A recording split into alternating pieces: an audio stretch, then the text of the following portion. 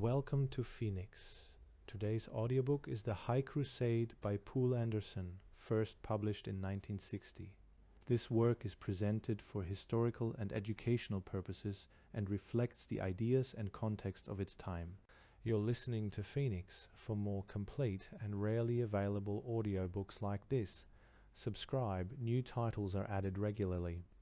This audiobook has been created using Scriptorion, a fully local AI audiobook creation application developed by myself. If you'd like to create audiobooks and long-form narration entirely offline on your own PC, you can find more information in the description below.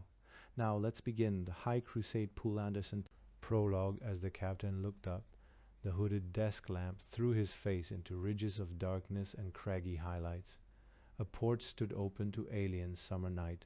"Well," he said, "I've got it translated, sir," answered the socio-technician. "Had to extrapolate backward from modern languages, which is what took me so long. In the course of the work, though, I've learned enough so I can talk to these creatures." "Good," grunted the captain. "Now maybe we can discover what this is all about. Thunder and blow up. I expected to come across almost anything out here, but this... I know how you feel, sir.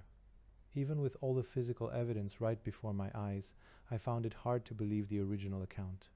"Very well, I'll read it at once. No rest for the wicked."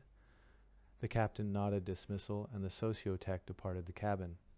For a moment the captain sat motionless, looking at the document, but not really seeing it. The book itself had been impressively ancient, uncials on vellum between massive covers. This translation was a prosaic typescript.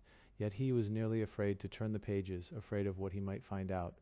There had been some stupendous catastrophe more than 1,000 years ago. Its consequences were still echoing.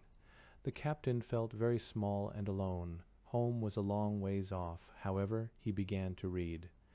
Chapter I. Archbishop William, a most learned and holy prelate, having commanded me to put into English writing those great events to which I was a humble witness, I take up my quill in the name of the Lord and my patron saint, trusting that they will aid my feeble powers of narrative for the sake of future generations, who may with profit study the account of Sir Roger de Tourneville's campaign, and learn thereby fervently to reverence the great God by whom all things are brought to pass. I shall write of these happenings exactly as I remember them, without fear or favour, the more so since most who were concerned are now dead.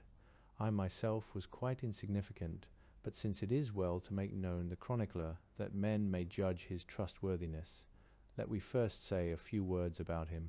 I was born 40 years before my story begins, a younger son of Wat Brown. He was blacksmith in the little town of Ansby, which lay in northeastern Lincolnshire. The lands were in fief to the Baron de Tourneville, whose ancient castle stood on a hill just above the town. There was also a small abbey of the Franciscan order, which I entered as a boy. Having gained some skill, my only skill, I fear, in reading and writing, I was often made instructor in these arts to novices and the children of lay people. My boyhood nickname I put into Latin and made my religious one, as a lesson in humility, so I'm Brother Parvus, for I am of low size and ill-favoured, though fortunate to have the trust of children. In the year of grace 1345, Sir Roger, then Baron, was gathering an army of free companions to join our puissant King Edward III and his son in the French war. Ansby was the meeting place. By May Day the army was all there. It camped on the common, but turned our quiet town into one huge brawl. Archers, crossbowmen, pikemen, and cavalry swarmed through the muddy streets, drinking, gaming, wenching, jesting, and quarrelling, to the peril of their souls and our that-roofed cottages. Indeed, we lost 2 houses to fire.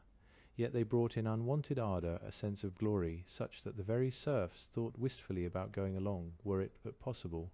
Even I entertained such notions. For me it might well have come true, for I had been tutoring Sir Roger's son, and had also brought his accounts in order. The Baron talked of making me his amanuensis, but my abbot was doubtful. Thus it stood when the Wursgore ship arrived. Well, I remember the day. I was out on an errand. The weather had turned sunny after rain. The town street was ankle-deep in mud. I picked my way through the aimless crowds of soldiery, nodding to such as I knew. All at once a great cry arose. I lifted my head like the others. Lo, it was as a miracle down through the sky, seeming to swell monstrously with the speed of its descent, came a ship all of metal. So dazzling was the sunlight off its polished sides that I could not see its form clearly, a huge cylinder, I thought, easily 2,000 feet long. Save for the whistle of wind, it moved noiseless. Someone screamed, a woman knelt in a puddle and began to rattle off prayers. A man cried that his sins had found him out and joined her. Worthy though these actions were, I realized that in such a mass of people folk would be trampled to death if panic smote. That was surely not what God, if he had sent this visitant, intended. Hardly knowing what I did, I sprang up on a great iron bombard whose wagon was sunk to the axles in our street. "Hold fast," I cried. "Be not afraid, have faith and hold fast." My feeble pipings went unheard. Then Red John Hayward, the captain of the longbowmen, leaped up beside me, a merry giant with hair like spun copper and fierce blue eyes. He had been my friend since he arrived here. "I know not what yon thing is," he bellowed.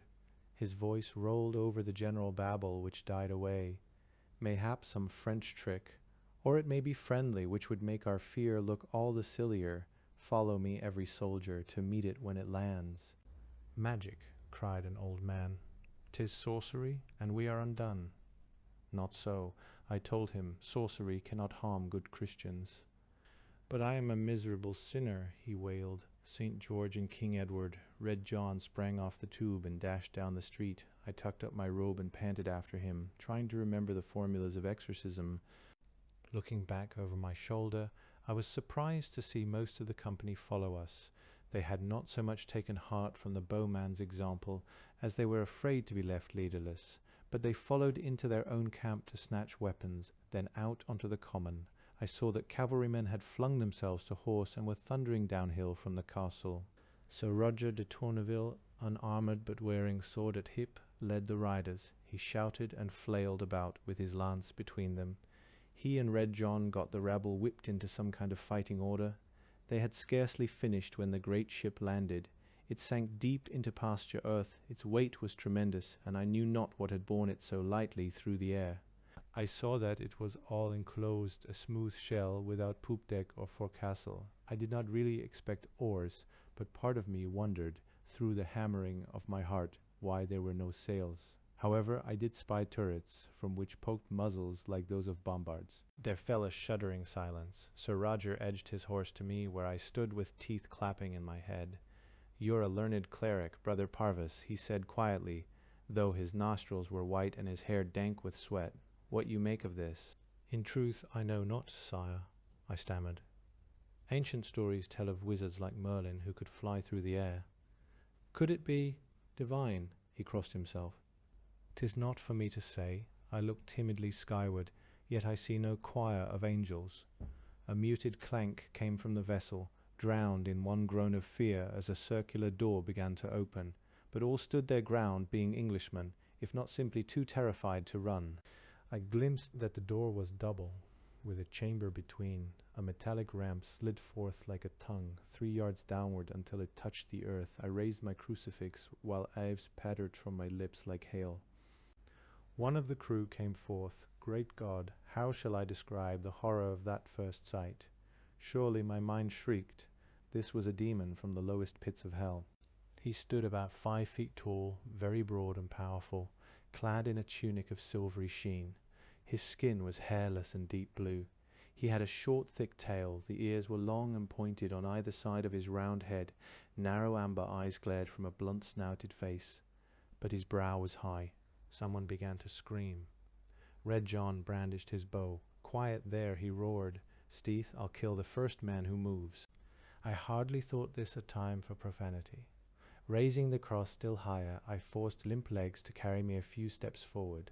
While I quavered some chant of exorcism, I was certain it would do no good. The end of the world was upon us. Had the demon only remained standing there, we would soon have broken and bolted. But he raised a tube held in one hand. From it shot flame, blinding white. I heard it crackle in the air and saw a man near me smitten. Fire burst over him. He fell dead, his breast charred open. 3 other demons emerged. Soldiers were trained to react when such things happened, not to think. The bow of Red John sang. The foremost demon lurched off the ramp with a cloth-yard arrow through him. I saw him cough blood and die. As if the one slot had touched off 100, the air was suddenly grey with whistling shafts. The 3 other demons toppled, so thickly studded with arrows they might have been popinjays at a contest. "They can be slain," bawled Sir Roger. "Harrow St. George for merry England," and he spurred his horse straight up the gangway. They say fear breeds unnatural courage. With one crazed whoop the whole army charged after him. Be it confessed, I too howled and ran into the ship. Of that combat which ramped and raged through all the rooms and corridors, I have little memory. Somewhere from someone I got a battle axe. There is in me a confused impression of smiting away at vile blue faces, which rose up to snarl at me, of slipping in blood and rising to smite again. Sir Roger had no way to direct the battle. His men simply ran wild, knowing the demons could be killed. Their one thought was to kill and have done. The crew of the ship numbered about 100, but few carried weapons. We later found all manner of devices stored in the holds, but the invaders had relied on creating a panic. Not knowing Englishmen, they had not expected trouble. The ship's artillery was ready to use, but of no value once we were inside. In less than an hour we had hunted them all down. Wading out through the carnage, I wept with joy to feel the blessed sunlight again. Sir Roger was checking with his captains to find our losses, which were only 15 all told. As I stood there a-tremble with exhaustion, Red John Hayward emerged. He had a demon slung over his shoulder.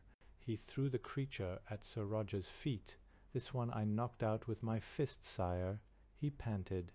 "I thought might be you'd want one kept alive a while to put him to the question. Or should I not take chances and slice off his ugly head now?" Sir Roger considered. Calm had descended upon him. None of us had yet grasped the enormity of this event.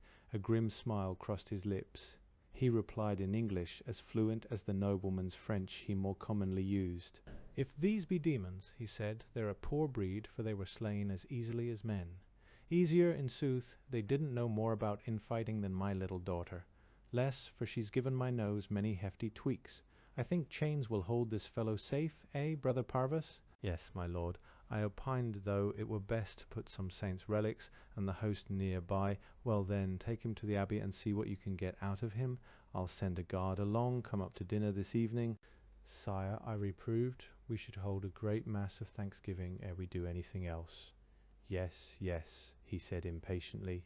"Talk to your abbot about it. Do what seems best.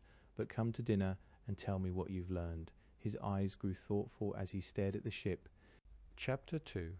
I came as ordered, with the approval of my abbot, who saw that here the ghostly and secular arms must be won. The town was strangely quiet as I picked my way through sunset streets. Folk were in church or huddled within doors. From the soldiers' camp I could hear yet another mass. The ship brooded mountainous over all our tiny works, but we felt heartened, I believe, a little drunk with our success over powers not of this earth. The smug conclusion seemed inescapable, that God approved of us. I passed the bailey through a trebled watch and went directly to the great hall. Ansby Castle was old Norman work, gaunt to look on, cold to inhabit. The hall was already dark, lit by candles and a great leaping fire which picked weapons and tapestries out of unrestful shadow. Gentlefolk and the more important commoners of town and army were at table, a buzz of talk, servants scurrying about, dogs lolling on the rushes. It was a comfortingly familiar scene, however much tension underlay it. Sir Roger beckoned me to come sit with him and his lady, a signal honour. Let me here describe Roger de Tourneville, knight and baron. He was a big, strongly thawed man of 30 years, with grey eyes and bony curve-nosed features.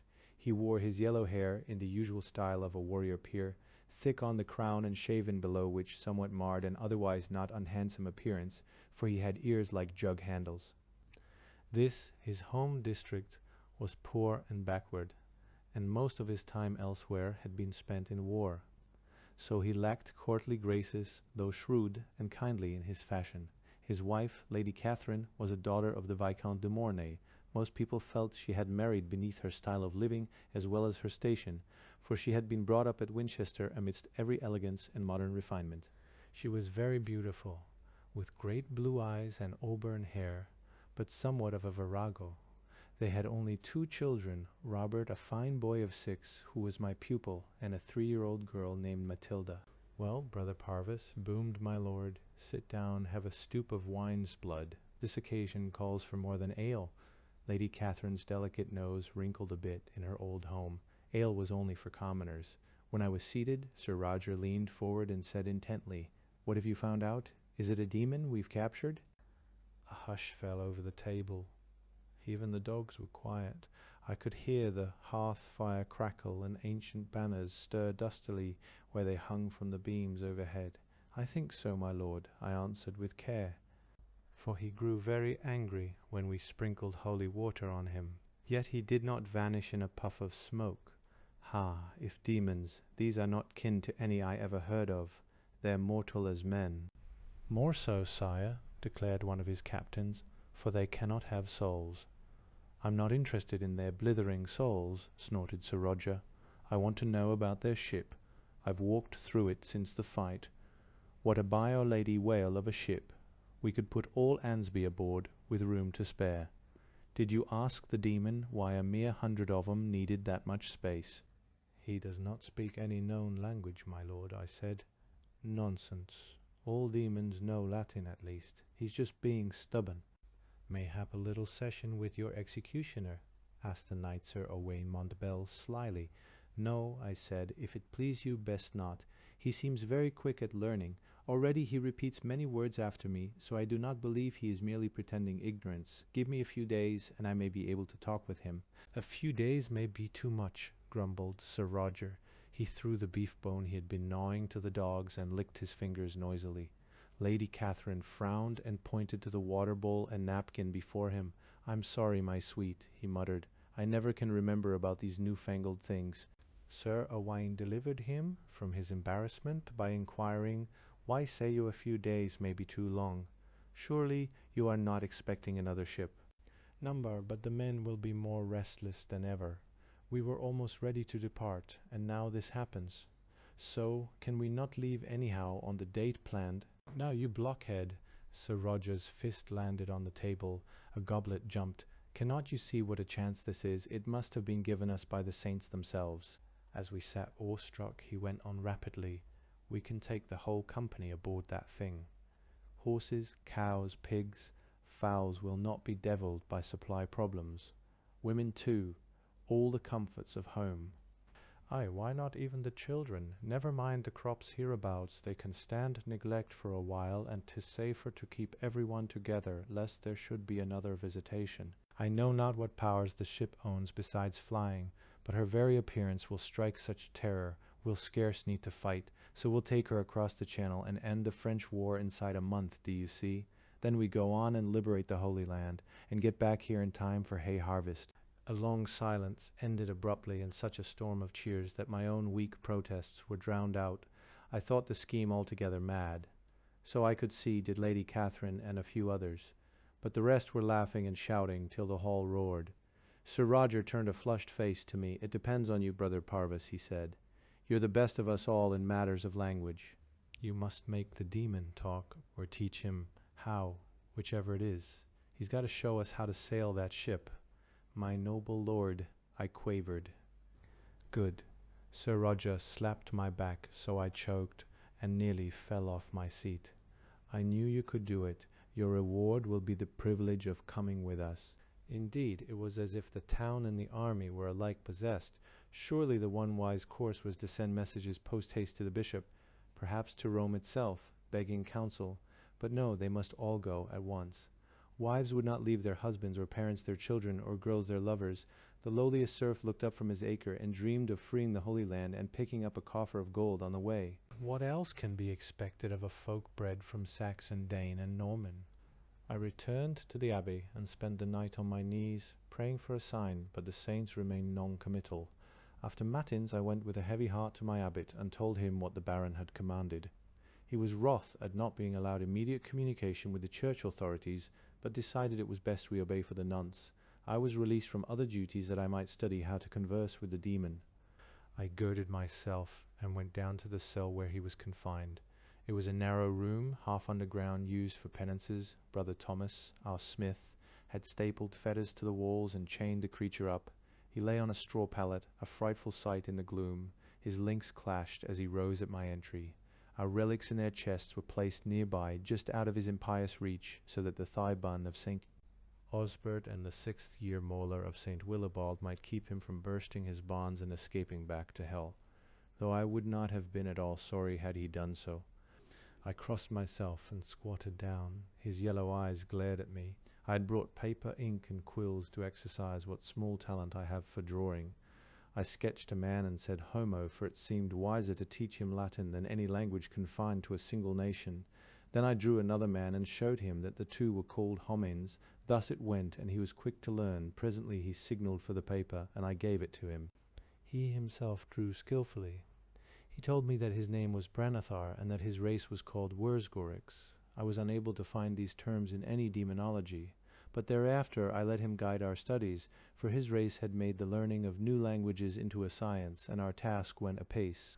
I worked long hours with him, and saw little of the outside world in the next few days. Sir Roger kept his domain incommunicado. I think his greatest fear was that some earl or duke might seize the ship for himself. With his bolder men, the Baron spent much time aboard it trying to fathom all the wonders he encountered.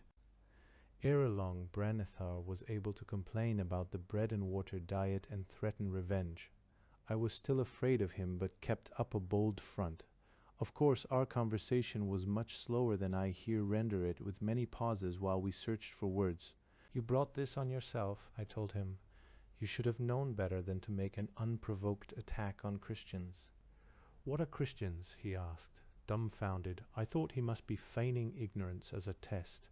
I led him through La Paternoster. He did not go up in smoke, which puzzled me. "I think I understand," he said. "You refer to some primitive tribal pantheon.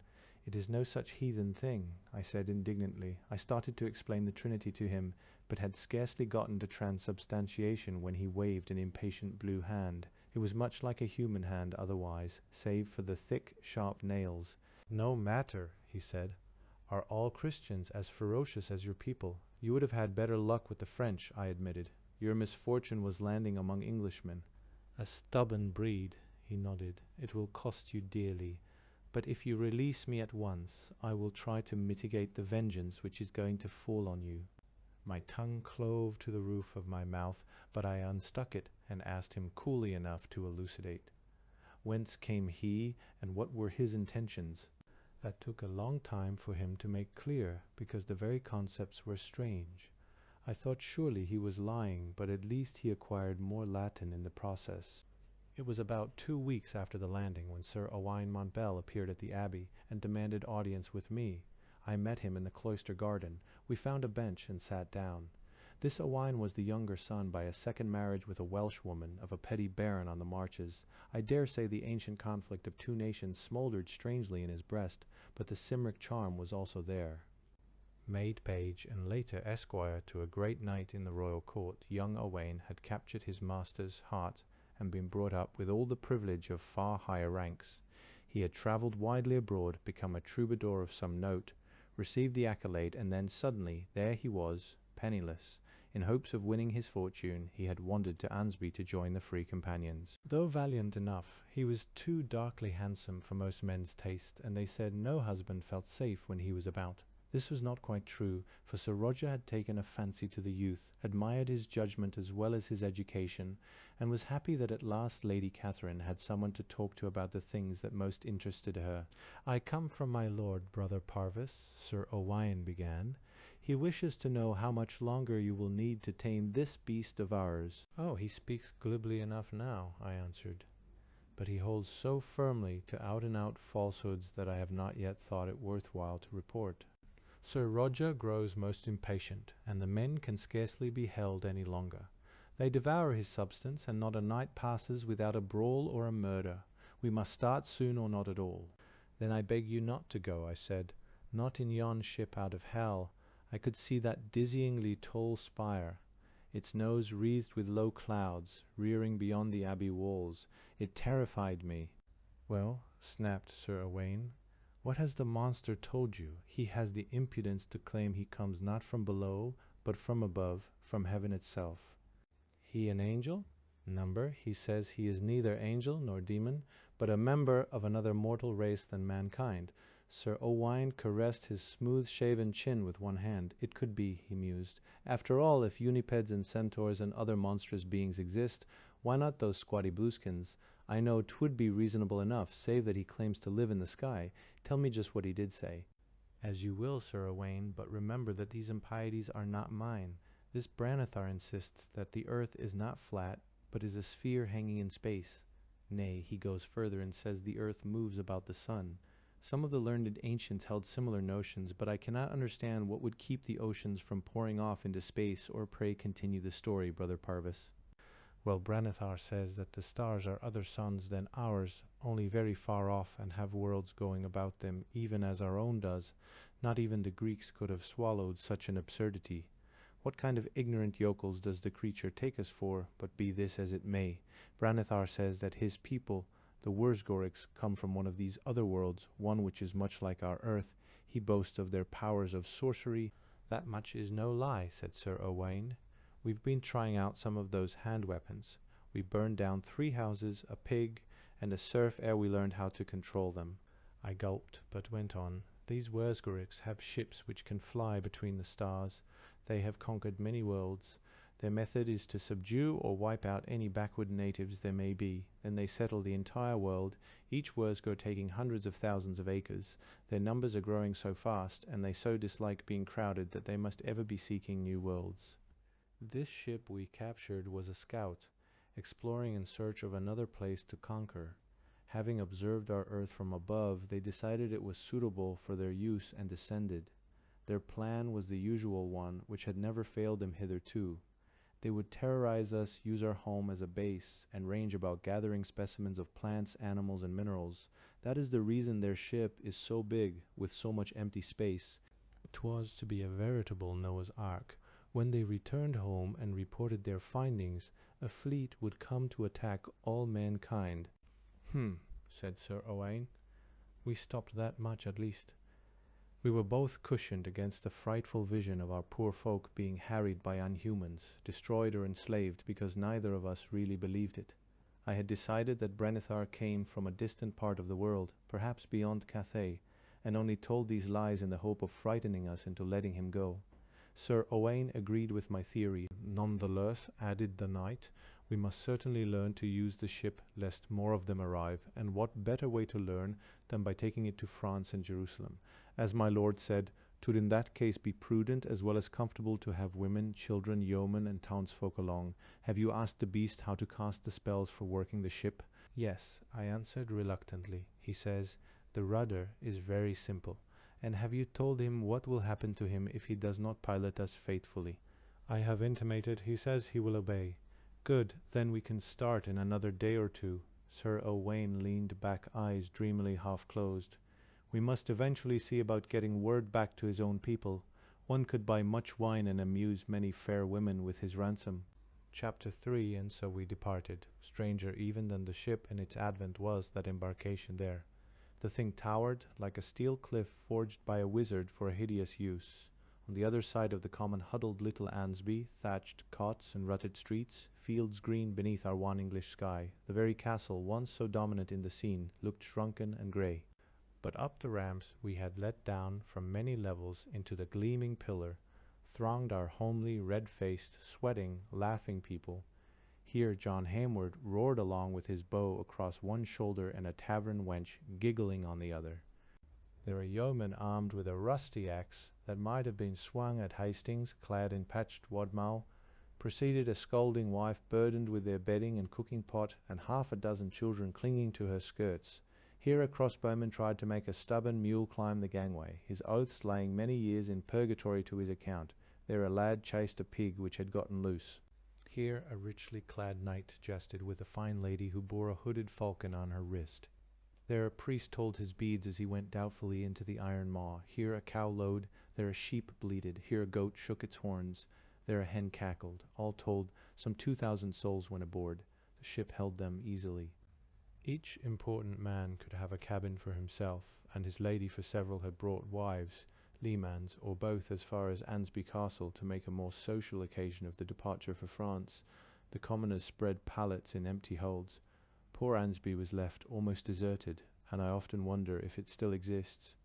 Sir Roger had made Branithar operate the ship on some trial flights.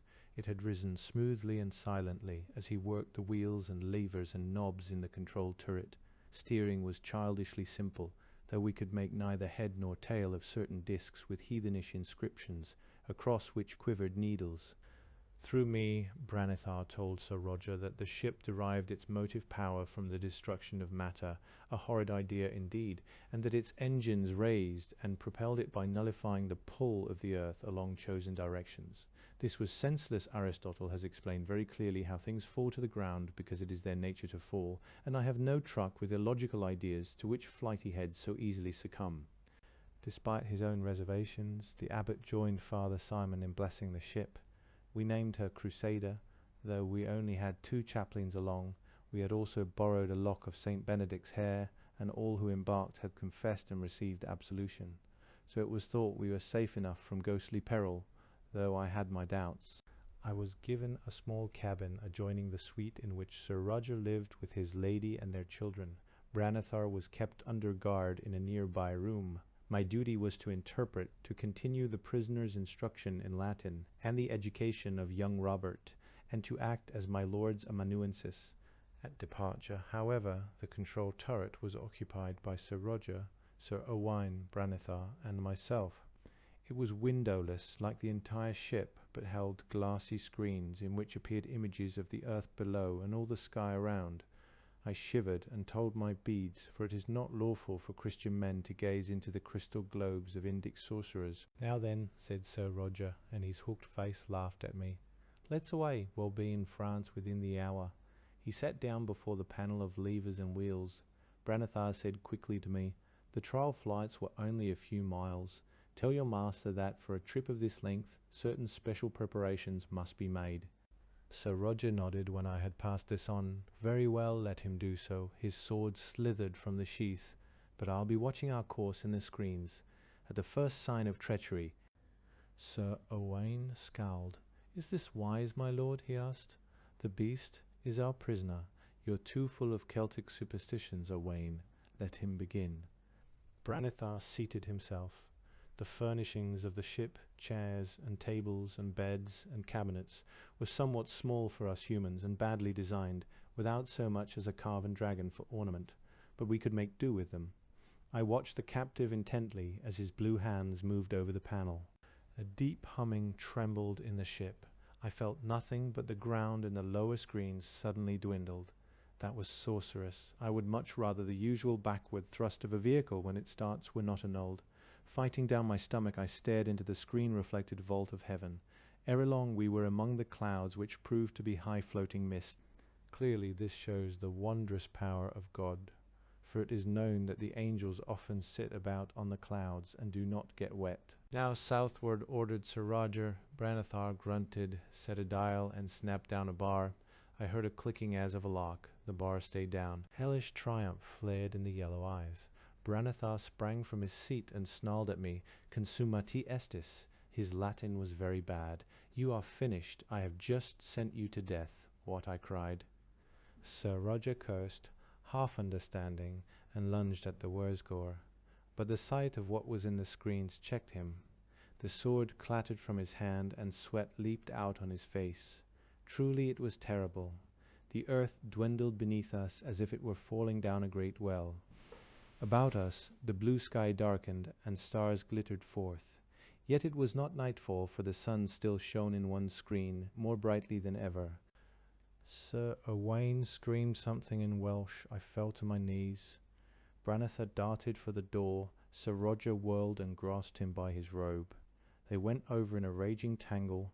Sir Owain was paralyzed by terror, and I could not pull my eyes from the horrible beauty of the spectacle about us. Earth shrank so small that it only filled one screen. It was blue, banded with dark splotches and round. A new and deeper note entered the low drone in the air. New needles on the control panel quivered to life. Suddenly we were moving, gaining speed with impossible swiftness. An altogether different set of engines, acting on a wholly unknown principle, had unwound their ropes. I saw the moon swell before us. Even as I stared, we passed so near that I could see mountains and pockmarks upon it, edged with their own shadows. All knew the moon to be a perfect circle. Sobbing, I tried to break that lyre of a vision screen, but could not. Sir Roger overcame Brenethar and stretched him half-conscious on the deck. The knight got up, breathing heavily. "Where are we?" he gasped. "What's happened?" "We're going up," I groaned, "up and out." I put my fingers in my ears so as not to be deafened. We crashed into the first of the crystal spheres. After a while, when nothing had occurred, I opened my eyes and looked again. Earth and moon were both receding, little more than a doubled star of blue and gold. The real stars flamed hard, unwinking against an infinite blackness. It seemed to me that we were still picking up speed. Sir Roger cut off my prayers with an oath. "We've this traitor to handle first." He kicked Brenethar in the ribs. The Wurzgor sat up and glared defiance. I collected my wits and said to him in Latin, "What have you done? You will die by torture unless you take us back at once." He rose, folded his arms, and regarded us with bitter pride. "Did you think that you barbarians were any match for a civilized mind?" he answered. "Do what you will with me. There will be revenge enough when you come to this journey's end." "But what have you done?" His bruised mouth grinned. "I set the ship under control of its automaton pilot. It is now steering itself. Everything is automatic: the departure from atmosphere, the switch over into translate quasi-velocity, the compensation for optical effects, the preservation of artificial gravity, and other environmental factors." "Well, turn off the engines." "No one can. I could not do so myself. Now that the lock bar is down, it will remain down until we get to Tharixon, and that is the nearest world settled by my people." I tried the controls, gingerly. They could not be moved. When I told the knights, Sir Owain moaned aloud. But Sir Roger said grimly, "We'll find whether that is the truth or not. The questioning will at least punish his betrayal." "Through me," Brenethar replied with scorn, "vent your spite if you must. I am not afraid of you. But I say that even if you broke my will, it would be useless. The rudder settings cannot be changed now, nor the ship halted. The lockbar is meant for situations when a vessel must be sent somewhere with no one aboard."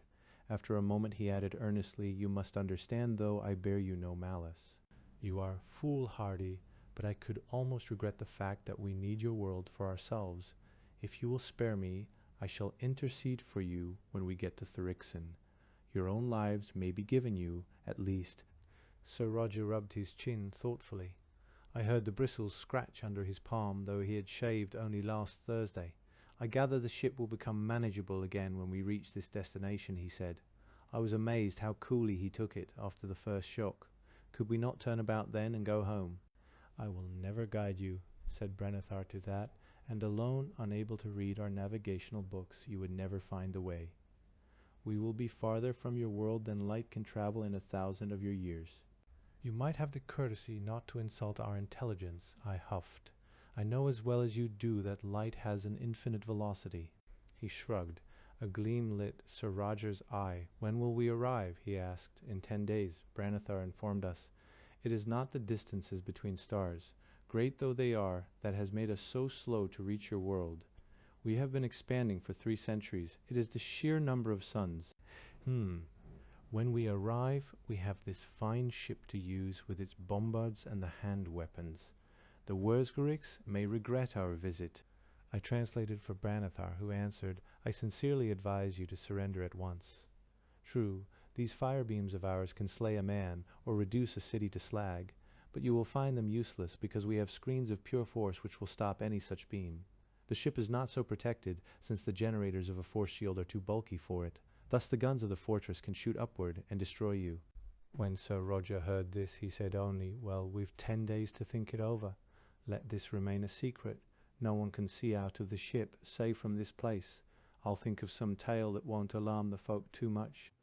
He went out, his cloak swirling behind him like great wings. Chapter IV, I was the least of our troop, and much happened in which I had no part. Yet I shall set it down as fully as may be, using conjecture to fill in the of knowledge. The chaplains heard much in confession, and without violating confidence they were ever quick to correct false impressions. I believe therefore that Sir Roger took Catherine his lady aside, and told her how matters stood. He had hoped for calm and courage from her, but she flew into the bitterest of rages. "Isle was the day I wed you," she cried. Her lovely face turned red and then white, and she stamped a small foot on the steel deck. Bad enough that your oafishness should disgrace me before king and court, and doom me to yawn my life away in that bear's den you call a castle. Now you set the lives and the very souls of my children at hazard. But, dearest, he stammered, I could not know. No, you were too stupid. 'Twas not enough to go robbing and whoring off into France. You must needs do it in this aerial coffin. Your arrogance told you the demon was so afraid of you he would be your obedient slave. Mary, pity women. She whirled, sobbing, and hurried from him. Sir Roger stared after her till she had vanished down the long corridor. Then, heavy-hearted, he betook himself to see his troopers. He found them in the afterhold, cooking their supper. The air remained sweet in spite of all the fires we lit. Branethar told me the ship embodied a system for renewing the vital spirits of the atmosphere. I found it somewhat unnerving always to have the walls luminous and not know day from night. But the common soldiers sat around, hoisting ale-crocks, bragging, dicing, cracking fleas, a wild, godless crew, who nonetheless cheered their lord with real affection. Sir Roger signalled to Red John Hainwood, whose huge form lumbered to join him in a small side chamber. Well, sire, he remarked, it seems a longish ways to France after all. Plans have been changed, Sir Roger told him carefully. It seems there may be a rare booty in the homeland of this ship. With that we could equip an army large enough not only to take, but to hold and settle all our conquests. Red John belched and scratched under his doublet. If we don't run into more nor we can handle, sire, I think not. But you must prepare your men for this change of plan and soothe whatever fears they have. That'll not be easy, sire. Why not? I told you the plunder would be good. Well, my lord, if you want the honest truth, 'tis in this wise. You see, though we've most of the Ansby women along, and many of 'em are unwed and friendly disposed, even so, my lord, the fact remains, you see, we've twice as many men as women. Now the French girls are fair, and belike the Saracen wenches would do in a pinch indeed. They're said to be very pinchable, but judging from those blueskins we overmastered, well, their females aren't so handsome. How do you know they don't hold beautiful princesses in captivity that yearn for an honest English face? That's so, my lord. It could well be. Then see, you have the bowmen ready to fight when we arrive. Sir Roger clapped the giant on the shoulder and went out to speak similarly with his other captains. He mentioned this question of women to me somewhat later, and I was horrified. God be praised that he made the Wurzgorg so unattractive if they are of another species, I exclaimed. Great is his foresight. Ill-favoured though they be, asked the Baron, are you sure they're not human? Would God I knew, sire, I answered after thinking about it. They look like naught on earth, yet they do go on 2 legs, have hands, speech, the power of reason. It matters little, he decided. Oh, but it matters greatly, sire, I told him. For see you, if they have souls, then it is our plain duty to win them to the faith. But if they have not, it were blasphemous to give them the sacraments. I'll let you find out which, he said indifferently. I hurried forthwith to Branethar's cabin, which was guarded by a couple of spearmen. What would you? He asked when I sat down. Have you a soul? I inquired. A what? I explained what spiritus meant. He was still puzzled. Do you really think a miniature of yourself lives in your head? He asked. Oh no, the soul is not material. It is what gives life well, not exactly that. Since animals are alive will, the self. I see the brain. No, the soul is, well, that which lives on after the body is dead and faces judgment for its actions during life. Ah, you believe, then, that the personality survives after death? An interesting problem. If personality is a pattern rather than a material object, as seems reasonable, then it is theoretically possible that this pattern may be transferred to something else, the same system of relationships, but in another physical matrix. Stop maundering, I snapped impatiently. You are worse than an Albigensian. Tell me in plain words, do you or do you not have a soul? Our scientists have investigated the problem involved in a pattern concept of personality. But so far as I know, data are still lacking on which to base a conclusion. There you go again, I sighed. Can you not give me a simple answer? Just tell me whether or not you have a soul. I don't know. You're no help at all, I scolded him and left. My colleagues and I debated the problem at length, but except for the obvious fact that provisional baptism could be given any non-humans willing to receive it, No solution was reached. It was a matter for Rome, perhaps for an ecumenical council. While all this went on, Lady Catherine had mastered her tears and swept haughtily on down a passageway, seeking to ease her inner turmoil by motion. In the long room where the captains dined, she found Sir Owain tuning his harp. He leaped to his feet and bowed. "My lady, this is a pleasant, I might say dazzling, surprise." She sat down on a bench. "Where are we now?" she asked in sudden surrender to her weariness.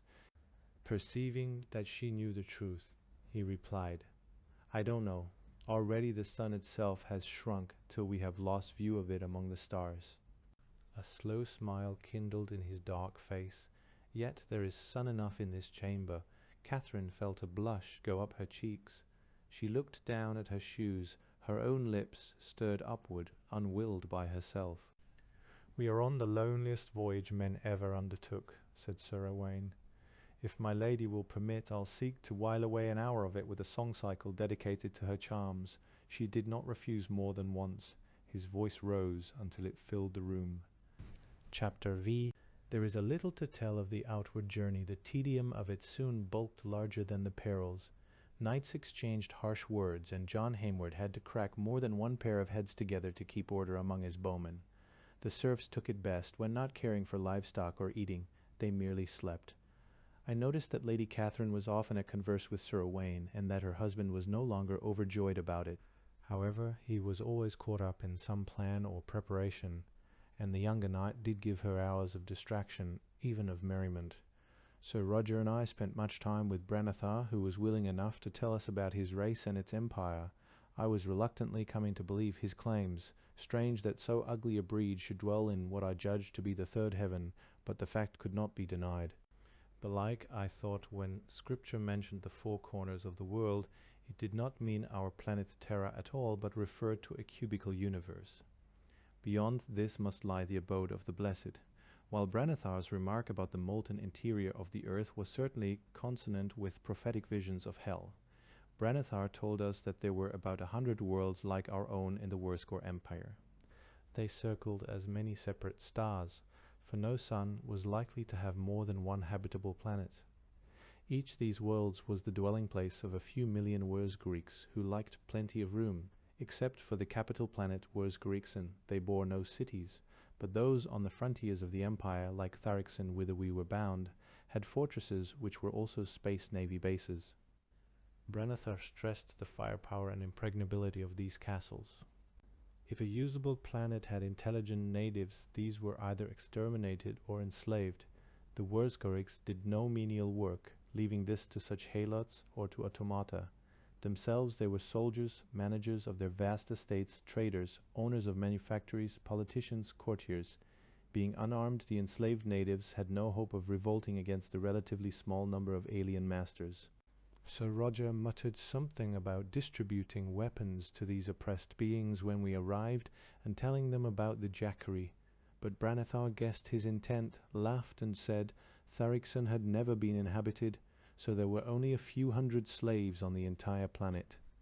This empire filled a rough sphere in space, about 2,000 light years across, a light year being the incredible distance that light covers in one standard Wurzgor year, which Branethar said was about 10% longer than the terrestrial period. It included millions of suns with their worlds, but most these, because of poisonous air or poisonous life forms or other things, were useless to the Wurzgriks and ignored. Sir Roger asked if they were the only nation which had leaned to fly between the stars. Branethar shrugged contemptuously.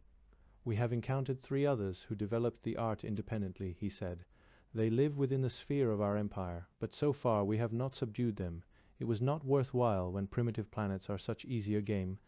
We allow these 3 races to traffic and to keep the small number of colonies they had already established in other planetary systems, but we have not allowed them to continue expanding. A couple of minor wars settled that. They have no love for us. They know we will destroy them someday when it is convenient for us to do so, but they are helpless in the face of overwhelming power." "I see," nodded the Baron. "He instructed me to start learning the Wurzgor language. Branethar found it amusing to teach me, and I could smother my own fears by hard work, so it went quite fast. Their tongue was barbarous, lacking the noble inflections of Latin, but on that account not hard to master. In the control turret I found drawers full of charts and numerical tables. All the writing was beautifully exact. I thought they must have such scribes. It was a pity they had not gone on to illuminate the pages. Puzzling over these, and using what I had learned of the Wurzgor speech and alphabet, I decided this was a set of navigational directions. A regular map of the planet Tharixan was included. Since this had been the home base of the expedition, I translated the symbols for land, sea, river, fortress, and so on. Sir Roger pored long hours over it. Even the Saracen chart his grandfather had brought back from the Holy Land was crude compared to this, though on the other hand the Wurzgeris showed lack of culture by omitting pictures of mermaids, the four winds, hippogriffs, and similar ornamentation. I also deciphered the legends on some of the control panel instruments. Such dials as those for altitude and speed could readily be mastered. But what did fuel flow mean? What was the difference between sublight drive and superlight drive? Truly these were potent, though pagan, charms, and so the sameness of days past. And after a time which felt like a century, we observed that one star was waxing in the screens. It swelled until it flamed big and bright as our own sun, and then we saw a planet similar to ours, save that it had two small moons. Downward we plunged till the scene was not a ball in the sky, but a great rugged sweep of landscape under our footsoles. When I saw heaven again turn blue, I threw myself to the deck in thanksgiving. The lock bar snapped upward, the ship came to a halt and hung where it was, a mile in the air. We had reached Tharixan, Chapter Fex. Sir Roger had summoned me to the control turret with Sir Owain and Red John, who led Branethar on a leash. The bowman gaped at the screens and muttered horrid oaths. Word had gone through the ship that all fighting men must arm themselves. The two knights here were in plate, their esquires waiting outside with shields and helmets, horses stamped in the holds and along the corridors. Women and children huddled back with bright, fearful eyes. Here we are. Sir Roger grinned. It was eldritch to see him so boyishly gay, when everyone else was swallowing hard and sweating till the air reeked. But a fight, even against the powers of hell, was something he could understand. Brother Parvis asked the prisoner where we are on the planet. I put the question to Branethar, who touched a control button. A hitherto blank screen glowed to life, showing a map. We are where the crosshairs center, he told us. The map will unroll as we fly about. I compared the screen with the chart in my hand. The fortress called Ganturoth seems to lie about 100 miles north by northeast, my lord. I said. Branethar, who had been picking up a little English, nodded. Ganturoth is only a minor base. He must put his boast into Latin still, yet numerous spaceships are stationed there, and swarms of aircraft. The fire weapons on the ground can blast this vessel out of existence, and force screens will stop any beams from your own guns. Best you surrender.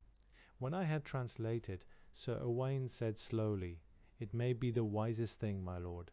"What?" cried Sir Roger. "An Englishman yield without a fight." "But the women, sire, and the poor little children." "I am not a rich man," said Sir Roger. "I cannot afford to pay ransom." He clumped in his armor to the pilot's chair, sat down and tapped the manual controls.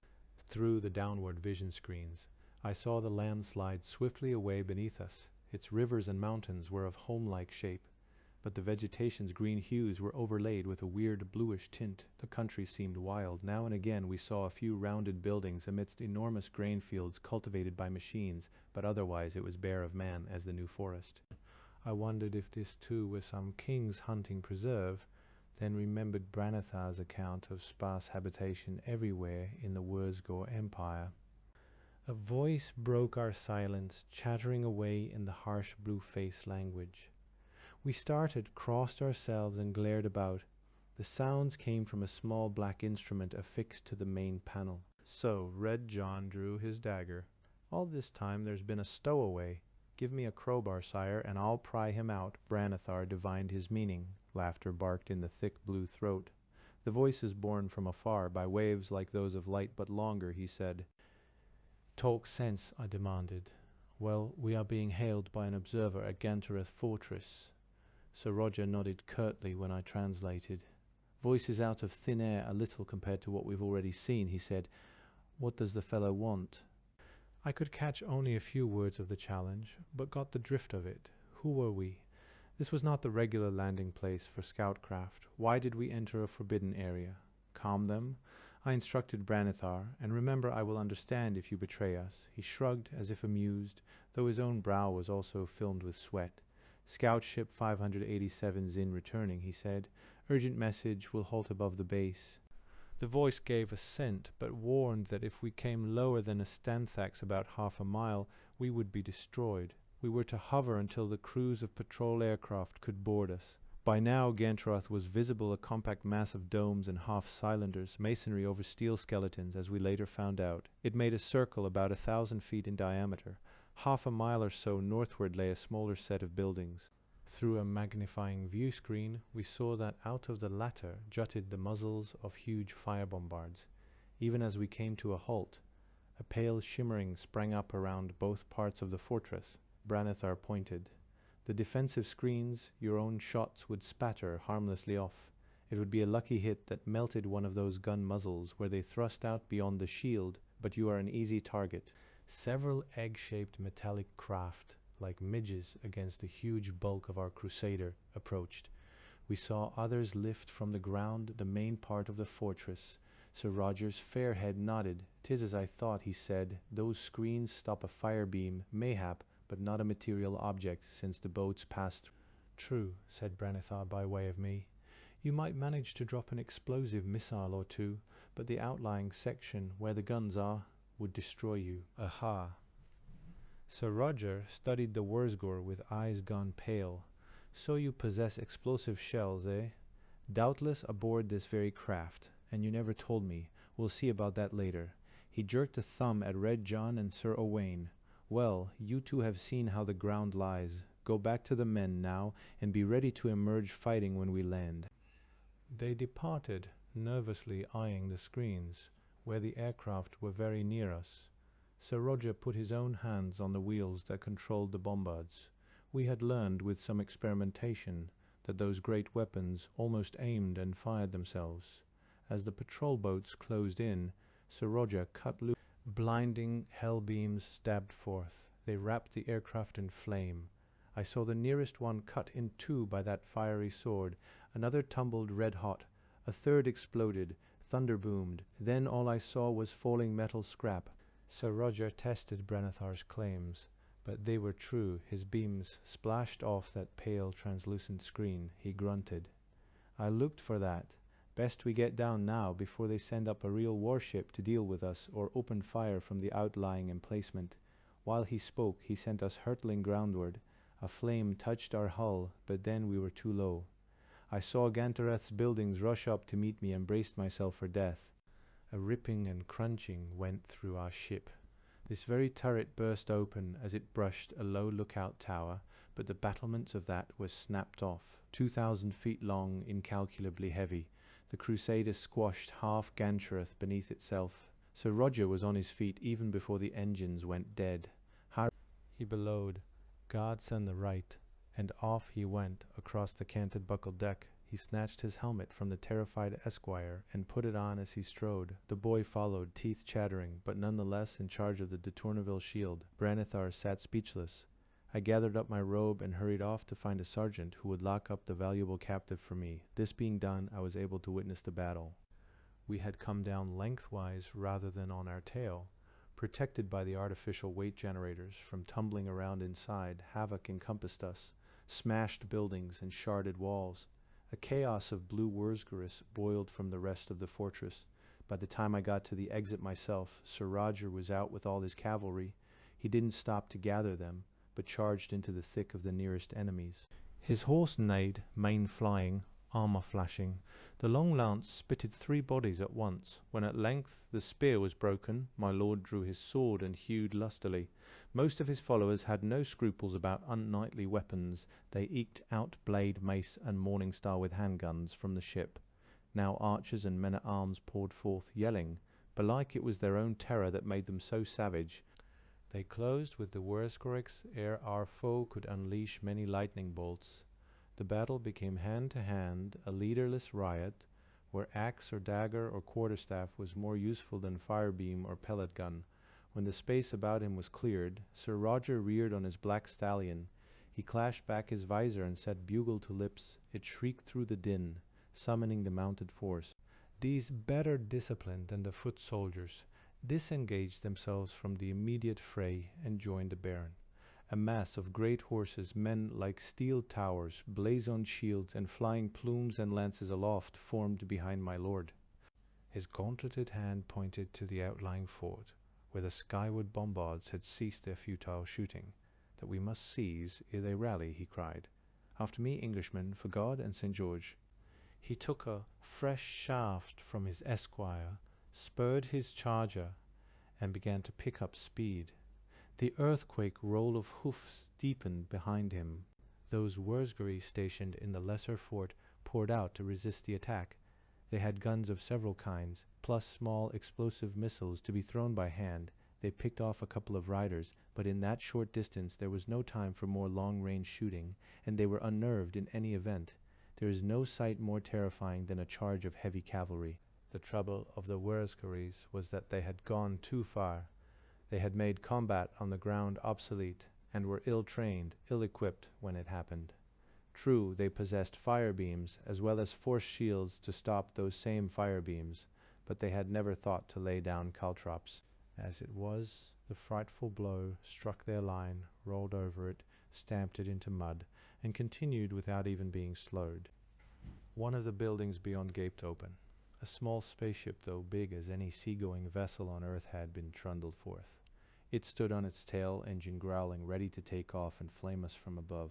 Sir Roger directed his cavalry thither. The lancers hit it in a single line. Shafts splintered. Men were hurled from the saddle. But consider, a charging cavalryman may bear his own weight of armor and have 1,500 pounds of horse beneath him. The hull travels at several miles per hour. The impact is awesome. The ship was bowled over. It fell on its side and lay crippled, through and through the lesser fort. Sir Roger's horsemen ramped, sword, mace, spurred boot, and shod hoof. The Wurzgarigs died like swatted flies, or say, rather, the flies were the small patrol boats buzzing overhead, unable to shoot into that melee without killing their own folk.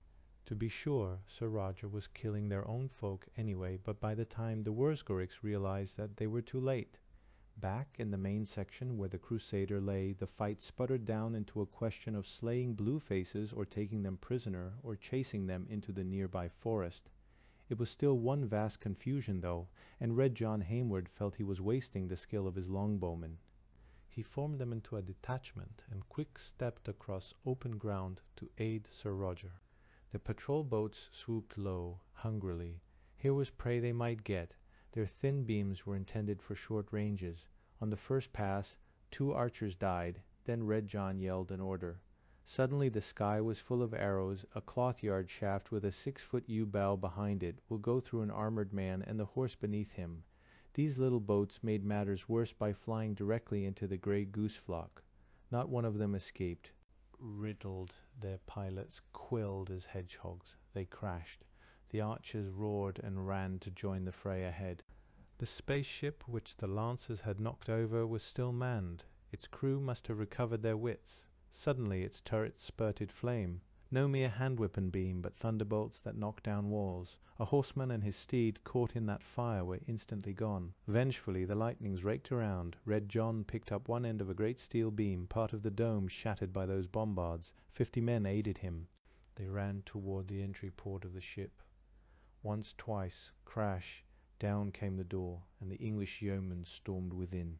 The Battle of Gantrath lasted for some hours, but most of that time went merely to ferret out hidden remnants of the garrison. When the alien sun smouldered westward, there were about a score of English dead. None were badly wounded, for the flame guns usually killed if they hit the mark at all. Some 300 Wurzgarigs were slain, roughly an equal number captured. Many of these latter were minus a limb or an ear. I would guess that perhaps 100 more escaped on foot. They would carry word of us to the nearest estates, which, however, were not very close by. Evidently the speed and destructiveness of our initial attack had put Gantrath's far-speakers out of action before the alarm could go abroad. Our true disaster was not revealed till later. We were not dismayed at having wrecked the ship we came in, for we now had several other vessels whose aggregate volume would hold us all. Their crews had never gotten a chance to man them. However, in her atrocious landing, the Crusader had burst open her control turret, and the Wurzgor navigational notes therein were now lost. At the moment, all was triumph. Red-splashed, panting in scorched and dinted armor, Sir Roger de Tourneville rode a weary horse back to the main fortress. After him came the lancers, archers, yeomen ragged, battered, shoulders slumped with exhaustion, but the Te Deum was on their lips, rising beneath the strange constellations that twinkled forth, and their banners flew bravely against the sky. It was wonderful to be an Englishman. Chapter 7. We made camp at the nearly intact lesser fort. Our people chopped wood from the forest, and as the 2 moons rose, their blazes leaped up. Men sat close, faces picked out of darkness by the homely unrestful light, waiting for the stew pots to be ready. Horses cropped the native grass without enjoying its taste. The captured Wurzgorics huddled together under guard of pikemen. They were stunned. This did not seem possible. I felt almost sorry for them, godless and cruel though their dominion was. Sir Roger summoned me to join his captains, who were camped near one of the gun turrets. We manned what defences were available against expected counterattack, and tried not to wonder what new frightfulness the foe might have in their armory. Tents had been erected for the more well-born ladies. Most were abed, but Lady Catherine sat on a stool at the edge of the firelight. She listened to our talk, and her mouth was drawn into bleak lines. The captain sprawled, weary on the ground. I saw Sir Owain Montbell idly thrumming his harp, scarred, fierce old Sir Brian Fitzwilliam, the third of the 3 knighted men on this voyage, big Alfred Edgerson, the purest of Saxon Franklins, gloomy Thomas Bullard, fingering the naked sword on his lap, Red John Hayward, shy because he was the lowest born of them all. A couple of pages poured wine. My lord Sir Roger the Unbendable was on his feet, hands clasped behind his back, having removed his armor like the others, while leaving his clothes of pride in their chest. He might have been the humblest of his own sergeants. But then one saw the sinewy jut-nosed face and heard him talk, and spurs jingled on his boots. He nodded as I came into view. "Ah, there, Brother Parvis, sit down and have a stoop. You've a head on your chine, and we need all good redes tonight." A while longer he paced, brooding. I dared not interrupt with my dreadful news. A medley of noises in the dark deepened its twin-mooned otherness. These were not the frogs and crickets and nightjars of England. Here was a buzz, a saw-toothed hum, an inhumanly sweet singing like a lute of steel. And the odours were alien too, which disturbed me even more. "Well," said my lord, "by God's grace we've won this first encounter. Now we must decide what to do next." I think Sir Owain cleared his throat, then spoke hurriedly. "No, gentles, I am sure. God aided us against unforeseeable treachery. He will not be with us if we show undue pride. We've won a rare booty of weapons with which we can accomplish great things at home. Let us therefore start back at once." Sir Roger tugged his chin. "I'd liefer stay here," he answered. "Yet there's much in what you say, my friend. We can always come back after the Holy Land is freed and do a proper job on this fiend's nest." I nodded Sir Brian. "We're 2 alone now, and encumbered with women and children and aged and livestock. So few fighting men against a whole empire that were madness. Yet I could like to break another spear against these Wurzgorics," said Alfred Edgerson. "I haven't won any gold here yet." "Gold is no use unless we bring it home," Captain Bullard reminded him. "Bad enough campaigning in the heat and thirst of the Holy Land. Here we know not even what plants may be poisonous, or what the winter season is like. Best we depart tomorrow." A rumble of assent went up among them. I cleared my throat miserably. Branethar and I had just spent a most unpleasant hour. "My lords," I began. "Yes, what is it?" Sir Roger glared at me. "My lords, I do not think we can find the way home." "What?" They roared it out. Several leaped to their feet. I heard Lady Catherine suck a horrified breath in between her teeth. Then I explained that the Wurzgor notes on the route to our sun were missing from the shattered control turret. I had led a search party, scratching about everywhere in the attempt to find them, but had no success. The interior of the turret was blackened, melted in places. I could only conclude that a stray firebeam had come through the hole played across a drawer burst opened by the violence of our landing and cindered the papers. "But Branethar knows the way," protested Red John. "He sailed it himself. I'll wring it out of him, my lord." "Be not so hasty," I counselled. 'Tis not like sailing along a coastline where every landmark is known. There are uncounted millions of stars. This scouting expedition zagged among them looking for a suitable planet. Without figures which the captain wrote down as they sailed, one might spend a lifetime in search and not happen on our own sun. But doesn't Branethar remember? Yelped Sir Owain, remember 100 pages of numbers, I responded. Nay, none could do that.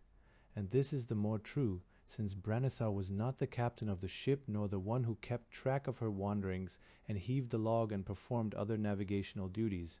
Rather, our captive was a lesser noble whose task was more among the crewmen and in working with the demonic engines than— Enough.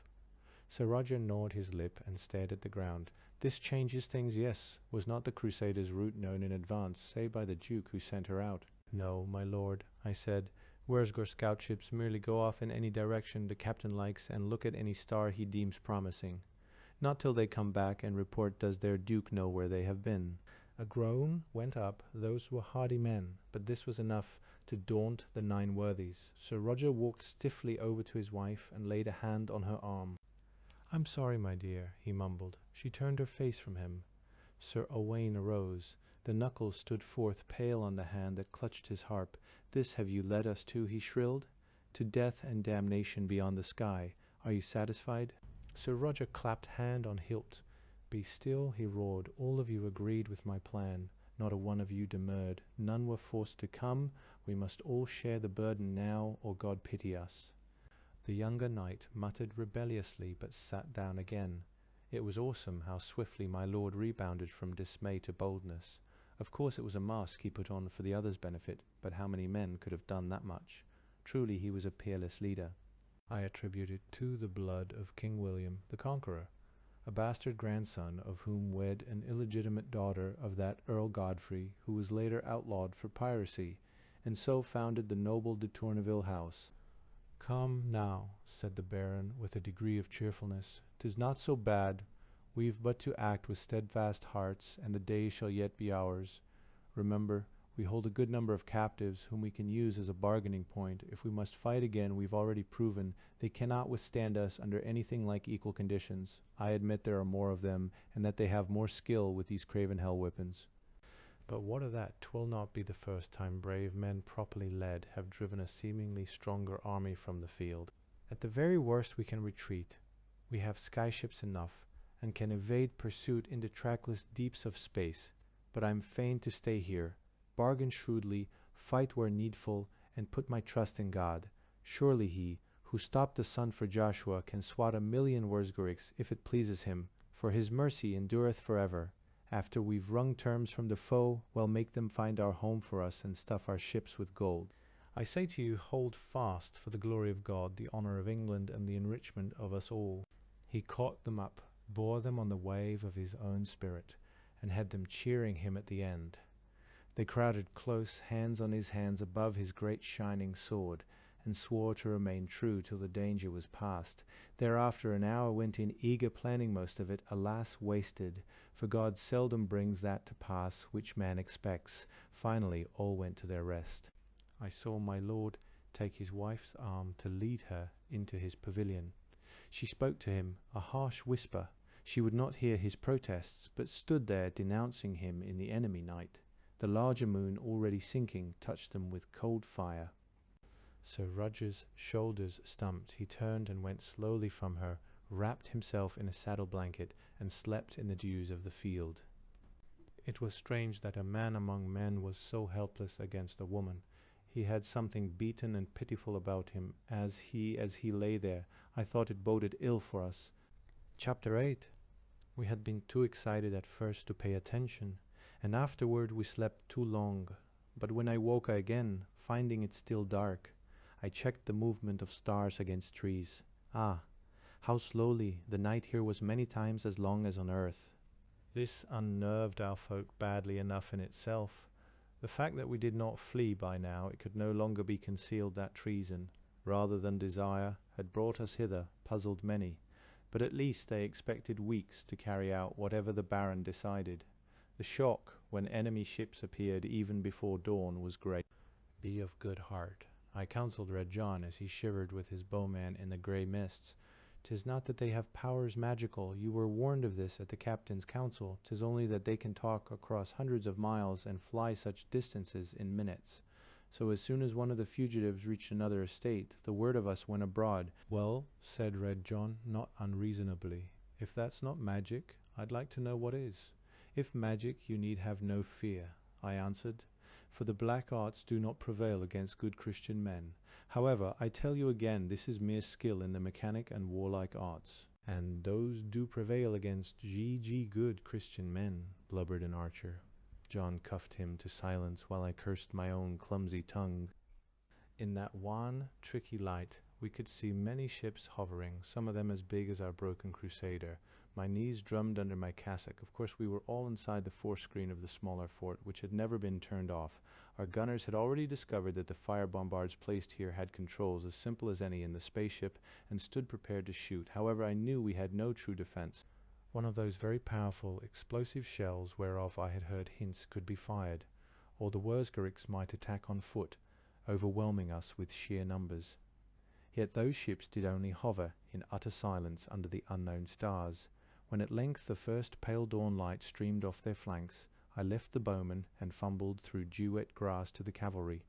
Sir Roger sat peering heavenward from his saddle. He was armed cap a pie, helmet in the crook of an arm, and none could tell from his face how little sleep had been granted him.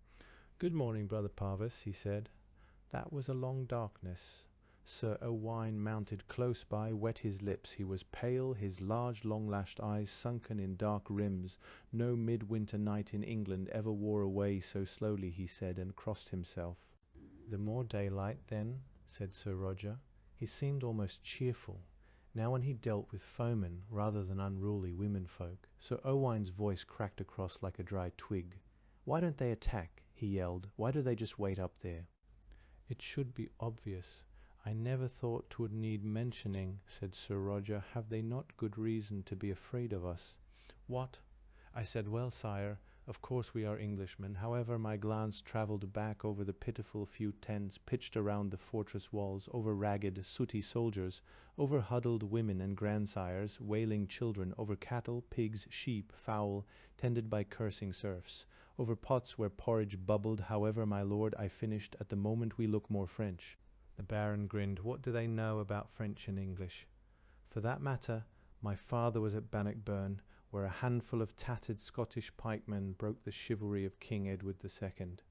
Now all the Wurzgeriks know about us is that we have suddenly come from nowhere, and if Branithar's boasts be true, done what no other host has ever achieved, taken one of their strongholds. Would you not move warily were you their constable?"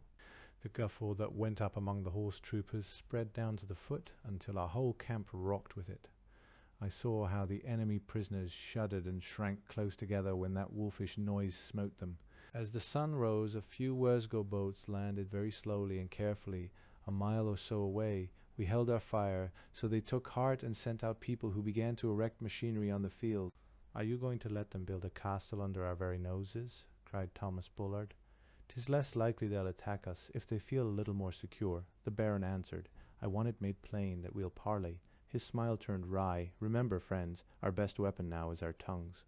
Soon the Wurzgeriks landed many ships in a circular formation like those stone henges which giants raised in England before the flood to form a camp, walled by the eerie faint shimmer of a force screen, picketed by mobile bombards, and roofed by hovering warcraft.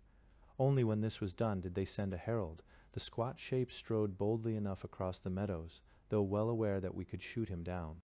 His metallic garments were dazzling in the morning sun, but we discerned his empty hands held open.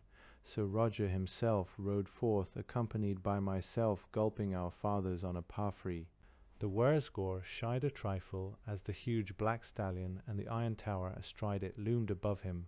Then he gathered a shaky breath and said, "If you behave yourselves, I will not destroy you for the space of this discussion." Sir Roger laughed when I had fumblingly translated. "Tell him," he ordered me, "that I in turn will hold my private lightnings in check. Though they are so powerful, I can't swear they may not trickle forth and blast his camp to ruin if he moves too swiftly."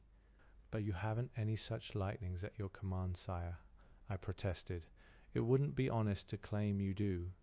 "You will render my words faithfully, and with a straight face, Brother Parvis." he said, or discover something about thunderbolts. I obeyed. In what follows, I shall as usual make no note of the difficulties of translation. My Wurzgor vocabulary was limited, and I dare say my grammar was ludicrous. In all events, I was only the parchment on which these puissant ones wrote, erased, and wrote again. Aye, in truth, I felt like a palimpsest ere that hour was done. Oh, the things I was forced to say! Above all men do I reverence that valiant and gentle knight Sir Roger de Tourneville.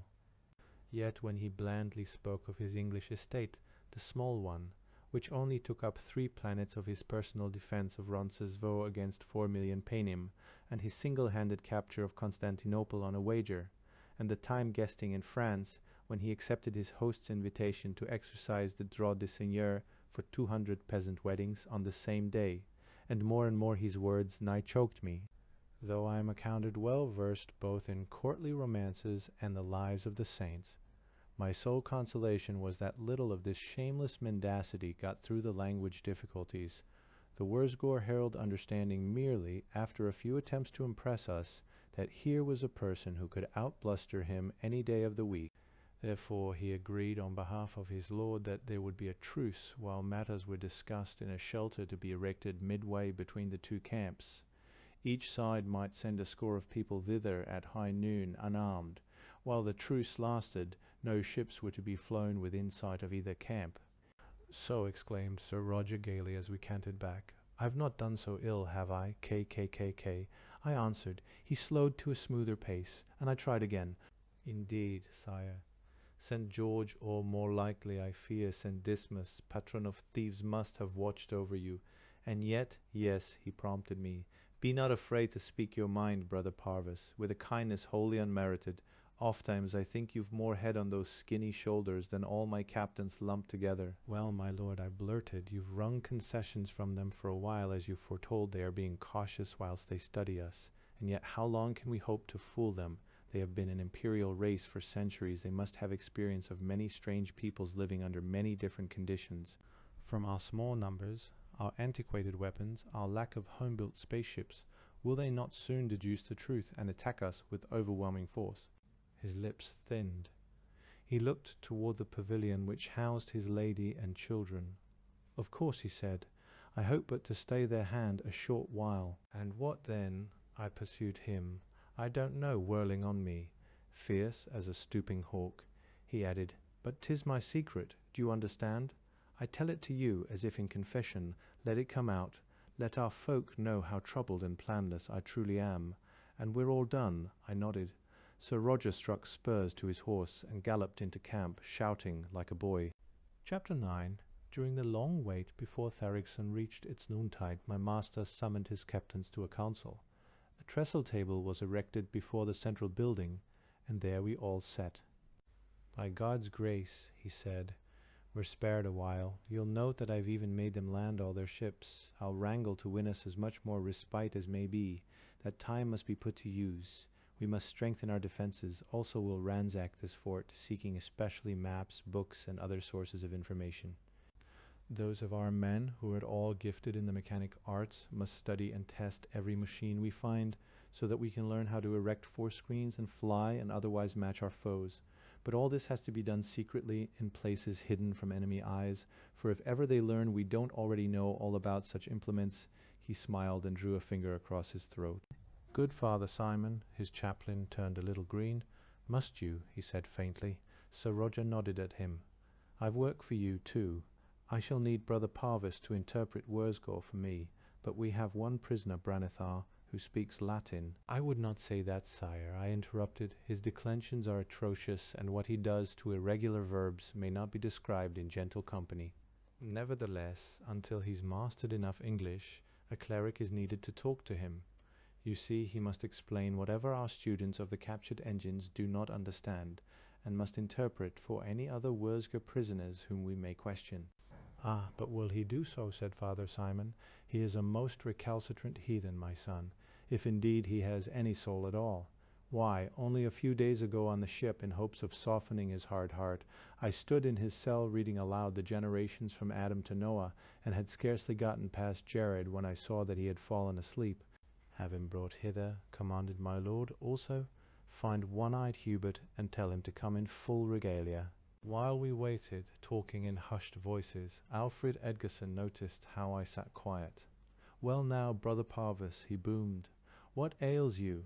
Methinks you've little to fear, being a godly fellow. Even the rest of us, if we conduct ourselves well, have naught to fear but a sweating time in purgatory, and then well join St. Michael at sentry go on heaven's walls. Not so." I was loath to dishearten them by voicing what had occurred to me, but when they insisted, I said, "Alas, good men, worse may already have befallen us." "Well," barked Sir Brian Fitzwilliam, "what is it? Don't just sit there snivelling. We had no sure way to tell time on the voyage hither," I whispered. "Hourglasses are too inaccurate, and since reaching this devil-made place we've neglected even to turn them. How long is the day here? What time is it on our earth?" Sir Brian looked a trifle blank. "Indeed I know not. What of it?" "I presume you had a haunch of beef to break your fast," I said. "Are you sure it is not Friday?" They gasped and regarded each other with round eyes. "When is it Sunday?" I cried. "Will you tell me the date of Advent? How shall we observe Lent and Easter, with 2 moons Morris dancing about to confuse the issue?" Thomas Bullard buried his face in his hands. "We're ruined." Sir Roger stood up. "No," he shouted into the strickenness, "I'm no priest, nor even very godly. But did not our Lord himself say the Sabbath was made for man, and not man for the Sabbath?" Father Simon looked doubtful. "I can grant special dispensations under extraordinary circumstances," he said, "but I am really not sure how far I can strain such powers." "I like it not," mumbled Bullard. "I take this to be a sign that God has turned his face from us, withdrawing the due times of the fasts and sacraments." Sir Roger grew red. He stood a moment more, watching the courage drain from his men like wine from a broken cup. Then he calmed himself, laughed aloud, and cried, "Did not our Lord command his followers to go forth as far as they were able, bringing his word, and he would be with them always? But let's not bandy texts. Perhaps we are venially sinning in this matter. Well, if that be so, a man should not grovel, but should make amends. We'll make costly offerings in atonement. To get the means for such offerings, have we not the entire Wurzgore Empire to hand, to squeeze for a ransom till its yellow eyes pop? This proves that God himself has commanded us to this war." He drew his sword, blinding in the daylight, and held it before him hilt uppermost. "By this my knightly sigil and arm, which is also the sign of the cross, I vow to do battle for God's glory." He tossed the weapon, so it swung glittering in the hot air, caught it again, and swung it, so it shrieked. "With this blade will I fight." The men gave him a rather feeble cheer. Only glum Bullard hung back. Sir Roger leaned down to that captain, and I heard him hiss, "The clinching proof of my reasoning is that I'll cut anyone who argues further into dog meat." Actually, I felt that in his crude way my master had grasped truth. In my spare time I would recast his logic into proper syllogistic form to make sure, but meanwhile I was much encouraged, and the others were at least not demoralized. Now a man-at-arms fetched Branethar, who stood glaring at us. "Good day," said Sir Roger mildly, through me. "We shall want you to help interrogate prisoners, and instruct us in our studies of captured engines." The Wurzgore drew himself up with a warrior's pride. "Save your breath," he spat. "Behead me and be done with it. I misjudged your capabilities once, and it has cost many lives of my people. I shall not betray them further." Sir Roger nodded. "I looked for such an answer," he said. "What became of one-eyed Hubert?" "Here I am, sire. Here I am. Here's old Hubert," and the Baron's executioner hobbled up, adjusting his hood. The axe was tucked under one scrawny arm, and the noosed rope laid around his hump. "I was only wandering about, sire, picking flowers for me youngest grandchild, sire. You know her, the little girl with long gold curls, and she's so honey-sweet fond o' daisies." I hoped I could find one or other o' these Paynim blooms might remind her, "Oh, our dear Lincolnshire daisies," and we could weave a daisy chain together. "I've work for you," said Sir Roger. "Ah, yes, sire, yes, indeed." The old man's single rheumy eye blinked about. He rubbed his hands and chuckled. "Ah, thank you, sire. 'Tis not that I mean to criticize, that ain't old Hubert's place, and he knows his humble place, him who has served man and boy, and his father and grandsire afore him, executioners to the noble de Tournevilles. No, sire, I knows me place, and I keeps it as Holy Writ commands. But God's truth, you've kept poor old Hubert very idle all these years. Now your father, sire, Sir Raymond, him we called Raymond Redhand, there was a man what appreciated art, though I remember his father, your grandsire lord, old Neville Riptollen, and his justice was the talk o' 3 shires. In his day, sire, the commons knew their place, and gentlefolk could get a decent servant at a decent wage. Not like now when you let him off with a fine, or maybe a day in the stocks. Why, 'tis a scandal. Enough, said Sir Roger. The Blueface here is stubborn. Can you persuade him? Well, sire, well. Hubert sucked toothless gums with a pure and simple delight. He walked around our rigid captive, studying him from all angles. Well, sire, now this is another matter. 'Tis like the good old days come back. 'Tis, yes, heaven bless my good kind master. Now, o' course, I took little equipment with me. Only a few thumbscrews and pincers and such like, but it won't take me no time, sire, to knock together a rack, and maybe we can get a nice kettle of oil. I always says, sire, on a cold grey day there ain't nothing so cozy as a glowing brazier and a nice hot kettle of oil. I think, oh, my dear old daddy, and I gets tears in this old eye. Yes, sire, that I do. Let me see, tum. He began measuring Brenethar with his rope. The Wurzgor flinched away. His smattering of English was enough to give him the drift of conversation. You won't, he yelled. No civilized folk would ever... Now let's just see your hand, if you please. Hubert took a thumbscrew from his pouch and held it against the blue fingers. Yes, 'twill fit snug and proper. He unpacked an array of little knives. Sumeres Ikemenin, he hummed, Lud Sing Cuckoo. Branethar gulped. But you're not civilized, he said weakly, choking and snarling. Very well, I will do it. Curse you for a pack of beasts. When my people have smashed you, it will be my turn. I can wait, I assured him. Sir Roger beamed. But suddenly his face fell again. The deaf old executioner was still counting over his apparatus. Brother Parvis, said my lord, could you break the news to Hubert? I confess I've not the heart to tell him. I consoled the old fellow with the thought that if Brenethar were caught lying or otherwise failing to give us honest help, there would be punishment.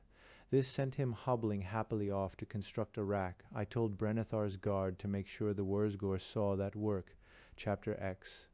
At last it came time for the conference, since most of his important followers were occupied with the study of enemy materials. Sir Roger made out a full score for his party by taking their ladies along in their finest clothes.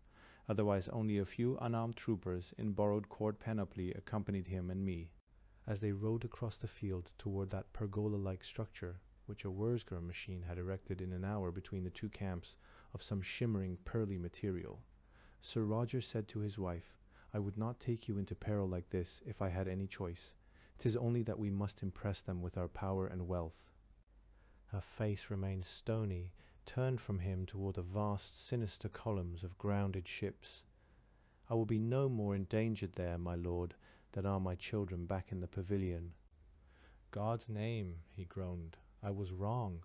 I should have left that cursed vessel alone and sent word to the king. But will you hold my mistake against me all our lives?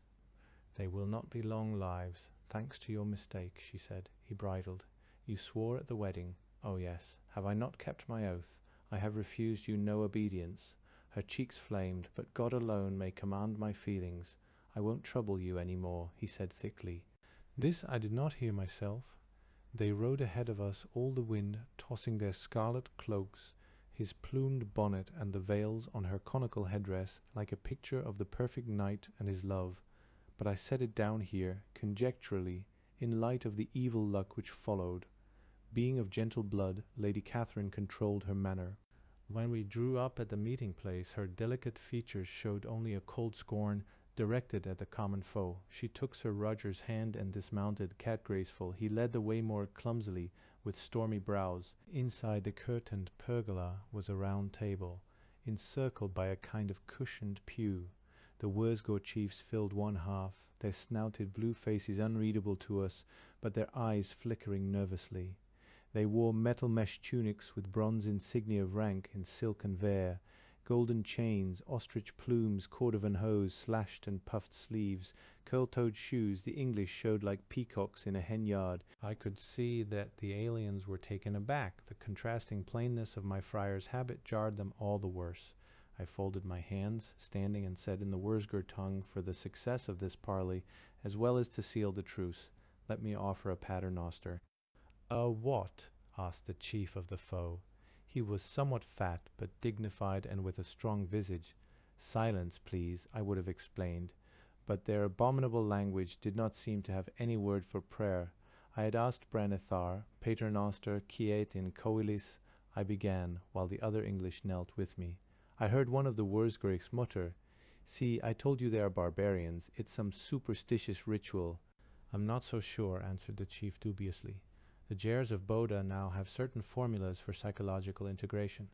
I've seen them temporarily double their strength, or stop a wound from bleeding, or go days without sleep, control of inner organs via the nervous system, and in spite of all our own propaganda against them, you know, the Jers are as scientific as we." I heard these clandestine exchanges readily enough, yet they did not seem aware of my awareness. I remembered now that Branethar had seemed a little deaf too. Evidently all Wurzgurigs had ears less acute than men. This, I learned subsequently, was because their home plane had denser air than Terra, which made them want to hear sounds more loudly.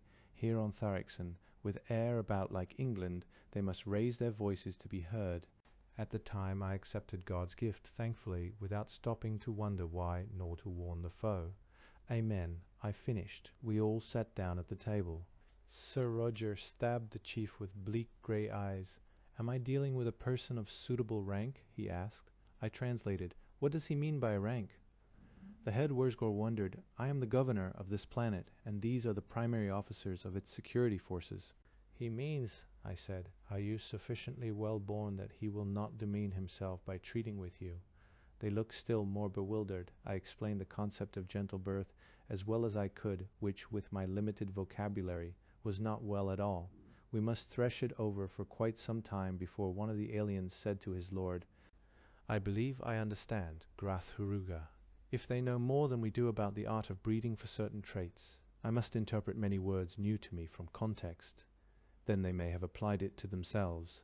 Perhaps their entire civilization is organized as a military force, with these carefully bred super beings in command." He shuddered at the thought. Of course, they wouldn't waste time talking to any creature of less intelligence.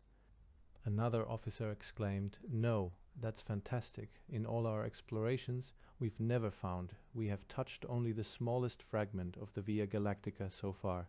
Lord Huruga answered, "We dare not assume they are less than they claim to be until we have more information." I, who had sat listening to what they believed were whispers, favoured them with my most enigmatic smile. The governor said to me, "Our empire has no fixed ranks, but stations each person according to merit. I, Huruga, am the highest authority on Tharixon.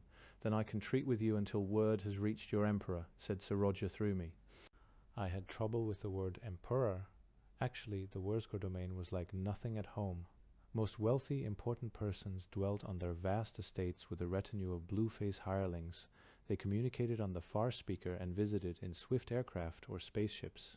Then there were the other classes I have mentioned elsewhere, such as warriors, merchants, and politicians, but no one was born to his place in life.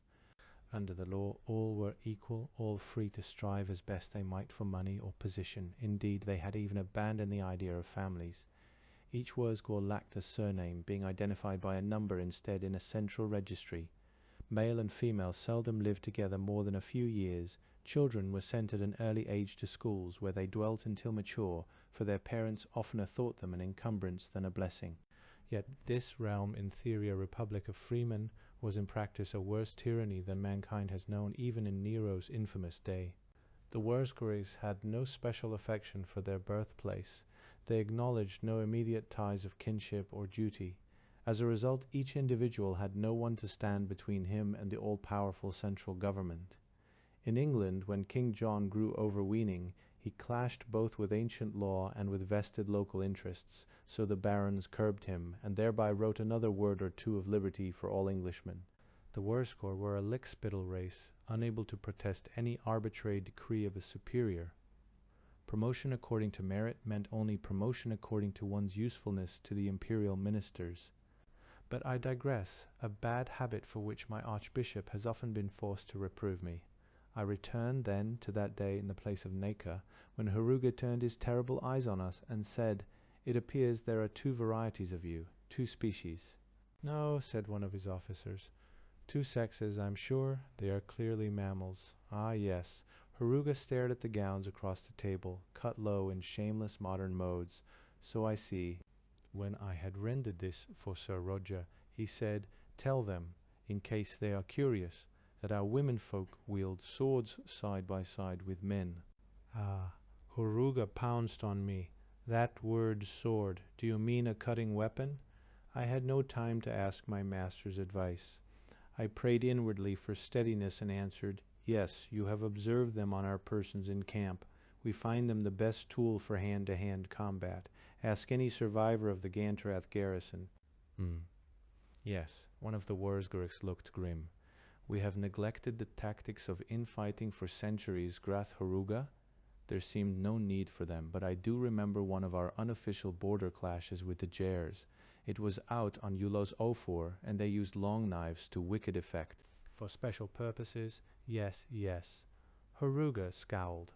However, the fact remains that these invaders prance around on live animals, which need not be fueled, Grath, save by vegetation, but which could not endure a heat beam or a pellet. They have weapons out of the prehistoric past. They come not in their own ships, but in one of ours." He broke off his murmur and barked at me.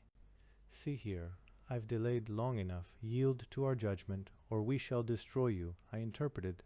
"The force screen protects us from your flame weapons," said Sir Roger. "If you wish to attack on foot, we shall make you welcome." Heruga turned purple. "Do you imagine a force screen will stop an explosive shell?" he roared. "Why, we could lob just one, let it burst inside your screen, and wipe out every last creature of you." Sir Roger was less taken aback than I. "We've already heard rumors of such bursting weapons," he said to me. "Of course he's trying to frighten us with the talk of a single shot being enough. No ship could lift so great a mass of gunpowder. Does he take me for a yokel who will believe any tinker's yarn? However, I grant he could fire many explosive barrels into our camp." "So what shall I tell him?" I asked fearfully. The Baron's eyes gleamed. "Rendon this very exactly, Brother Parvis. We are holding back our own artillery of this sort because we wish to talk with you, not merely kill you. If you insist on bombarding us, though, please commence. Our defenses will thwart you. Remember, however, that we are not going to keep our Wurzgur prisoners inside those defenses." I saw that this threat shook them. Even these hard hearts would not willingly kill some hundreds of their own people. Not that the hostages we held would stop them forever, but it was a bargaining point which might gain us time. I wondered how we could possibly use that time, though save to prepare our souls for death. "Well, now," huffed Heruga, "I didn't imply I was not ready to hear you out. You have not yet told us why you have come in this unseemly, unprovoked manner." "It was you who attacked us first, who had never harmed you," answered Sir Roger. "In England we give no dog more than one bite. My king dispatched me to teach you a lesson." "Heruga in one ship, not even your own ship, Sir Roger. I do not believe in bringing more than is necessary." "Heruga, for the sake of argument, what are your demands?" "Sir Roger, your empire must make submission to my most puissant lord of England, Ireland, Wales, and France." "Heruga, let us be serious now." "Sir Roger, I am serious to the point of solemnity, but in order to spare further bloodshed, I'll meet any champion you name, with any weapons, to settle the issue by single combat, and may God defend the right." "Heruga, are you all escaped from some mental hospital, Sir Roger? Consider our position. We've suddenly discovered you, a heathen power, with arts and arms akin to ours though inferior. You could do a certain amount of harm to us, harassing our shipping, or raiding our less firmly held planets. This would necessitate your extermination, and we're too merciful to enjoy that. The sensible thing is to accept your homage." "Heruga, and you honestly expect to a hatful of beings, mounted on animals and swinging swords, bub, bub, bub, bub." He went into colloquy with his officers. "This confounded translation problem," he complained. "I'm never sure if I've understood them aright. They could be a punitive expedition, I suppose. For reasons of secrecy, they could have used one of our own ships and kept their most potent weapons in reserve. It doesn't make sense. But neither does it make sense that barbarians would blandly tell the most powerful realm in the known universe to surrender its autonomy. Unless it's mere bluster, but we may be completely misunderstanding their demands and thereby misjudging them, perhaps to our own serious loss. Hasn't anyone got any ideas? Meanwhile, I said to Sir Roger, "You aren't serious about this, my lord." Lady Catherine could not resist saying he would be. "Nay," the Baron shook his head. "Of course not. What would King Edward do with a lot of unruly blue-faces? The Irish are bad enough, nay. I hope only to let myself be bargained down, if we can wring from them some guarantee to let terror alone, and perhaps a few coffers of gold for ourselves." "And guidance home," I said gloomily. "That's a riddle we must think on later," he snapped. "No time now. Certainly we dare not admit to the enemy that we're waifs." Heruga turned back to us. "You must realize your demand is preposterous," he said.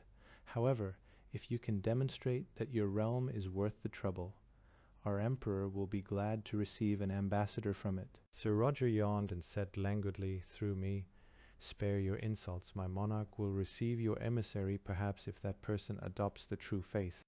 "What is this faith?" asked Heruga, for again I must use an English word. "The true belief, of course," I said, "the facts about him who is the source of all wisdom and righteousness, and to whom we humbly pray for guidance." "What's he babbling about now, Grath?" muttered an officer. "I don't know," Heruga whispered back. "Perhaps these English maintain some kind of giant computing engine to which they submit the important questions for decision. I don't know, confounded translation problem. Best we delay a while, watch them, their behavior, mull over what we've heard." "And dispatch a message to Wers Gorickson. No, you fool, not yet, not till we know more. Do you want the main office to think we can't handle our own problems? If these really are mere barbarian pirates, can you imagine what would happen to all our careers if we called in the whole navy?"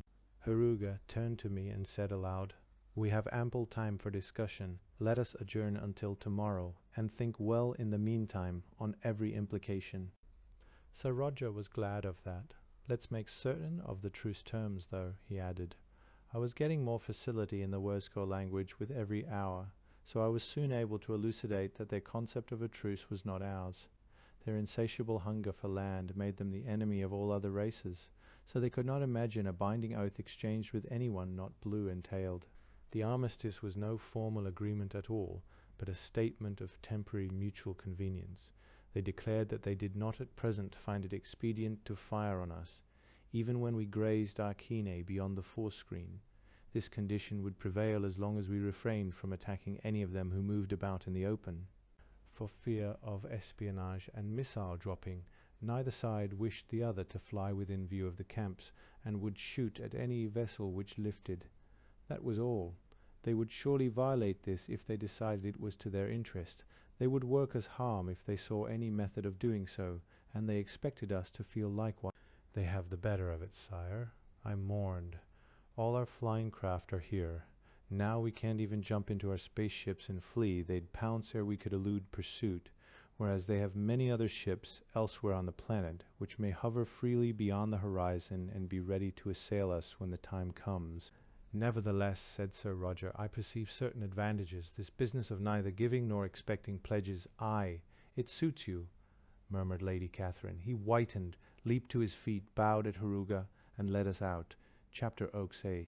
The long afternoon allowed our people to make considerable progress, with Branethar to instruct them, or to interpret for those prisoners who understood the art in question. The English soon mastered the controls of many devices. They practiced with spaceships and small flying vessels, being careful to raise these only a few inches off the ground, lest the foe observe it, and they also drove about in horseless wagons. They learned to use far speakers, magnifying optical devices, and other esoterica. They handled weapons that fire, or metal, or invisible stunning beams. Of course we English had as yet no inkling of the occult knowledge which had gone into making such things, but we found them childishly simple to use. At home we harnessed animals, wound intricate crossbows and catapults, rigged sailing ships, erected machines by which human muscles might raise heavy stones. This business of twisting a wheel or pulling a lever was naught in comparison. The only real difficulty was for unlettered yeomen to remember what the symbols on the gauges stood for, and this indeed was no more complicated a science than heraldry, which any hero-worshipping lad could rattle off in detail. Being the only person with pretensions to reading the Wurzgur alphabet, I busied myself with papers seized in the fortress offices. Meanwhile Sir Roger conferred with his captains and directed the most oafish serfs, who could not learn the new weapons in certain construction work. The slow sunset was burning, turning half the sky gold, when he summoned me to his council board. I seated myself and looked at those gaunt, hard faces. They mere animated with fresh hope. My tongue clove to my mouth. Well, I knew these captains. Most of all did I know how Sir Roger's eyes danced when hell was being hatched. "Have you learned what and where the principal castles of this planet are, Brother Parvis?" he asked me. "Yes, sire," I told him. "There are but 3, of which Ganturath was one." "I can't believe that," exclaimed Sir Owain Montbell. "Why, pirates alone would—" "You forget there are no separate kingdoms here, or even separate fiefs," I answered. "All persons are directly subservient to the imperial government. The fortresses are only lodging for the sheriffs, who keep order among the populace and collect the taxes. True, these fortresses are also supposed to be defensive bases. They include docks for the great at-star ships, and warriors are stationed there. But the Wurzgurigs have fought no true war for a long time. They've merely bullied helpless savages. None of the other star-traveling races dare declare open war on them. Only now and then does a skirmish occur on some remote planet. In short, 3 fortresses are ample for this whole world." "How strong are they?" snapped Sir Roger. "There is one height Stularax on the other side of the globe which is about like Ganturath. Then there is the main fortress Dorova where this proconsul Heruga dwells. That one is by far the largest and strongest. I dare say it supplied most of the ships and warriors we see facing us. Where is the next world inhabited by blue faces? According to a book I studied about 20 light years hence. Whereas Gurixon itself, the capital planet, is much farther off than that, farther away than Terra even." "But the Farspeaker would inform their emperor at once of what's happened, would it not?" asked Captain Bullard. "No," I said. "The Farspeaker acts only as fast as light. Messages between the stars must go by spaceship, which means that it would take a brace of weeks to inform Wurzgurixen. Not that Heruga has done so. I overheard him speak to one of his court to say they would keep this affair secret a while." "Aye," said Sir Brian Fitzwilliam, "the Duke will seek to redeem himself for what we have done by crushing us unaided ere he reports anything whatsoever. 'Tis a common enough way of thinking."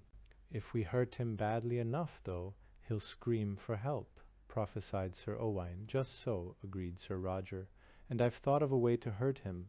I realized gloomily that when my tongue had cloven to my mouth, it knew what it was doing. "How can we fight?" asked Bullard. "We've no amount of devil weapons to compare with what sits out on yon field. If need be, they could ram us boat for boat and count it no great loss." For which reason, Sir Roger told him, "I propose a raid on the smaller fort Stularax to gain more weapons. 'Twill also jar Heruga out of his confidence, or jar him into attacking us. 'Tis a chance we must take, come worst to worst. I'm not altogether terrified of another fight. See you not, our only chance is to act with boldness."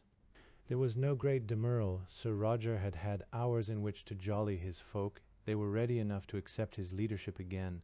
But Sir Brian objected sensibly. "How can we effect any such raid? Yon castle lies thousands of miles hence. We cannot flit thither from our camp without being fired upon." Sir Owain raised mocking brows. "Maybe you've a magic horse?" He smiled at Sir Roger. "Number another sort of beast. Hearken to me. That was a long night's work for the yeomen. They put skids under one of the smaller spaceboats, hitched oxen to it, and dragged it forth as quietly as might be. Its passage across open fields disguised by driving cattle around it, as if grazing them, under cover of darkness, and by God's grace the ruse was sufficient. Once beneath the tall, thick-crowned trees, with a screen of scouts who moved like shadows to warn of any blue soldiers, they had the practice for it poaching at home. Said Red John the work was safer, but also more hard. Not until nearly dawn was the boat several miles from camp, so far off that it could lift without being seen from Heruga's field headquarters. Though the largest vessel which could possibly be moved thus, it was still too small to carry the most formidable weapons. However, Sir Roger had, during the day, examined the explosive shells fired by certain types of gun. He had had it explained to him by a terrified Wurzger engineer how to arm the fuse thereon so that it whirled go off on impact. The boat carried several of these, also a disassembled trebuchet, which his artisans had constructed. Meanwhile, everyone not toiling with this was set to work strengthening our camp defenses. Even women and children were given shovels. Axes rang in the nearby forest. Long as the night was, it seemed even longer when we labored thus exhaustingly, stopping only to snatch a piece of bread or a wink of sleep. The Wurzgeriks observed that we were busy. It could not be avoided, but we tried to conceal from them what we actually did, lest they see we were merely ringing the lesser half of Ganterath with stakes, pits, caltrops, and chevaux de frise. When morning came with full daylight, our installations were hidden from view by the long grass. I myself welcomed such back-breaking labour as a surcease from my fears. Yet my mind must worry them, like a dog with a bone. Was Sir Roger mad? There seemed to be so many things he had done awry, yet to each successive question I found only the same answer as himself. Why had we not fled the moment we possessed Ganterath, instead of waiting till Horuga arrived and pinned us dawn? Because we had lost the way home and had no chance whatsoever of finding it without the help of skilled space sailors. If it could be found at all, death was better than a blind blundering among the stars, where our ignorance would soon kill us anyway. Having gained a truce, why did Sir Roger run the gravest risk of its immediate breach by this attack on Stularax? Because it was plain the truce could not last very long. Given time to ponder what he had observed, Horuga must see through our pretensions and destroy us. Thrown off balance by our boldness, he might well continue to believe us more powerful than was the truth. Or if he elected to fight, we should have our hands strengthened by whatever arms were seized in the forthcoming raid. But did Sir Roger seriously expect so mad a plan to succeed? Only God and himself could answer that. I knew he was improvising as he went along. He was like a runner who stumbles and must all at once run even faster, so as not to fall. But how splendidly he ran! That reflection soothed me. I committed my fate to heaven and shovelled with a more peaceful heart. Just before dawn, as mist streamed among buildings and tents and long-snouted fire bombards, under the first thin light creeping up the sky, Sir Roger saw his raiders off. They were 20, Red John with the best of our yeomen, and Sir Owain Montbell as chief. It was curious how that knight's often faint heart always revived at the prospect of action. He was almost gay as a boy when he stood there wrapped in a long scarlet cloak, listening to his orders. "Go through the woods, keeping well under cover to where the boat lies," my lord told him. "Wait till noon, then fly off. You know how to use those unrolling maps for guide, eh? Well then, when you come to this Stularax place, 'twill take an hour or so if you fly at what seems a reasonable speed hereabouts land where you have cover. Give it a few shells from the trebuchet to reduce the outer defenses. Dash in afoot while they're still confused, seize what you can from the arsenals, and return. If all is still peaceful hereabouts, lie quietly. If fighting has broken out, well, do what seems best." "Indeed, sire." Sir Owain clasped his hand. That gesture was not fated to occur between them again. As they stood there under darkling skies, a voice called, "Wait." All the men turned their faces toward the inner buildings, where mist smoked thickly. Out of it came the Lady Catherine. "I have only now heard you were going," she said to Sir Owain. "Must you 20 men against a fortress?" 20 men, he bowed, with a smile that lit his face like the sun, "and myself, and the memory of you, my lady." The colour crept up her pale countenance. She walked past a stone-stiff Sir Roger to the younger knight, till she stood gazing up at him. All saw that her hands bled. She held a cord in them.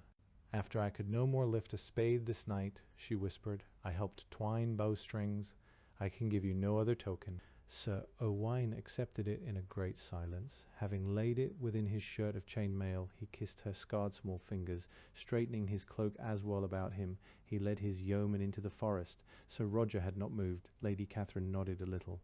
"And you are going to sit at table today with the Wurzgeriks?" she asked him. She slipped away in the fog, back toward the pavilion, which he no longer shared. He waited until she was quite out of sight before following. Chapter 12. Our people made good use of the long morning to rest themselves. By now I could read Wurzgol clocks, though not precisely sure how their units of time compared to terrestrial hours.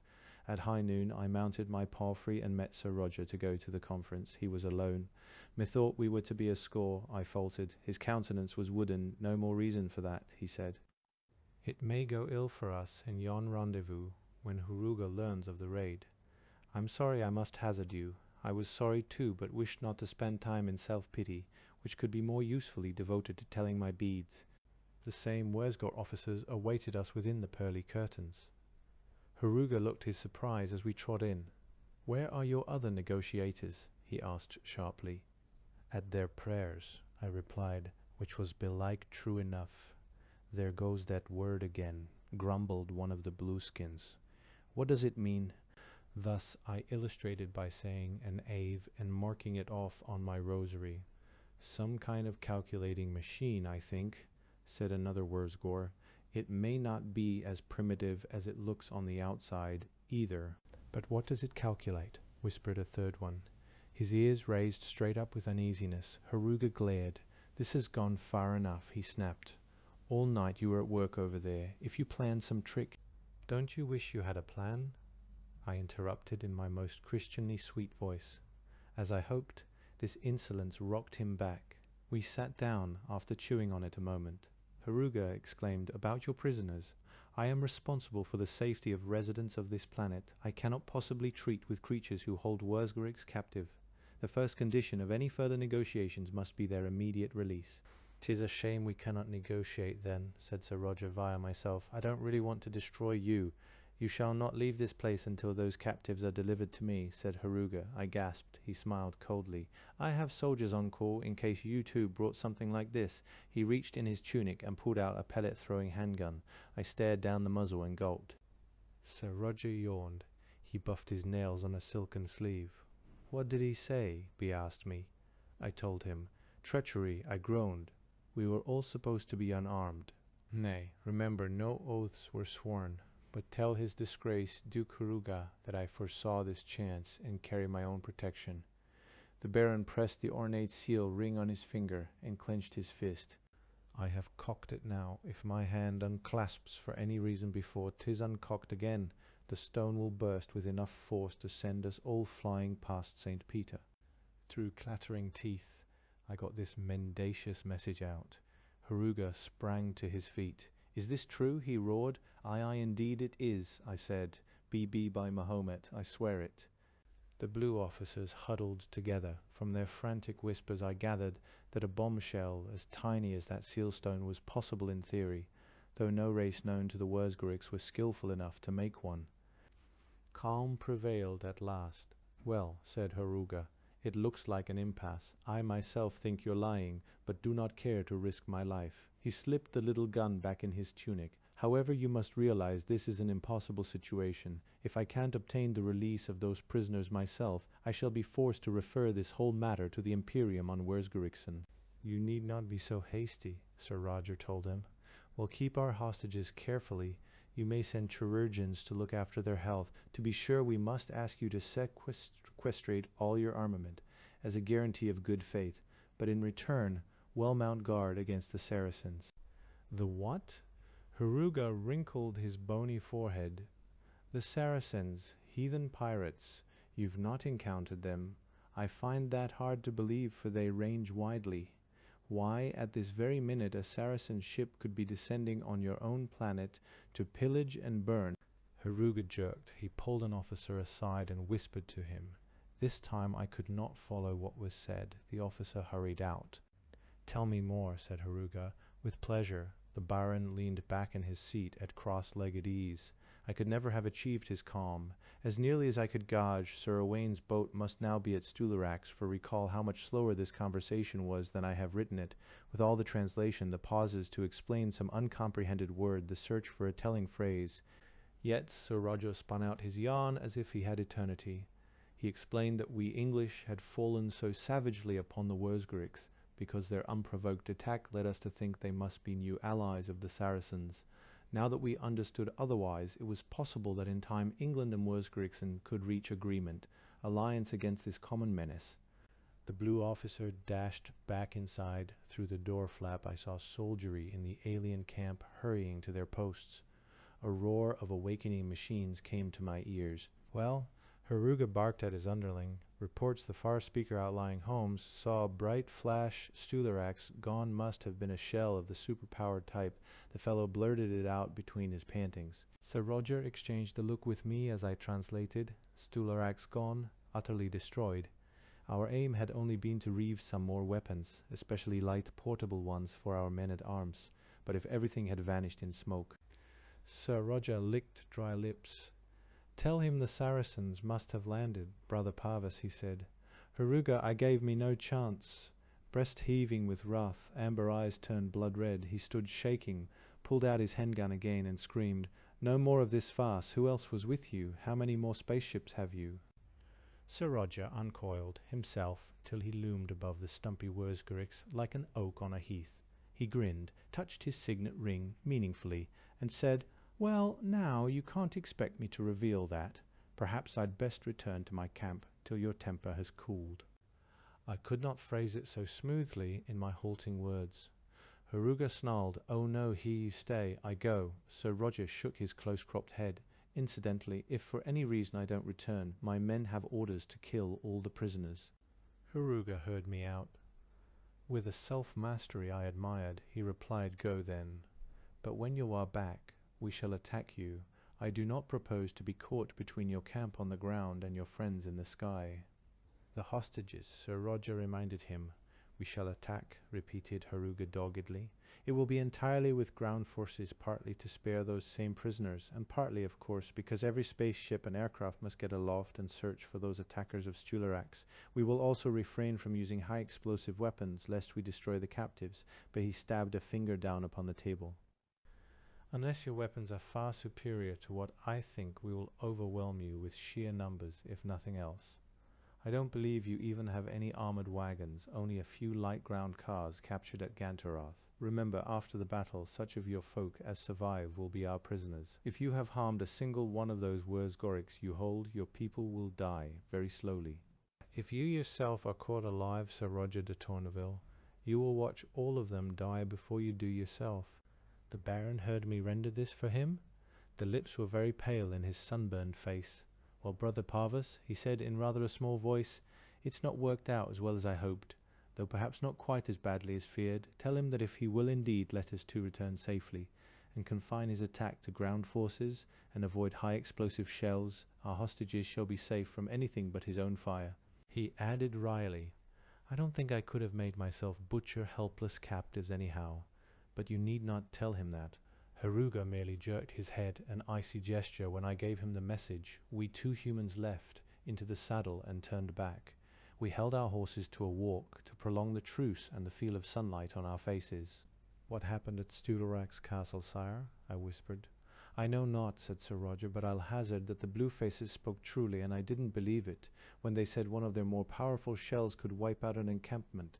So the weapons we hoped to steal are gone. I can only pray that our poor raiders were not also caught in the blast. Now we can but defend ourselves."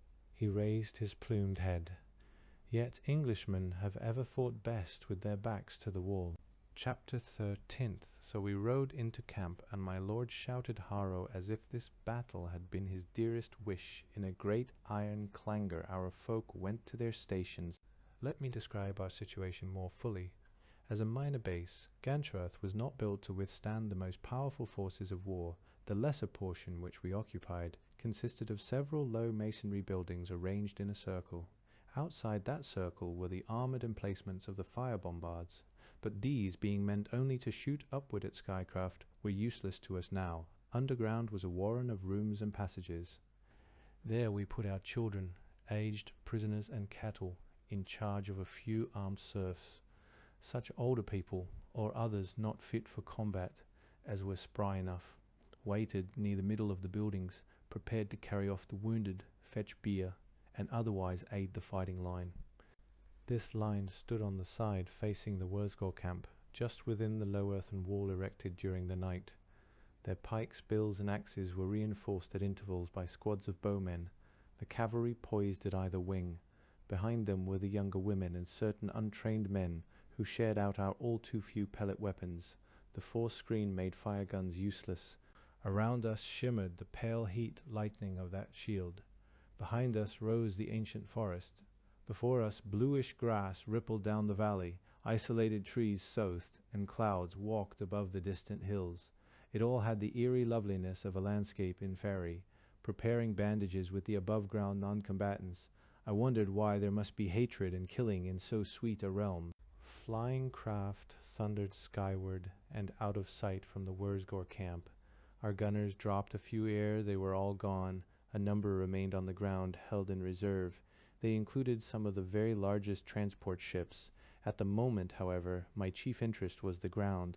Wurzgor streamed forth armed with long-barreled pellet weapons and in well-ordered squads. They did not advance in close ranks, but scattered as much as possible. Some of our folk let out a cheer at this, but it must be their ordinary ground fighting tactics. When one has deadly rapid-fire guns, one does not attack in solid masses. Rather, one employs devices to take the enemy's guns out of action. Such engines were in fact present. Doubtless they had been flown hither from the central bastion of Darova. There were two kinds of these horseless war wagons. The most numerous sort was light and open, made of thin steel, holding 4 soldiers and a couple of rapid-fire weapons. They ran immensely fast and agile, like water beetles on 4 wheels. As I saw them whip and scream about, bouncing at 100 miles an hour over broken terrain, I understood their purpose to be so difficult to hit that most of them could work up to the very bombards of the foe. However, these small cars hung back, covering the Wurzgor infantry. The first line of actual attack was the heavy armored vehicles. These moved but slowly for a powered machine, no faster than a horse could gallop. This was because of their size, big as a peasant's cottage, and the thick steel plating which could withstand all but a direct shell burst. With bombards projecting from their turrets, with their roaring and dust, they were like unto dragons. I counted more than 20, massive, impervious, grinding forward on treads in a wide line. Where they had passed, grass and earth were smashed into stone-hard ruts. I am told that one of our gunners, who had learned how to use the wheeled cannon which threw explosive shells, broke ranks and dashed for such a weapon. Sir Roger himself, now armed cap a pie, rode up and knocked him asprawl with his lance. "Hold on there," rapped the Baron. "What you about to shoot, sire?" gasped soldier. "Let's fire at 'em ere they break over our wall." "If I didn't think our good yew-boughs could deal with such overgrown snails, I'd have you priming yon tube," said my lord. "But as it is, back to your pike." It had a salutary effect on the badly shaken spearmen, who stood with weapons grounded to receive that frightful charge. Sir Roger saw no reason to explain that, judging from what had happened at Stularax, he dare not use explosives at such short range, lest he destroy us too. Of course, he should have realized that the Wurzgrigs would have many kinds of shell of graded potency, but who can think of everything at once? As it was, the drivers of those moving fortresses must have been sorely puzzled that we did not fire on them, and wondered what we held in reserve. They found out when the first war wagon toppled into one of our covered pits. 2 more were similarly trapped ere it was understood that these were no ordinary obstacles. Surely the good saints had aided us. In our ignorance we had dug holes broad and deep, which by themselves would not have been escape-proof for such powerful vehicles, but then we added great wooden stakes almost by sheer habit, as if we expected to impale outsized horses. Some of these caught in the treads which girded the wheels, and ere long those wheels were jammed tight with wood pulp. Another wagon evaded the pits, which were not continuous. It approached the breastworks. A rapid-fire gun spat from it, seeking the range, and stitched small craters along our earth wall. "God send the right," roared Sir Brian Fitzwilliam. His horse spurted from our lines, closely followed by 6 of the nearer cavalrymen. They galloped in a semicircle just beyond reach of the gun. The vehicle lumbered in pursuit, seeking to bring its smallest bore cannon to bear. Sir Brian got it headed the way he desired, winded his war horn, and galloped back to shelter as the wagon plunged into a hole. The war turtles drew back in that long grass and with our cunning camouflage, they had no way of knowing where the other traps were, and these were the only such machines on all Tharaksan not to be lightly hazarded. We English had trembled lest they continue. Only one would have had to get through to wipe us out. Even though his information about us, our powers, and our possible spaceborne reinforcements was scanty, I think Huruga should have ordered the heavy wagons onward. Indeed, the Wurzgord tactics were deplorable in all respects, but remember that for a long time they had not fought seriously on the ground. Their conquest of backward planets was a mere battue. Their skirmishes with rival starfaring nations were mostly aerial.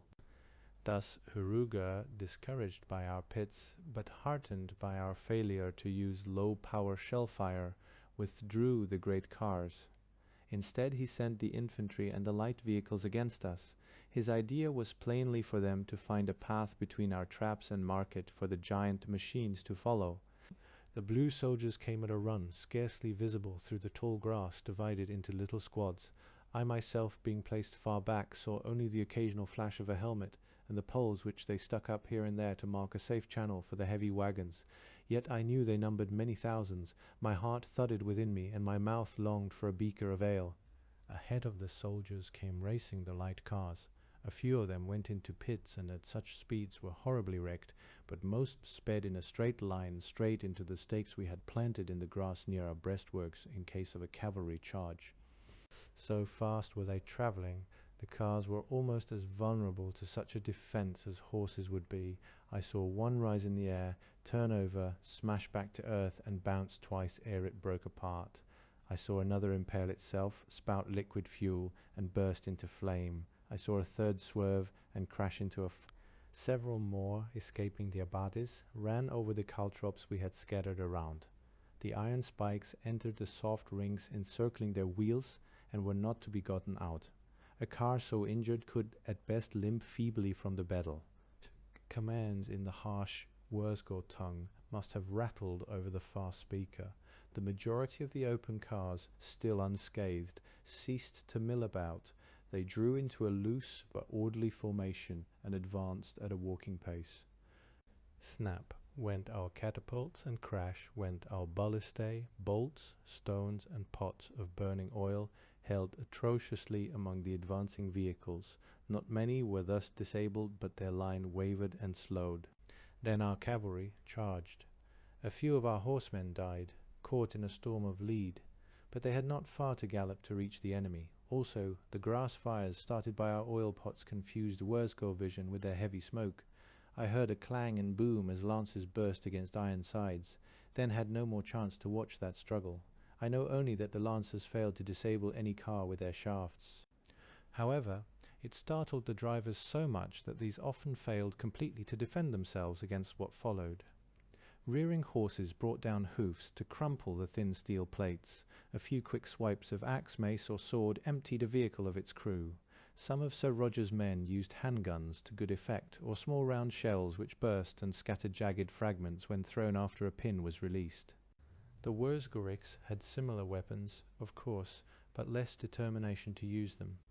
The last cars fled in terror, hotly pursued by the English riders. "Come back there," bellowed Sir Roger at them. He shook the fresh lance given him by his esquire. "Come back, you caitiff rogues! Stand and deliver, you base-born heathen!" He must have been a splendid sight, gleaming metal and fluttering plumage and blazoned shield upon the restless black stallion. But the Wurzgorics were not a knightly folk. They were more prudent and forethoughtful than we. It cost them dearly. Our horsemen must quickly retreat, for now the Bluefoot was close, firing their guns as they pulled into larger masses for the assault on our breastworks. Armor was no protection, only a bright target. Sir Roger bugled his men to follow him, and they scattered out onto the plain. The Wurzgorics set up a defiant cheer and rushed across the seething confusion of our camp. I heard the archer captains howl their command. Then the grey goose flock went skyward with a noise as of mighty winds. It came down gruesomely among the Wurzgorics. While the first arrow flight was still rising, the second was on its way. A shaft with so much force behind it pierces the body and comes out on the other side with its broad cutting head all bloody, and now the crossbows, slower but still more powerful, began to mow down the nearest attackers. I think that during those last few moments of their charge, the Wurzgorics must have lost half their. Nonetheless, dogged almost as Englishmen, they ran onto our very wall, and here our common men-at-arms stood to receive them. The women fired and fired, pinning down a goodly part of the foe. Those who came so close that guns were useless must face axe, spear, billhook, mace, morning star, dagger, and broadsword. Despite their awesome losses, the Wurzguriks still outnumbered our folk 2 or 3 to 1. Yet it was scarcely fair. They had no body armor. Their only weapon for such close-in fighting was a knife attached to the muzzle of the handgun to make a most awkward spear, or the gun itself clubbed. A few did carry pellet-firing sidearms, which caused us some casualties, but as a rule, when John Blueface fired at Harry Englishman, he missed even at point-blank range in all that turmoil. Before John could fire again, Harry had laid him open with a halberd. When our cavalry returned, striking the Wurzgo infantry from the rear and hewing away, it was the end. The enemy broke and ran, trampling his own comrades in blind horror. The riders chased them with merry hunting calls. When they were far enough away, our longbows cut loose once more. Still many escaped who must otherwise have been spitted on a lance, for Sir Roger saw the heavy wagons trundling vengefully back and retreated with his folk. By God's mercy, I was so occupied caring for the wounded fetched to me that I knew nothing of that moment when our leaders thought we were undone after all. For the Wurzgor charge had not gone for naught. It had succeeded in showing the turtle cars how to avoid our pits. And now the iron giants came across a field turned into red mud, and naught, we knew, could stop them. Thomas Bullard's shoulders slumped where he sat mounted near the baronial pennon. Well, he sighed, we gave what was ours to give. Now who will ride out with me to show them how Englishmen can die? Sir Roger's weary face drew into grave lines. We've a harder task than that, friends, he said. We were right to hazard our lives on a chance of victory. Now that we see defeat upon us, we've no right to throw those lives away. We must live as slaves, if need be so that our women and babes are not altogether alone on this hell world. God's bones, shouted Sir Brian Fitzwilliam. Are you gone, Craven? The Baron's nostrils flared. You heard me, he said. We stay here. And then, lo, it was as if God himself had come to deliver his poor sinful partisans. Brighter than lightning, a blue-white flash burst several miles off in the forest. So lurid was the radiance that those few who chanced to be looking in that direction were blind for hours afterward. No doubt a great many Wurzguriks were thus incapacitated, since their army faced it. The roar that followed knocked riders from their saddles and men from their feet. A wind swept us all, furnace hot, and carried tents before it like blown rags. Then, as that shattering wrath departed, we saw a cloud of dust and smoke arise. Shaped like an evil mushroom, it towered almost to heaven. Minutes passed before it began to dissipate. Its upper clouds lingered for hours. The charging war cars ground to a halt. They knew, as we did not, what that burst signified. It was a shell of the ultimate potency. That destruction of matter, which I cannot but feel to this day, is an impious tampering with God's work, though my Archbishop has cited me scriptural texts to prove that any art is lawful if it be used for good purposes. This was not a very strong shell, as such weapons go. It was meant to annihilate a half-mile circle, and produced comparatively little of those subtle poisons which accompany such explosions, and it had been fired distantly enough from the scene of action to harm no one. Yet it put the Wurzguriks in a cruel dilemma. If they used a similar weapon to wipe out our camp, if they overran us, by any means they might expect a hail of death. For the hidden bombard would have no further reason to spare the area of Ganturath. Thus they must suspend their assault upon us until they had found and dealt with this new enemy. Their war wagons lumbered back. Most of the aircraft they had in reserve lifted and scattered widely, searching for whoever had fired that shell. The chief implement of this search was, as we knew from our own studies, a device embodying forces as the same are found in lodestone. Through powers which I do not understand, and have no desire to understand, since the knowledge is unessential to salvation, if not smacking of the black arts, this device could smell out large metallic masses. A gun big enough to fire a shell of the known potency should have been discovered by any aircraft flitting within a mile of its hiding place. Yet no such gun could be located. After a tense hour, while we English watched and prayed on our walls, Sir Roger gusted a deep breath. I don't want to seem ungrateful, he said, but I do believe God's helped us through Sir Owain. rather than directly, we ought to find his party somewhere out in the woods, even if those enemy flyers don't seem able to. Father Simon, you must know who the bee poachers are in your parish." "Oh, my son," exclaimed the chaplain. Sir Roger grinned. "I ask for no secrets of the confessional, only telling you to appoint a few, shall we say, skilled woodsmen, to sneak their way through the grass into yon forest. Have them locate Sir Owain wherever he is, and order him to hold his fire till I send word. You needn't tell me who you appoint, father." "In that case, my son, it shall be as you command." The priest drew me aside and asked me to give spiritual comfort to the injured and frightened, as in locum tenens, while he led a small scout party into the forest. But my lord found another task for me. He and I and an esquire rode out under a white banner toward the Wurzgor camp. We assumed the foe would have wit enough to understand our meaning, even if they did not use the same truce signal, and thus it was. Heruga himself drove out in an open car to meet us. His blue jowls looked shrunken, and his hands trembled. "I call upon you to yield," said the Baron. "Stop forcing me to destroy your poor benighted commoners. I pledge you'll all be treated fairly and allowed to write home for ransom money." "I yield to a barbarian like you," croaked the Wurzgor, "just because you have some confounded detection-proof cannon. No," he paused, "but to get rid of you, I'll allow you to leave in the spaceships you've seized." "Sire," I gasped when I had translated this. "Have we indeed one escape?" "Hardly," Sir Roger answered. "We can't find our way back, remember, and as yet we dare not ask for a skilled navigator to help us, or we'd reveal our weakness and be attacked again. Even if we did somehow win home, 'twould still leave this nest of devils free to plot a renewed assault on England. Nay, I fear that he who mounts a bear cannot soon dismount." So with a heavy heart I told the Blue Noble that we had come for more than some of his shoddy, old-fashioned spaceships, and if he did not surrender, we would be forced to devastate his land. Heruga snarled and drove back. We also returned.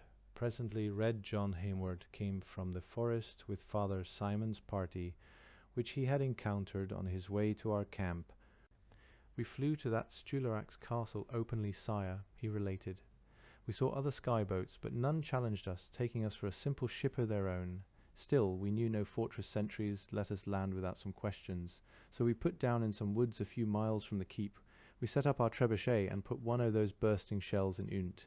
Sir Owain's idea was to lob a few to shake up their outer defences. Then we'd slip closer afoot, leaving a crew to fire some more shells when we was near and break down their walls. We expected the garrison to be scurrying about in search of our engine, so we could slip in, kill whatever guards were left behind, lift what we could carry from their arsenal, and return to our boat. At this point, since it is no longer used, I had best explain the trebuchet. It was the simplest, but in many ways the most effective siege engine.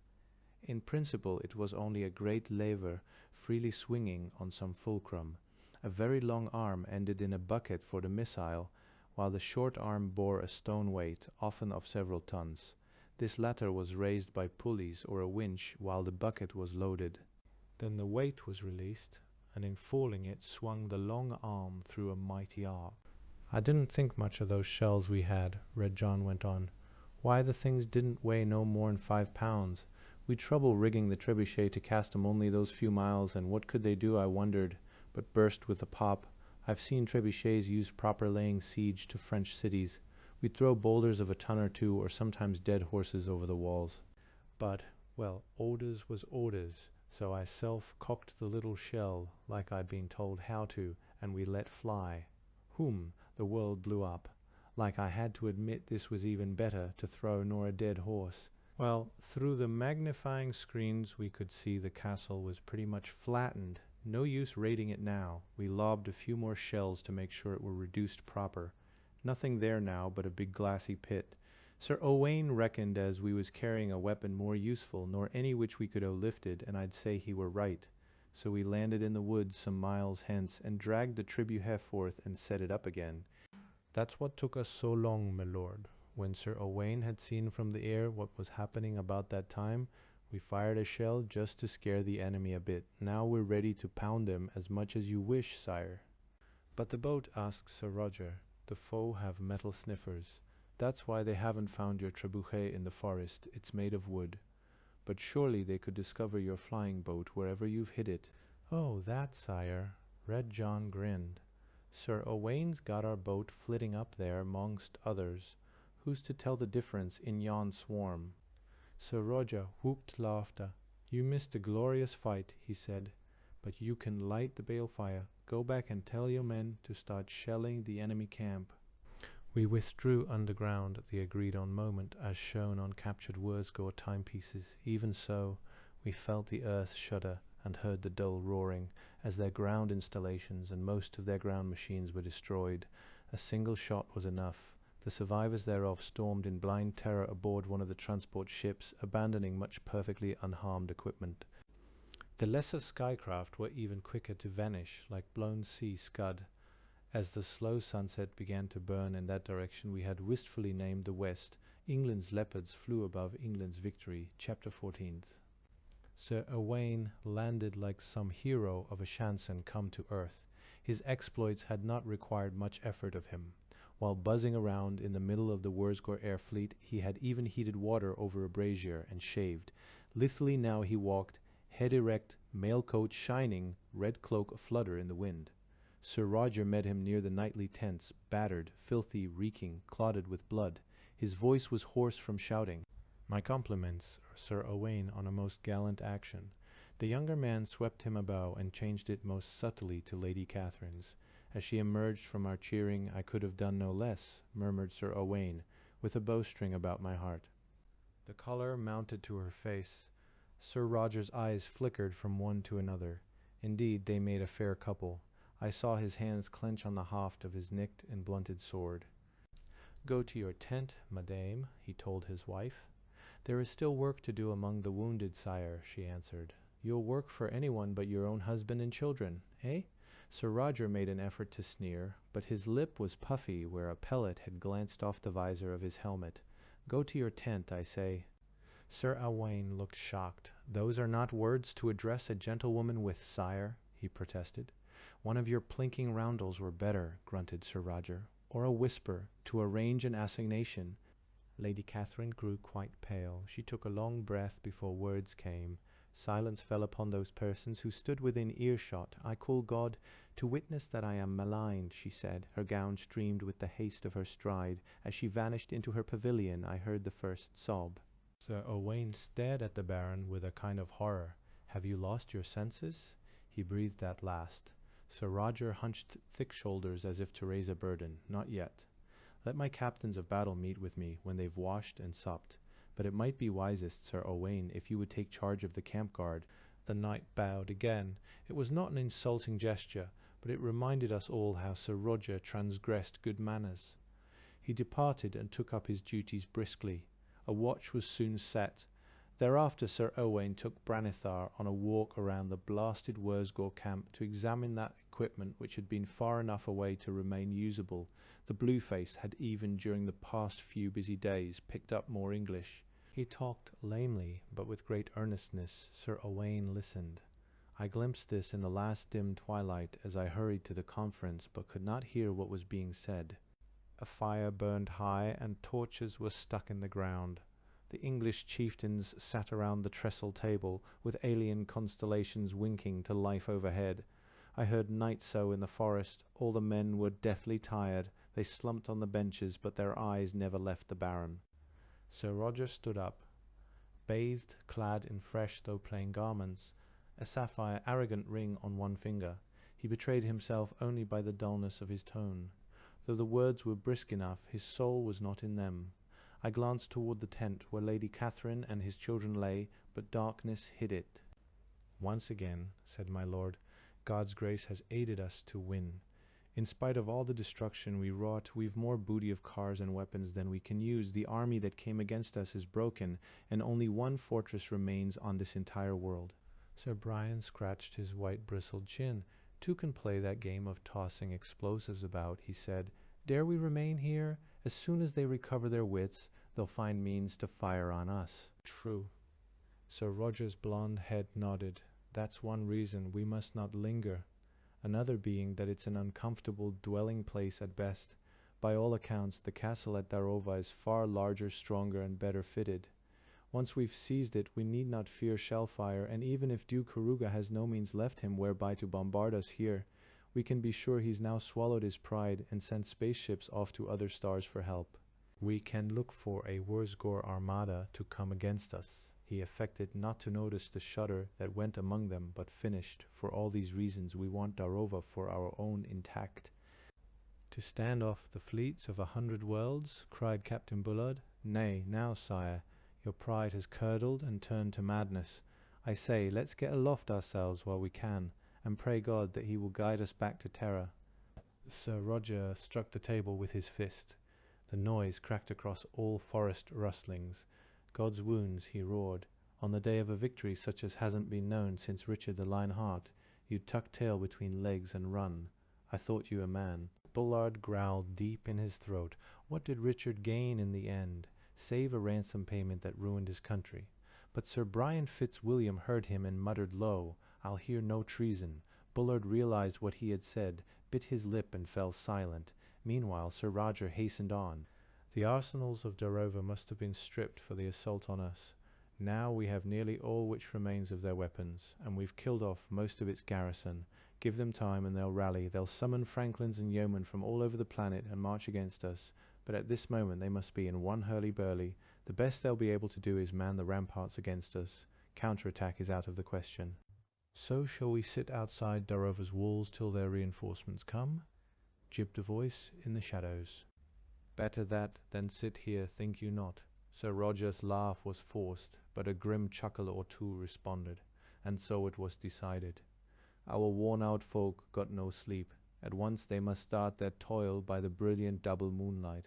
We found several of the great transport aircraft, which had been only slightly damaged, being on the fringes of the blast. The artisans among our captives repaired them at spear point. Into these we rolled all the weapons and vehicles and other equipment we could. People, prisoners, and cattle followed. Well before midnight our ships had lumbered into the sky, guarded by a cloud of other vessels with 1 or 2 men aboard each. We were none too soon. Hardly an hour after our departure, as we learned later, unmanned flyers loaded with the strongest explosives rained down upon the site of Gantreth. A cautious pace through heavens empty of hostile craft brought us over an inland sea. Miles beyond it, in the middle of a rugged and thickly forested region, we raised Darova. Having been summoned to the control turret to interpret, I saw it in the vision screens far ahead and far below, but magnified to our sight. We had flown to meet the sun, and dawn glowed pink behind the buildings. These were only 10 low, rounded structures of fused stone, the walls thick enough to withstand almost any blow. They were knitted together with reinforced tunnels. Indeed, nearly all that castle was deep underground, as self-contained as a spaceship. I saw an outer ring of gigantic bombards and missile launchers poke their snouts from sunken emplacements, and the force screen was up, like Satan's parody of a halo, but this seemed mere trimming on the strength of the fortress itself. No aircraft were visible, save our own. By now, I, like most of us, had had some instruction in the use of the far speaker. I tuned it until the image of a Wurzgor officer appeared in its screen. He had obviously been trying to tune in on me, so we had lost several minutes. His face was pale, almost cerulean, and he gulped several times before he could ask, "What do you want?" Sir Roger scowled, bloodshot, dark-rimmed eyes, in a face whose flesh seemed melted away by care, gave him a frightful appearance. I having translated, he snapped, "Horuga. We shall not surrender our Grath, he told us so himself. Brother Parvis, tell that idiot I only want to talk to the Duke. A parley. Haven't they any idea at all of civilized custom?" The Wurzgor gave us a hurt look since I told him my lord's exact words, but spoke into a little box and touched a series of buttons. His image was replaced with that of Horuga. The governor rubbed sleep from his eyes and said with forlorn courage, "Don't expect to destroy this place as you did the others. Darova was built to be an ultimate strong point. The heaviest bombardment could only remove the above-ground works. If you attempt direct assault, we can fill the air and the land with blasts and metal." Sir Roger nodded. "But how long can you maintain such a barrage?" He asked mildly. Horuga bared his sharp teeth. "Longer than you can mount the assault, you animal." "Nonetheless," Sir Roger murmured, "I doubt if you're equipped for a siege. I could find no Wurzger term in my limited vocabulary for that last word, and Heruga seemed to have trouble understanding the circumlocutions by which I rendered it. When I explained why it took me so long to translate, Sir Roger nodded shrewdly. "I suspected as much," he said. "Look you, Brother Parvus, these starfaring nations have weapons nigh as powerful as St. Michael's sword. They can blow up a city with one shell and lay waste a shire with 10. But this being so, how could their battles ever be prolonged?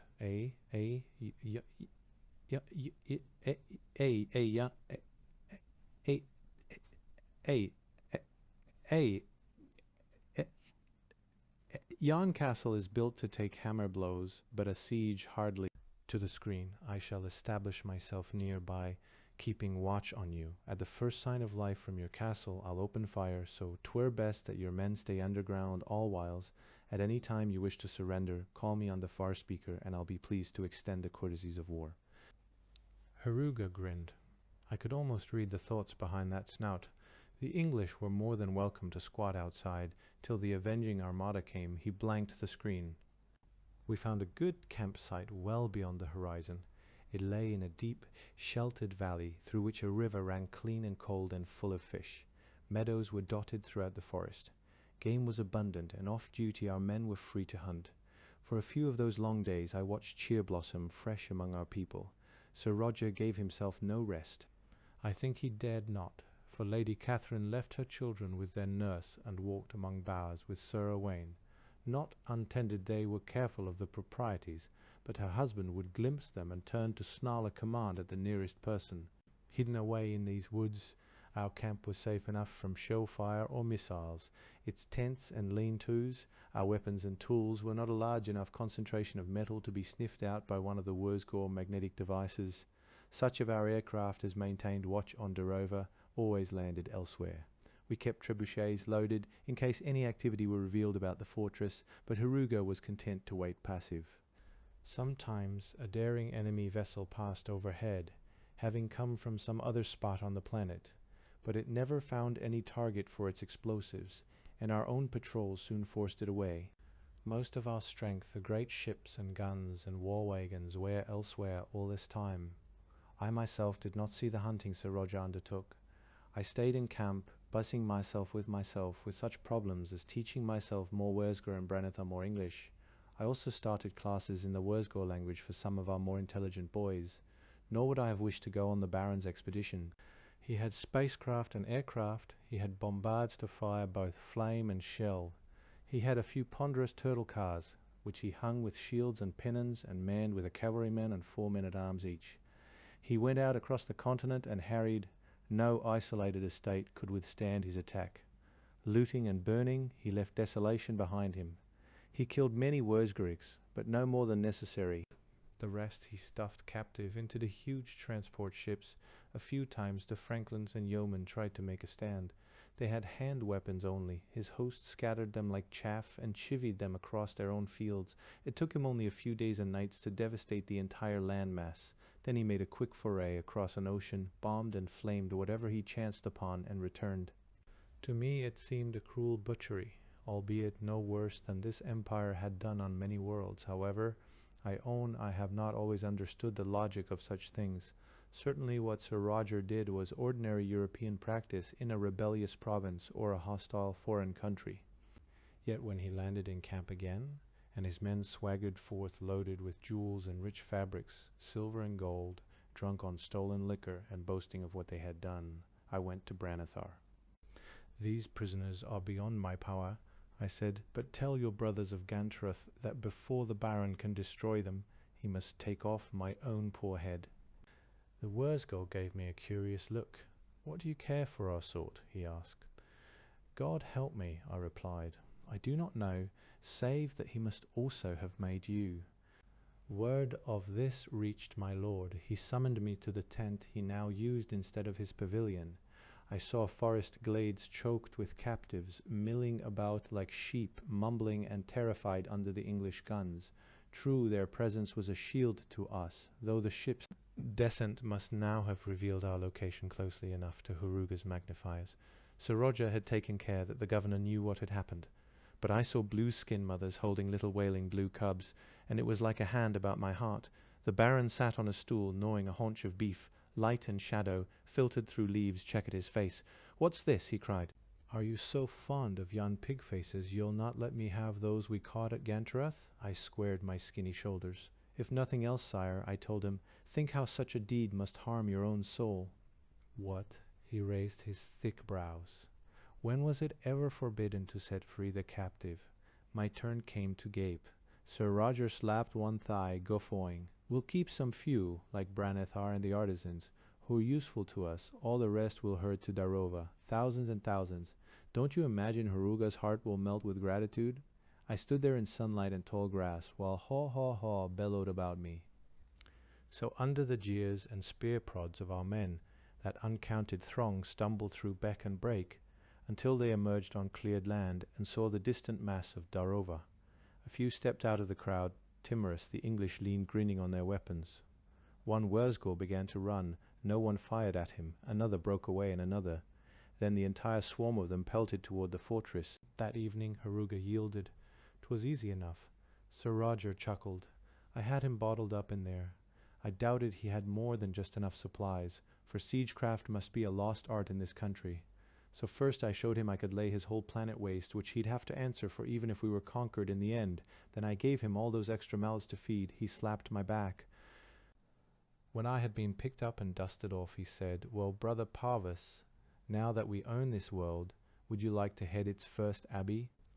Chapter 15. Of course, I could not accept any such offer, quite apart from difficult questions of consecration. I hope I know my humble place in life. Anyhow, at this stage it was mere talk.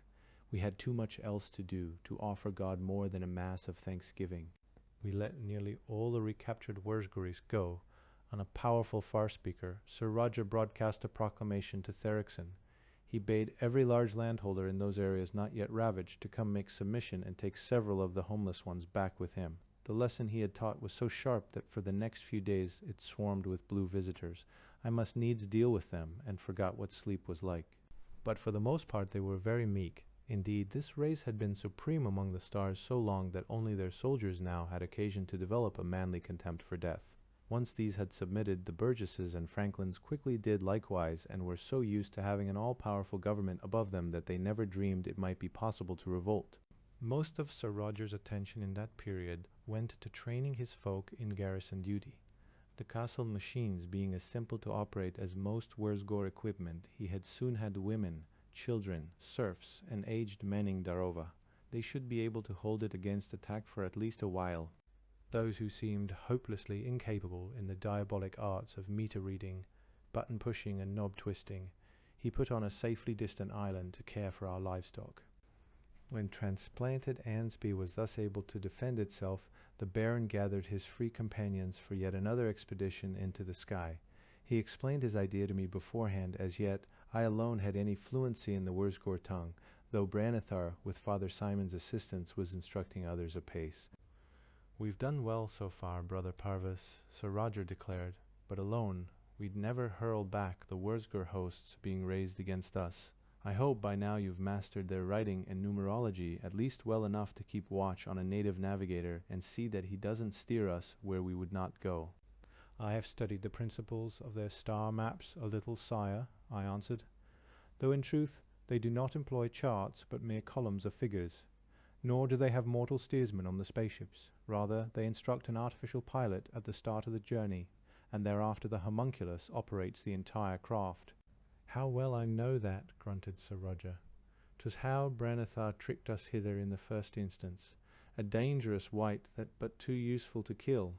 Glad I am not to have him aboard on this voyage, and yet I'm not easy in my heart at leaving him in Darova." "But where are you bound, sire?" I interrupted.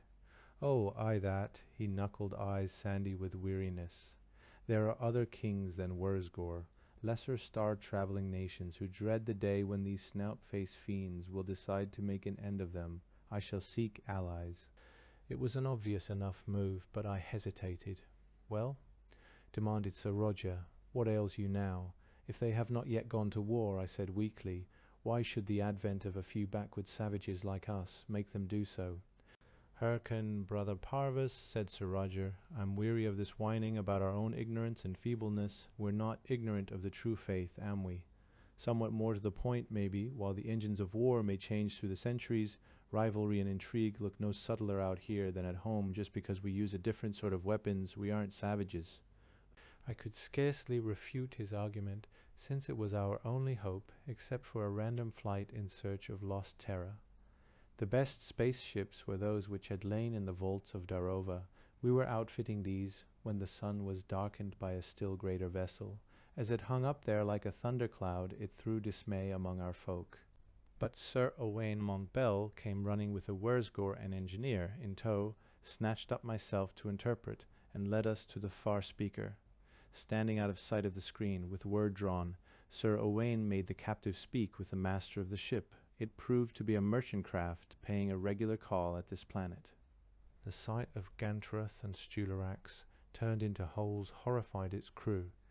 We could easily enough have blasted the ship down, but Sir Owain used his Wurzgor puppet to tell the captain there had been a raid from space, beaten off by the Darova garrison, and that he should land here. He obeyed. As the ship's outer portals opened, Sir Owain led a swarm of men aboard and captured it without trouble. For this they cheered him night and day, and he made a brave, colourful figure, always prepared to fling a jest or a gallantry. Sir Roger, toiling without pause, grew ever more uncouth. Men stood in awe of him and some little hatred, since he drove them to such exertions. Sir Owain contrasted like Oberon versus a bear. Half the women must have been in love with him, though he had songs only for Lady Catherine. The booty from the giant ship was rich. Best of all, however, were many tons of grain. We tried some of this on our livestock on the Wardes Island, which was growing thin on the detested blue grass. They accepted the feed as eagerly as if it were English oats. When he heard this, Sir Roger exclaimed, "Whatever planet that comes from is the one we must capture next." I crossed myself and hurried elsewhere, but we had little time to lose. It was no secret that Heruga had dispatched spaceships towards Grixon immediately after the Second Battle of Gentarath.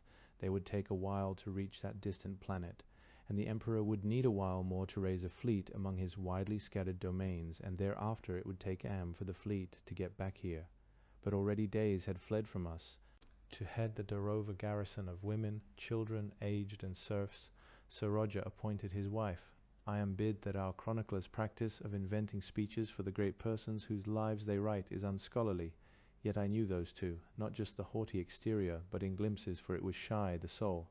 I can all but see them in a buried room of the alien castle. Lady Catherine has hung it with her tapestries, spread rushes on the floor, and left the walls darkened in favour of sconce candles, that this place might seem less eerie to her. She waits in garments of pride while her husband bids their children farewell. Little Matilda weeps openly. Robert withholds the tears more or less until he has closed the door on his father, for he is a de Tourneville. Slowly Sir Roger straightens. He has stopped shaving for lack of time, and the beard curls like wire on his scarred hook-nosed face. The grey eyes look burnt out, and the muscle in his cheek will not stop twitching. Since hot water runs freely here from pipes he has bathed, but he wears his usual tough old jerkin and patched hose. The baldric of his great sword creaks as he advances toward his wife. He says awkwardly, "I must be gone." Yes. Her back is slender and very straight. I believe he clears his throat. "I believe you've learned everything needful." When she does not answer, remember 'tis most important to keep those students of the Wurzgor tongue at their lessons. Otherwise we'll be deaf-mutes among our foes. But never trust our prisoners. 2 armed men must always be with each one of them. Indeed, she nods. She is uncoiffed, and candlelight slides along the coiled auburn hair. I shall also remember that the pigs don't require that new grain we give the other animals. Most important, and be certain to stock this stronghold well. Those of our folk who have eaten native food are still in health, so you can requisition from Wurzgor granaries. Silence thickens about them. Well, he says, I must be gone. God be with you, my lord. He stands a moment, studying each smallest tone in her voice. Catherine, yes, my lord. I've wronged you, he forces out, and I've neglected you. What's worse? Her hands reach out as if of their own accord, his coarse palms close about them. Any man could be mistaken. Now and then, she breathes. He dares look into the blue eyes. "Will you give me a token?" he asks. For your safe return, he drops hands to her waist, draws her close, and cries joyous, "And my final victory, give me your token, and I'll lay this empire at your feet." She pulls herself short. Horror bestrides her lips. "When are you going to start looking for our Earth? What honor is there in slinking home, when we leave the very stars our enemies?" Pride clashes in his words. "God help me," she whispers, and flees him. He stands a long while, until the sound of her feet has vanished down the cold corridors. Then he turns and walks out to his men. "We could have crowded into one of the big ships, but thought it best to disperse ourselves in a score." These had been repainted using Wurzgor supplies by a lad who possessed some heraldic skill. Now they were scarlet and gold and purple, with the de Tourneville arms and the English leopards emblazoned on the flagship. Therixon fell behind us. We went into that strange condition, ducking in and out of more dimensions than Euclid's orderly 3, which the Wurzgorics called super light drive. Again the stars flamed on every hand, and we amused ourselves with naming the new constellations, the Night, the Ploughman, the Arbalest, and more, including some which are not fit to put in this record. The voyage was not long, a few Earth days only, as near as we could estimate from the clocks. It rested us, and we were keen as hounds when we coursed into the planetary system of Bodavant.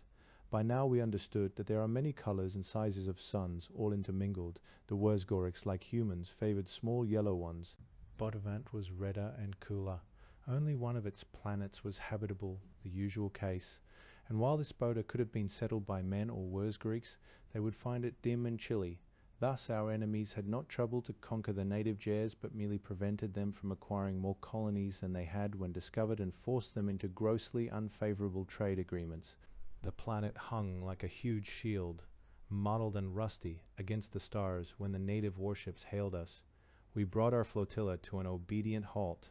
Rather, we ceased to accelerate and simply plunged through space in a hyperbolic sublight orbit which the gyre craft matched. But these problems of heavenly navigation make my poor head ache. I am content to leave them to the astrologers and the angels. Sir Roger invited the gyre admiral aboard our flagship. We used the Wurzgor language, of course, with myself as interpreter, but I shall only render the gist of the conversation, not the tedious byplay which actually took place. A reception had been prepared with an eye to impressing the visitors.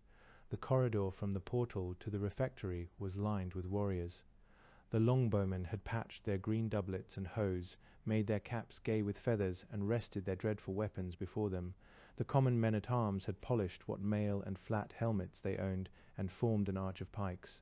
Beyond where the passage grew high and broad enough to allow 20 cavalrymen gleamed in full armour of plate, banner and scutcheon, plume and lance, astride our biggest chargers.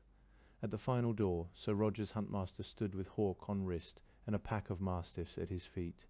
Trumpets blared, drums rolled, horses reared, dogs gave tongue, and as one we made the ship roar with the deep-throated cry, "God and St. George for merry England, Harrow." The Jers looked rather daunted, but continued to the refectory. It was hung with the most gorgeous of our looted fabrics. At the end of the long table Sir Roger, in broidered garments, surrounded by halberdiers and crossbowmen, sat on a throne hastily knocked together by our carpenters. As the Jers entered, he raised a golden Wurzgor beaker and drank their health in English ale.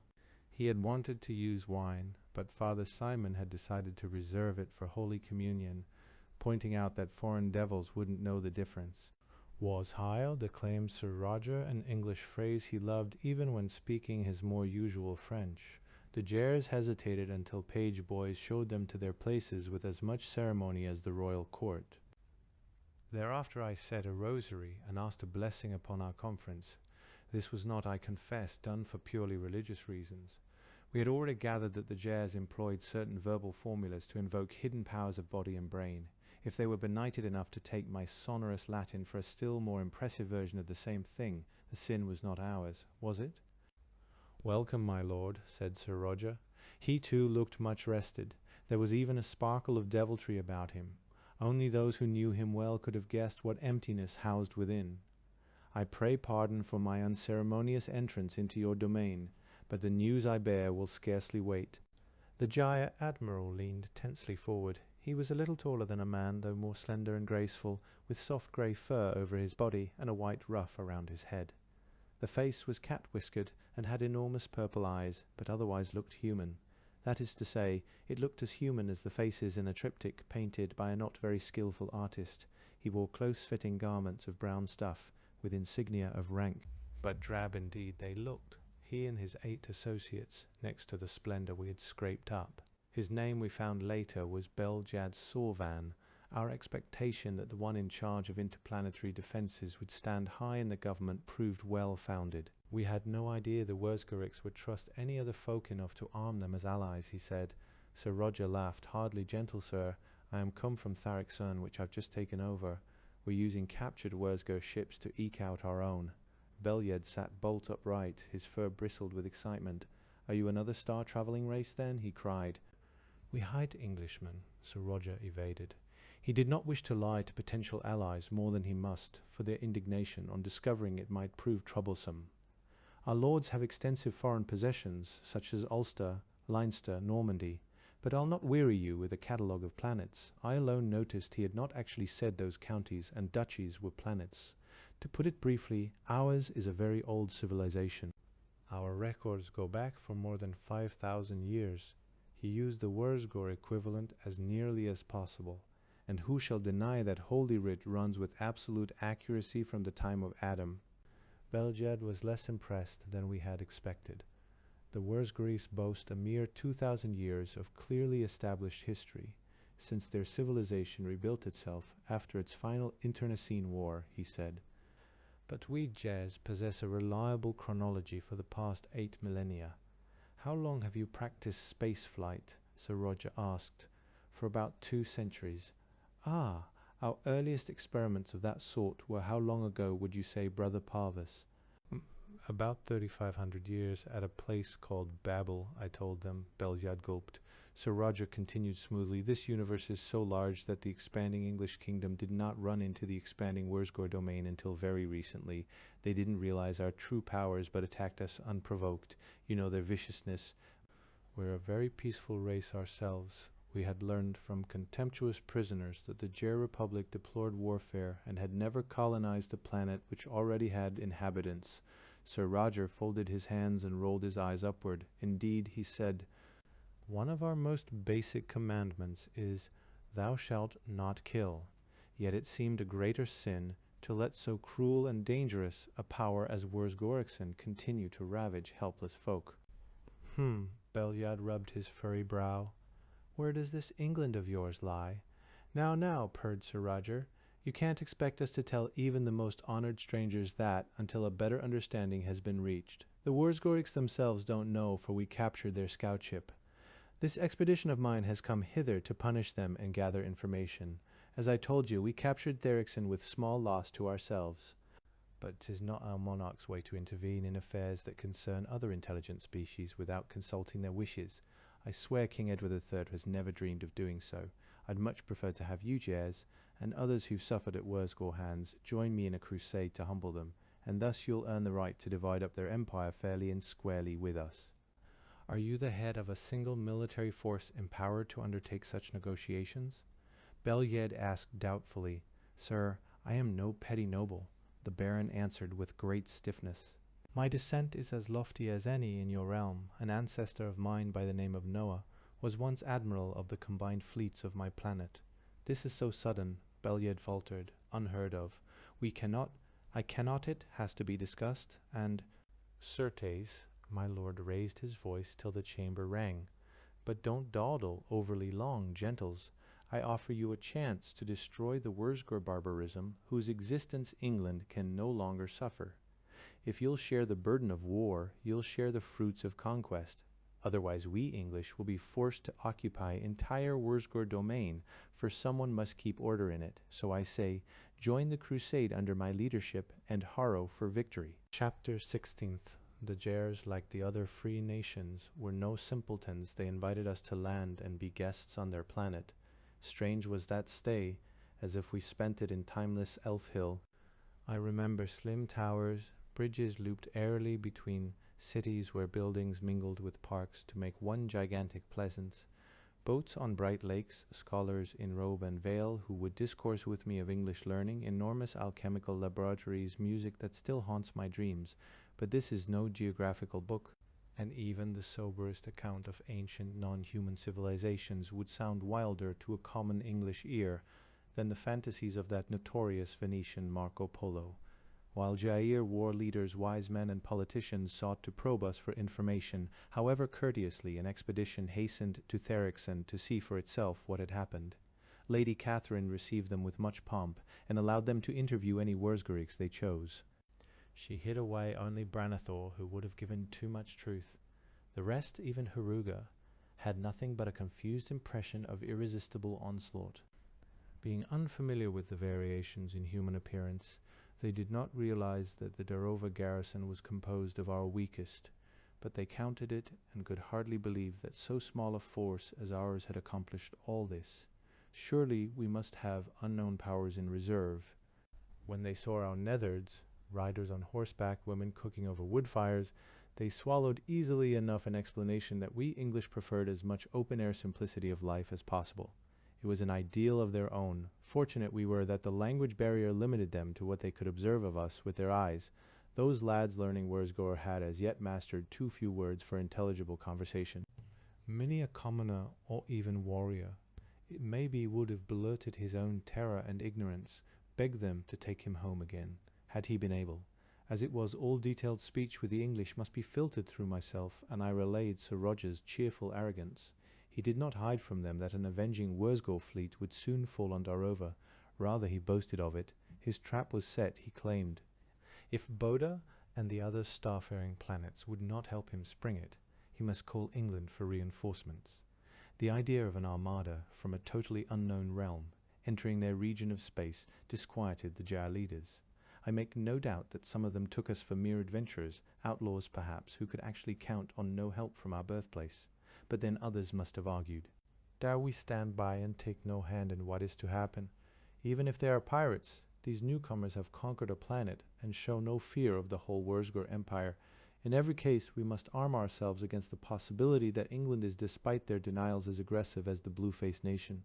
So, would it not be best to strengthen ourselves by helping this Roger, occupying many planets and taking booty? The only alternative seems to be to make affiance with Wurzgor against him, and that is unthinkable. Furthermore, the imagination of the Jar people was captured. They saw Sir Roger and his brilliant companions gallop down their sedate avenues. They heard of the defeat he had inflicted on their old enemies. Their folklore, which had long based itself on the fact that they knew only the smallest portion of the universe, predisposed them to believe that older and stronger races existed beyond their maps. Thus, when they heard that he urged war, they took fire and clamored for it. Boda was a true republic, not a sham one such as the Wurzgor had. This popular voice rang loud in the parliament. The Wurzgor ambassador protested. He threatened destruction. But he was far from home. The dispatches he sent would take time to arrive, and meanwhile crowds stoned his residence. Sir Roger himself conferred with 2 other emissaries. These were the representatives of the other starfaring nations, Ashinkogli and Peotans. The odd letters in the latter name are my own, standing respectively for a whistle and a grunt. I will let one such conversation stand for the many that took place. As usual, it was in the Wurzgor language. I had more trouble interpreting than I was wont, since the Priartan was in a box which maintained the heat and poisonous air he needed, and talked through a loudspeaker with an accent worse than my own. I never even tried to know his personal name or rank, for these involved concepts more subtle to the human mind than the books of Maimonides. I thought of him as tertiary eggmaster of the Northwest Hive, and privately I named him Ethelbert. We visitors were seated in a cool blue room far above the city. While Ethelbert's tentacled shape, dimly seen through glass, laboured with formal courtesies, Sir Roger glanced out at the view. "Open windows broad as a sally port," he muttered. "What an opportunity! How I'd love to attack this place." When our talk was begun, Ethelbert said, "I cannot commit the hives to any policy. I can only send a recommendation. However, since our people have minds less individualistic than average, I may add that my recommendation will carry great weight. At the same time, I'm correspondingly hard to convince." We had already been given to understand this. As for the Ashinkogli, They were divided into clans. Their ambassador here was chief of one and could raise its fleet on his own authority. This so simplified our negotiations that we saw God's purpose revealed. I dare say the confidence we gained thereby was itself a powerful asset to us. Surely you, good sir, are aware of the arguments we've given the Jairs, Sir Roger said. They're no less applicable to whatever your by Our Lady planet is called. I felt an exasperation that he should throw on me the whole burden of pronunciation and polite rephrasing, and set myself a rosary in penance. Wurzgor was so barbarous that I could still not think properly in it. Accordingly, when interpreting Sir Roger's French, I put the gist into own boyhood English, then into stately Latin periods on which firm foundation I could erect a Wurzgor structure that Ethelbert mentally translated into pure Tan. Marvelous are the works of God. The hives have suffered, admitted the ambassador.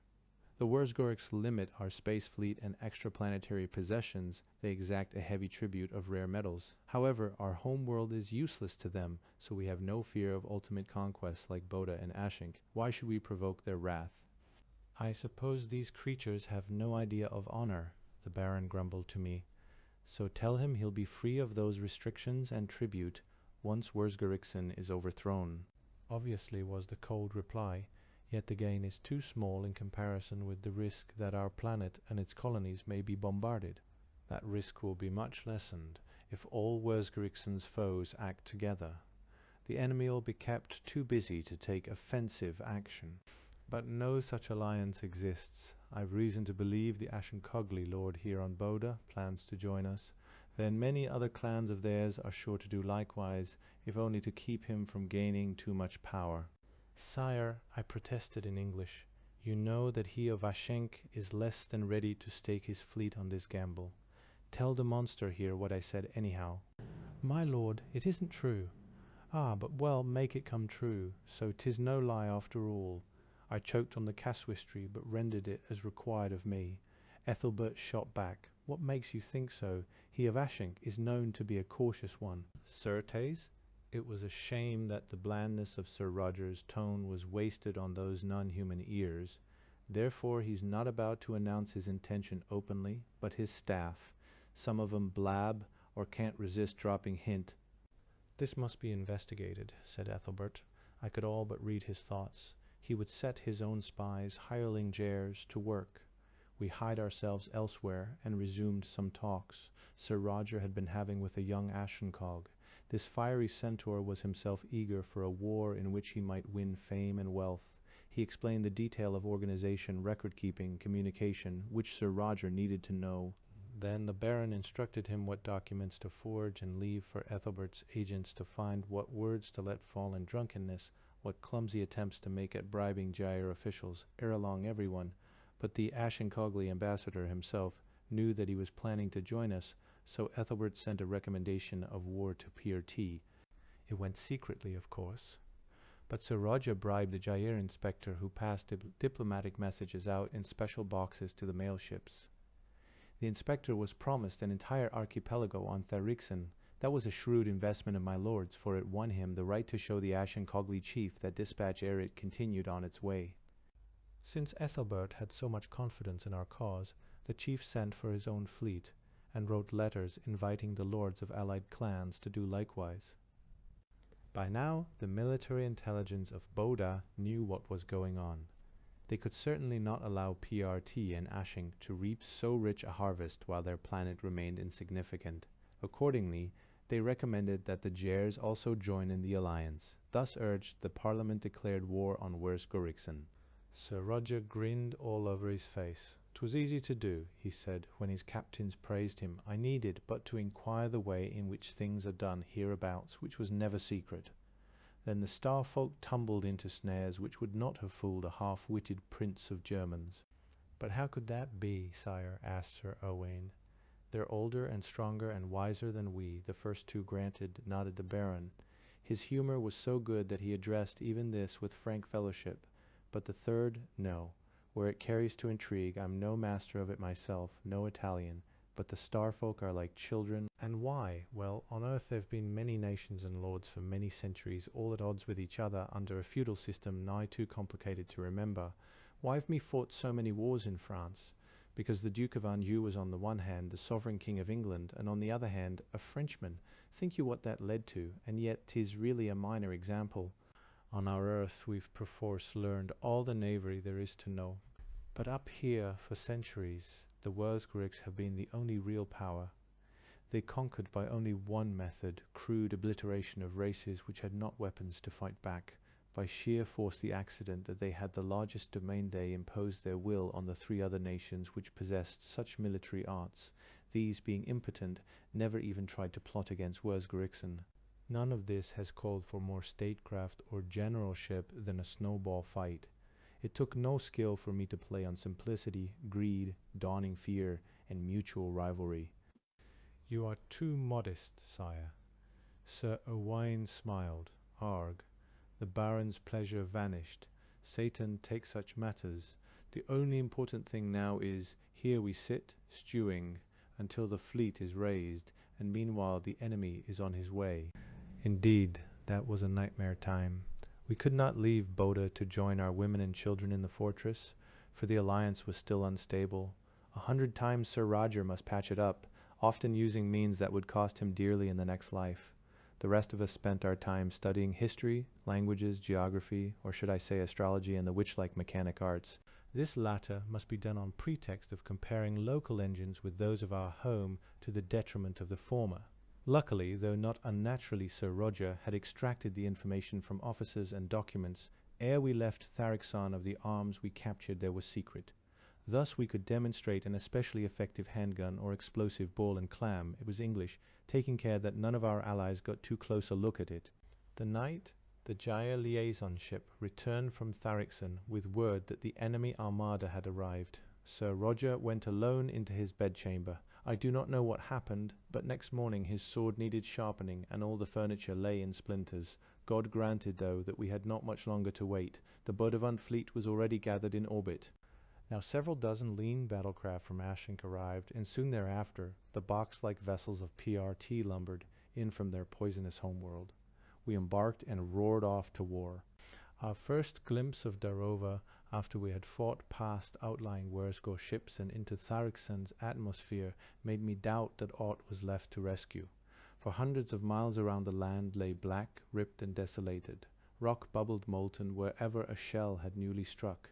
That subtle death which can only be sensed with instruments had lain waste this entire continent and would linger for years. But Darova was built to withstand such forces, and Lady Catherine had provisioned it well. I glimpsed a Wurzgor flotilla as it screamed low above her force field. Their missiles burst close, causing the near-solid stone of the above-ground structures to flow on the outside, but leaving the interiors unharmed. The seared earth opened. Bombards thrust out like viper tongues, spat lightning, and retracted air-fresh explosives could smite. 3 Wurzgor ships tumbled in ruin. Their wrecks were added to the carnage which was left from an attempt to storm this place on the ground. Then I saw no more of smoke-veiled Darova, for the Wurzgors were upon us in force, and the combat moved up again into space. Strange was that battle. It was fought at unimaginable distances with fire beams, cannon shells, unmanned missiles, ships maneuvered under direction from artificial brains so fast that only the weight-making fields prevented their crews from being smeared across the bulkheads. Hulls were blown open by near misses, yet could not sink in airless space. The wounded portions sealed themselves off, and the remainder continued to shoot. Such was the usual way of space war. Sir Roger made an innovation. It had horrified the Ger admirals when he first proposed it, but he had insisted it was a standard English tactic, which it was in a way. Actually, of course, he did it for fear that his men would otherwise betray their clumsiness with the hell weapons. So he disposed them in numerous, small, exceedingly fast craft. Our overall plan of battle was made highly unorthodox, for no other reason than to maneuver the enemy into certain positions. When that chance came, Sir Roger's boats flitted into the heart of the Wurzgor fleet. He lost some few, but the others continued their outrageous orbit to the very flagship of the foe. It was a monstrous thing, almost a mile long, even big enough to carry force field generators, but the English used explosives to punch through its hull, then in space armor atop which the knights planted their crests carrying sword, axe, halberd, and bow, as well as handguns they boarded. They were not enough to seize that entire labyrinth of corridors and cabins. Yet they enjoyed themselves, suffered small loss, sailors out here being untrained in hand-to-hand fighting, and threw matters into a confusion which vastly aided our general assault. Eventually the crew abandoned that ship. Sir Roger saw them doing so and withdrew his own troop just before the hull was blown to bits. Only God and the more warlike saints know if his action proved decisive. The Allied fleet was outnumbered and very much outgunned, so every gain we made was valuable out of proportion.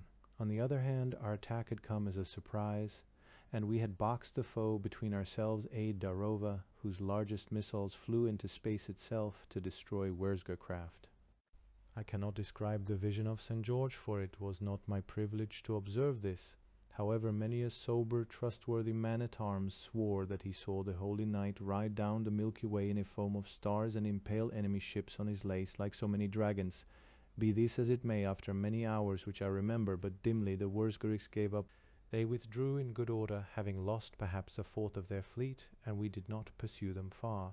Instead, we hovered above blackened Darova. Sir Roger and the chiefs of his allies went down in a boat. In the central underground hall, the English garrison, grimy and exhausted from days of battle, gave a feeble cheer. Lady Catherine took time to bathe and garb herself in her best, for honour's sake. She swept out like a queen to greet the captains, but when she saw her husband standing in dinted space armor against the chilly glow light, her stride faltered. "My lord?"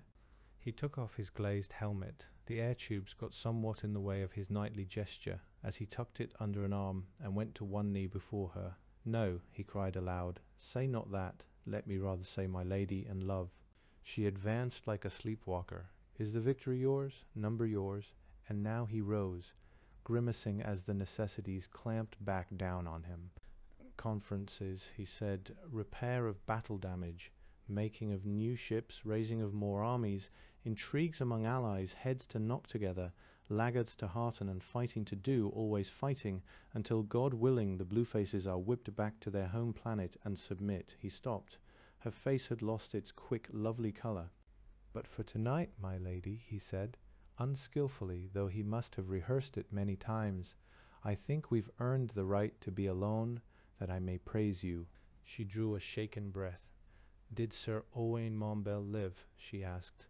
When he did not say no, she crossed herself, and a tiny smile flickered on her lips. Then she bade the alien captains welcome and held out her hand for them to kiss. Chapter 15. I come now to a grievous part of this history, and the most difficult to write, nor was I present, save at the very end. This was because Sir Roger hurled himself into his crusade as if he fled from something, which in a way was true, and I was dragged with him like a leaf whirled along in a gale.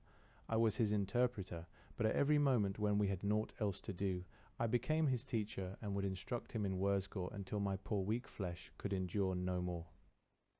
My last glimpse, ere I toppled into sleep, would be of candlelight guttering on my lord's haggard face. Then he would often, as not summon a doctor of the Jair language, who would teach him until dawn. At this rate, it was not many weeks before he could curse hideously in both tongues. Meanwhile, he drove his allies nigh as hard as he did himself. The Wurzgeriks must be given no chance to recover. Planet after planet must be attacked, reduced, and garrisoned, so that the foe always fought off balance on the defensive. In this task we had much help from enslaved native populations.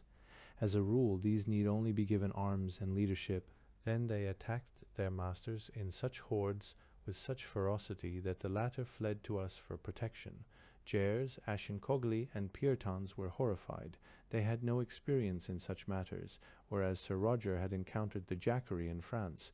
In their bewilderment his fellow chieftains came more and more to accept his unquestioned leadership. The ins and outs of what happened are too complex, too various from world to world, for this paltry record. But in essence, on each inhabited planet, the Wurzgeriks had destroyed whatever original civilization existed. Now the Wurzgor system in turn was toppled into this vacuum unreligion, anarchy, banditry, famine, the ever-present menace of a blue-face return. The necessity of training the natives themselves to eke out our thin garrison Sir Roger stepped. He had a solution to these problems, one hammered out in Europe during those not dissimilar centuries after Rome fell, the feudal system, but just when he was thus laying the cornerstone of victory, it crumbled for him. God rest his soul. No more gallant knight ever lived. Even now, a lifetime later, tears dim my old eyes, and I were fain to hurry over this part of the chronicle. Since I witnessed so little, it would be excusable for me to do so. However, those who betrayed their lord did not rush into it. They stumbled. Had Sir Roger not been blind to all warning signs, it would never have happened. Therefore I shall not set it down in cold words, but fall back on the earlier, and I think truer practice of inventing whole scenes, that folk now dust may live again and be known, not as abstract villainies, but as fallible souls, on whom perhaps God, at the very last, had mercy. We begin on Tharixan. The fleet had just departed to seize the first Wurzgor colony of its long campaign. A Gyre garrison occupied Darova. But those English women, children, and grandsires who had so valiantly held fast were given what reward lay in Sir Roger's power. He moved them to that island where Archine were. There they could dwell in woods and fields, erecting houses, herding, hunting, sowing, and reaping, almost as if at home. Lady Catherine was set to rule over them. She kept Branithar of the Wurzgor captives, as much to prevent his revealing too much to the Jairs as to continue giving instruction in his language. She also had a small, fast spaceship for emergency use. Visits from the Jairs across the sea were discouraged, lest they observed too closely. It was a peaceful time, save in my lady's heart. For her the great grief began the day after Sir Roger embarked. She walked across a flowery meadow, hearing the wind sough in the trees. A pair of her maids followed behind. Through the woods came voices, the ring of an axe, the bark of a dog, but to her they seemed of dreamlike remoteness. Suddenly she halted. For a moment she could only stare. Then one hand stole to the crucifix on her breast. Mary, have pity. Her maids, well trained, slipped back out of earshot. Sir Owain Montbell hobbled from the glade. He was in his gayest garb, nothing but a sword to remind her of war. The crutch on which he leaned hardly interfered with his gracefulness as he swept off his plumed bonnet in a bow. "Ah," he cried, "this instant the place has become Arcady, and old Hob, the swineherd whom I just met, is heathen Apollo, harping a hymn to the great witch Venus. What's this?" Catherine's eyes were blue dismay. "Has the fleet returned?" "Nay." Sir Owain shrugged. "Blame my own awkwardness yestreen. I was frolicking about playing ball when I stumbled. My ankle twisted and remained so weak and tender that I'd be useless in battle. Perforce I deputed my command to young Hugh Thorne, and flitted hither in an aircraft.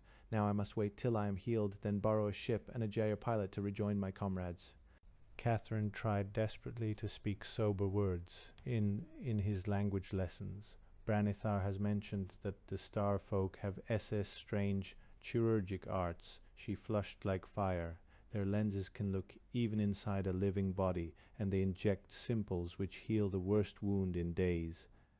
"I thought of that," said Sir Owain, "for of course I would not be a laggard in war, but then I remembered my lord's strict orders, that our entire hope depends for the nonce on convincing these demon races we are as learned as they." She clasped the crucifix still tighter.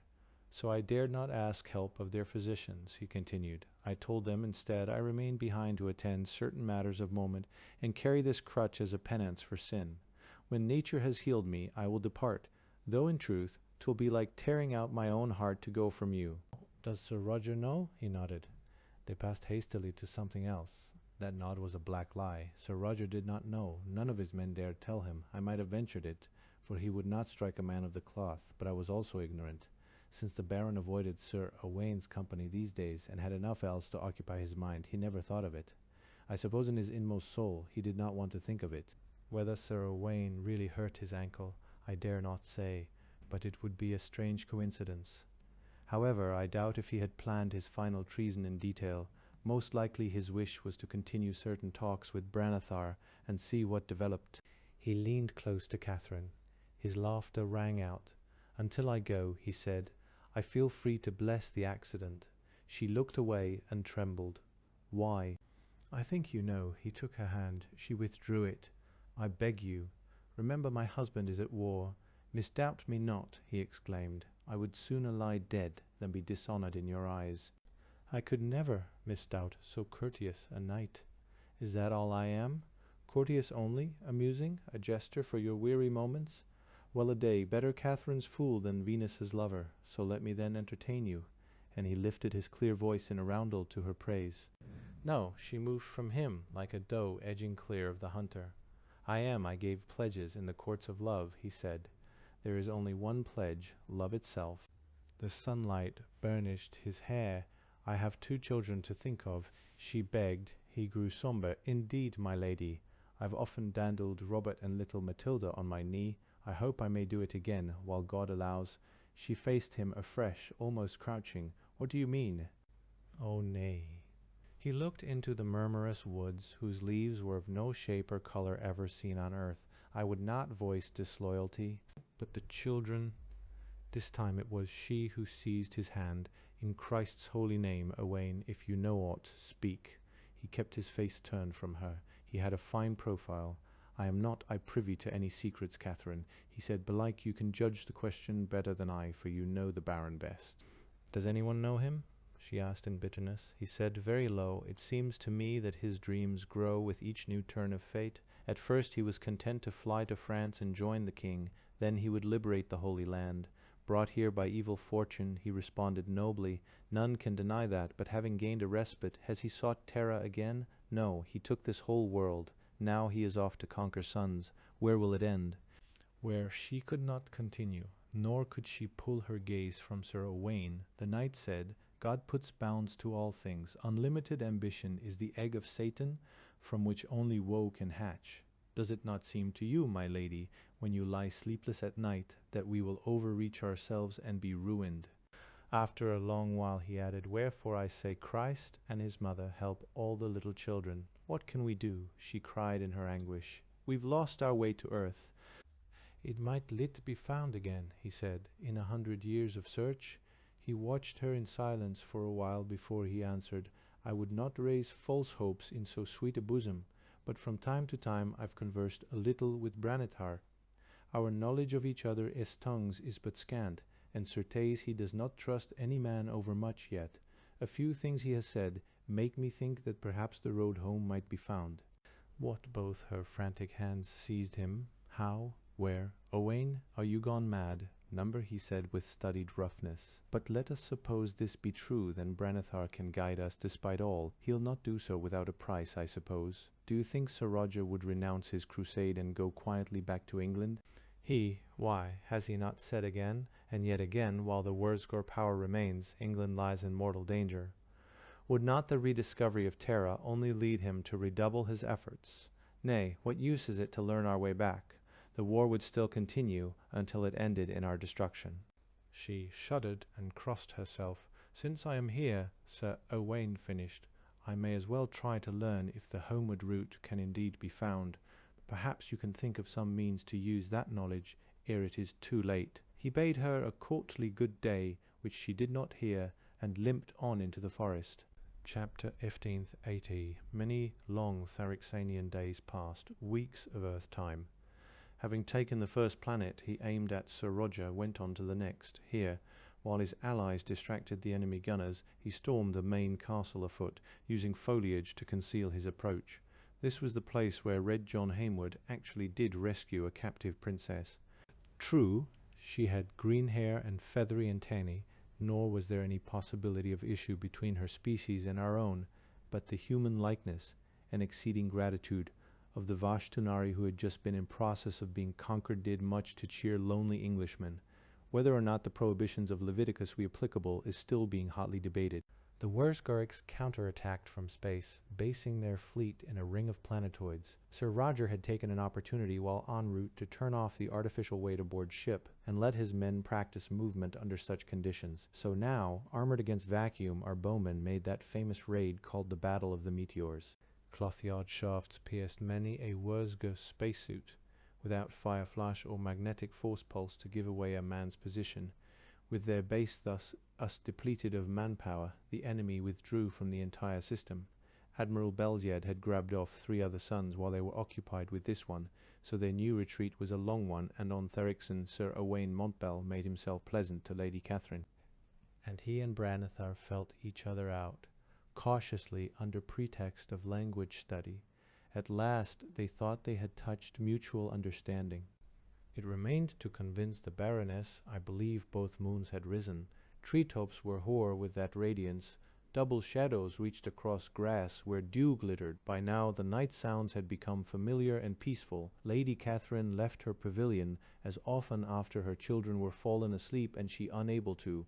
Wrapped in a hooded mantle, she walked down a lane intended for the street of the new village, past half-finished wattle huts that were blocks of shadow under the moons, and out onto a meadow through which ran a brook.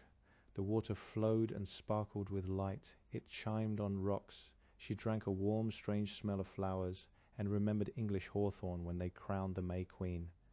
She remembered standing on the pebble beach at Dover, newly wed when her husband had embarked on a summer's campaign, and waving until the last sail was vanished. Now the stars were a colder shore, and no one would see her kerchief. If it fluttered, she bent her head and told herself she would not weep. Harp strings jingled in the dark. Sir Owain trod forth. He had discarded his crutch, though he still affected a limp. A massy silver chain caught moonlight across his black velvet tunic, and she saw him smile.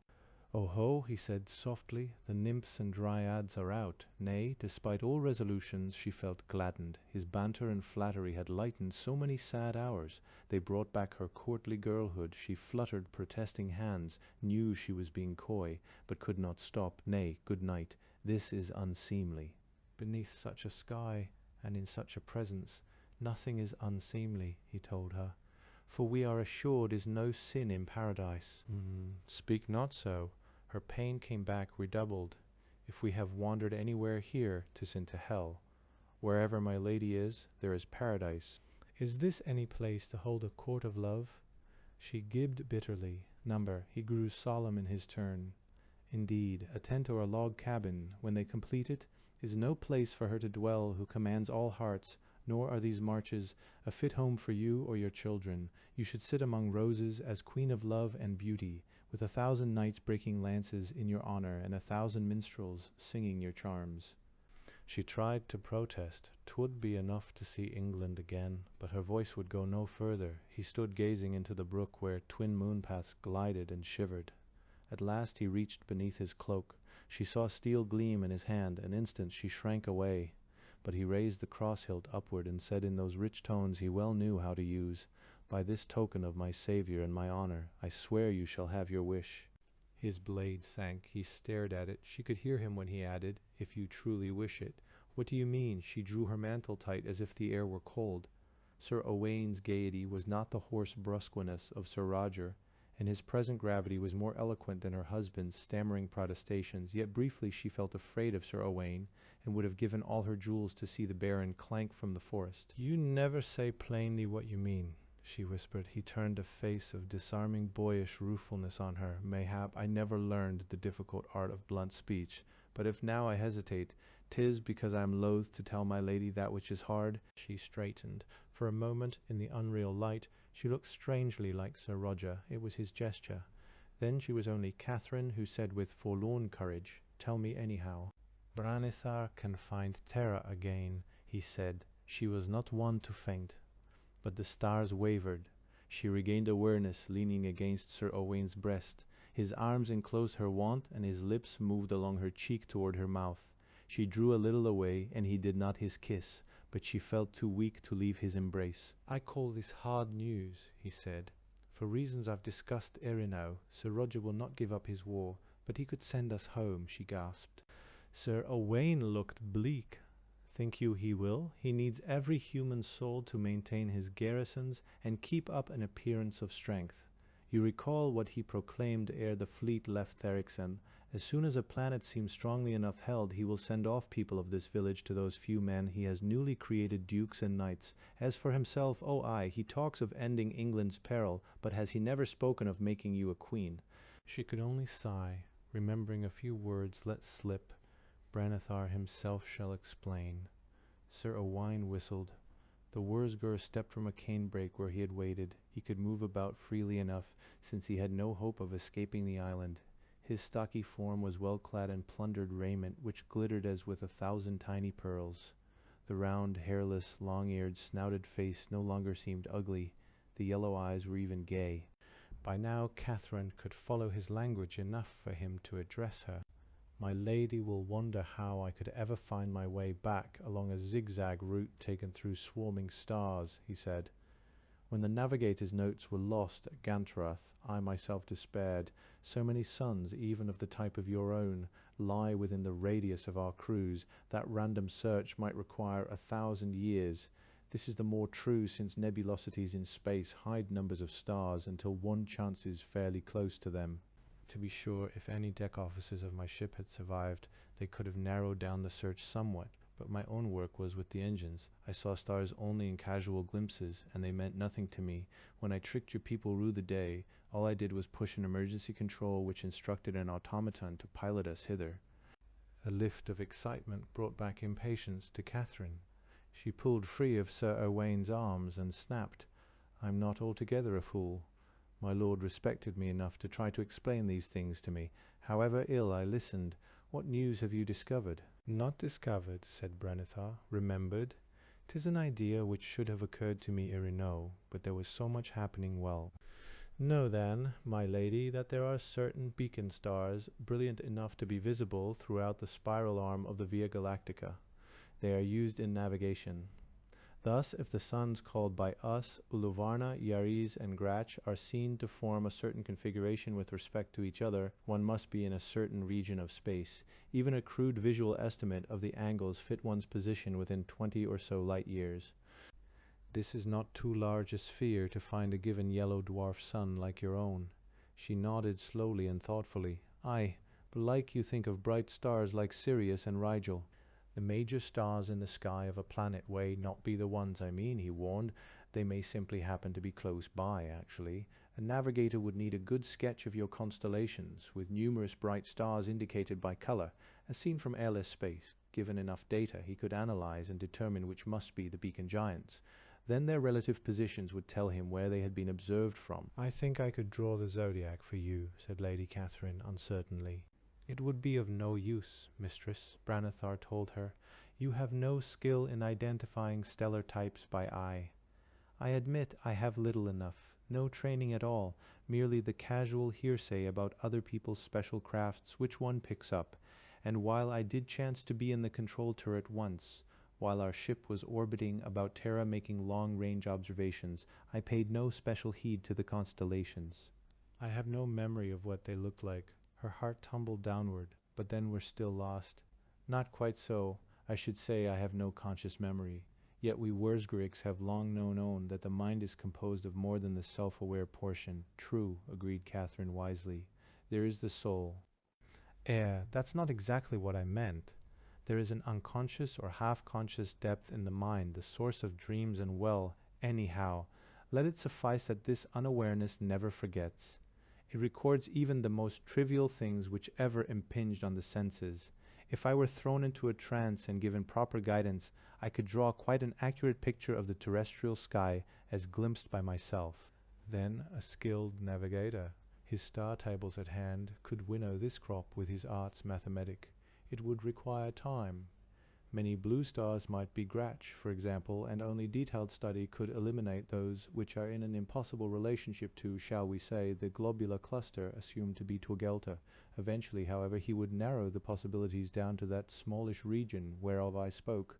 Then he could flit thither, with a space pilot to aid him, and they could visit all yellow dwarf stars in the neighborhood, until they found Sol.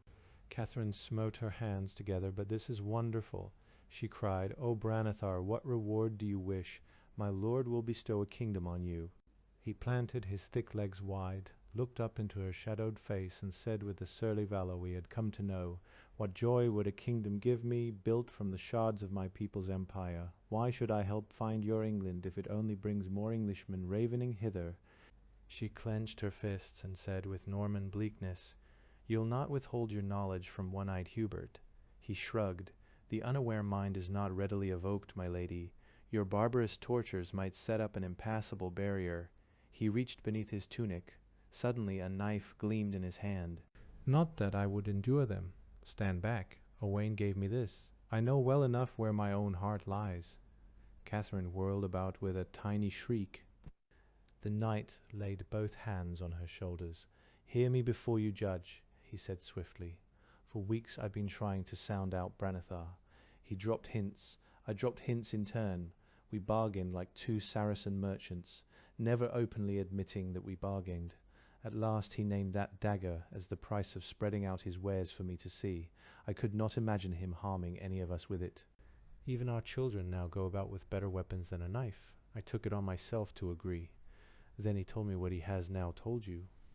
The tautness shuddered out of her. She had taken too many shocks in all this time, with too much fear and solitude in between. Her strength was drained. "What do you require?" she asked. Branethar ran a thumb along his knife blade, nodded, and sheathed it again. He spoke quite gently. "First you must obtain a good Wurzgermine physician. I can find one with the help of this planet's Domesday Book, which is kept at Darova. You can borrow it from the Jers on some pretext. This physician has to work together with a skilled Wurzger navigator, who can tell him what questions to ask and guide my pencil as I draw the map in my trance. Later we will also need a space pilot, and I insist on a pair of gunners as well. These can also be found somewhere on Therixen. You can tell allies you want them to help search out technical secrets of the enemy. When you have your star map, what? Well, I shall not turn it freely over to your husband. I suggest that we go secretly aboard your spaceship. There will be a fair balance of power, you humans holding the weapons, we Wurzgeriks the knowledge. We will stand ready to destroy those notes and ourselves if you betray us. At long range we can haggle with Sir Roger. Your own pleas ought to sway him. If he withdraws from the war, transportation home can be arranged, and our nation will undertake to leave yours alone hereafter. If he won't agree," her voice remained dull. Sir Owain leaned close to whisper in French. "Then you and the children and myself will none the less be returned. But Sir Roger must not be told this, of course." "I cannot think." She covered her face. "Father in heaven, I know not what to do. If your folk persist in this lunatic war," Branethar said, "it can only end in their destruction." Sir Owain had told her the same thing over and over. All this time, when he was the only one of her station on this planet, the only one to whom she could freely talk. She remembered scorched corpses in the fortress ruins. She thought how small Matilda had screamed during the siege of Darova. Each time a shell burst rocked the walls. She thought of green English woods, where she had gone hawking with her lord in the first years of their marriage, and of the years he now expected to spend fighting for a goal she could not understand. She lifted her face to the moons. Light ran cold along her tears, and she said, "Yes." Chapter X6. I cannot tell what drove Sir Owain to his treachery. Two souls had ever striven in his breast. His deepest heart must always have remembered how his mother's people had suffered at the hands of his father's. In part, no doubt, his feelings were truly what he claimed to Catherine: horror at the situation, doubt of our victory, love for her person, and concern for her safety. And in part there was a less honourable motive, which may have begun as an idle thought but waxed with time. What might not be done on Terra with a few Wurzgor weapons? Reader of my chronicle, when you pray for the souls of Sir Roger and Lady Catherine, say a little word for unhappy Sir Owain Montbel. Whatever took place in his secret self, the recreant acted with outward boldness and intelligence. He kept close watch upon the Wurzgeriks gotten to assist Branethar. During the weeks of their toil, while that which Branethar had forgotten was extracted from his dreams and studied with mathematic devices of more than Arabian cunning, the knight quietly prepared the spaceship to go, and always he must keep up the heart of his fellow conspirator, the Baroness. She wavered in her resolve, wept, stormed, yelled at him to depart her re-presence. Once a vessel arrived with orders for so and so many people to come settle on yet another captured planet. Aboard it was a letter which Sir Roger had sent his wife. He dictated this to me, for his spelling was not always under control, and I took it on myself to polish his phrases a little, so that through their stiffness might come some hint of a humble and enduring love. Catherine at once wrote a reply, admitting her actions and imploring forgiveness, but Sir Owain anticipated this, got the letter ere the ship departed again, burned it, and persuaded her to abide by their scheme. It was, he swore, the best for all concerned, even for her lord. Finally she gave her dwindled village some excuse about joining her husband. She embarked with the children and 2 maidservants. Sir Owain had learned enough space arts to send the ship to some known clear destination, a mere matter of pressing the correct buttons, so he could also join them openly. The night before, he had smuggled the Wurzgrics aboard, Branethar, the physician, the pilot, the navigator, and a couple of soldiers trained to use those bombards projecting out of the hull. Those were useless within the ship, where Owain and Catherine bore the only guns. Extra hand weapons were stowed in the closed chest in her bedchamber, and 1 maid was always stationed there. The girls were so terrified of the blue faces that had any attempted to come take a gun, the screaming would have brought Sir Owain in haste. Nonetheless, knight and lady must watch their associates like wolves, for the obvious thing for Branethar to do was steer to Wurzgerixen itself, where he could inform the Emperor of Terra's location. With all England a hostage, Sir Roger must submit. Even the knowledge that we were not from a great space-traveling civilization, but simple and innocent Christian folk, mere lambs led to this slaughter, would have so heartened the Wurzgerics and demoralized our allies that Branethar must on no account be allowed to communicate the secret, not until Sir Owain's plans had reached fruition. Perhaps never.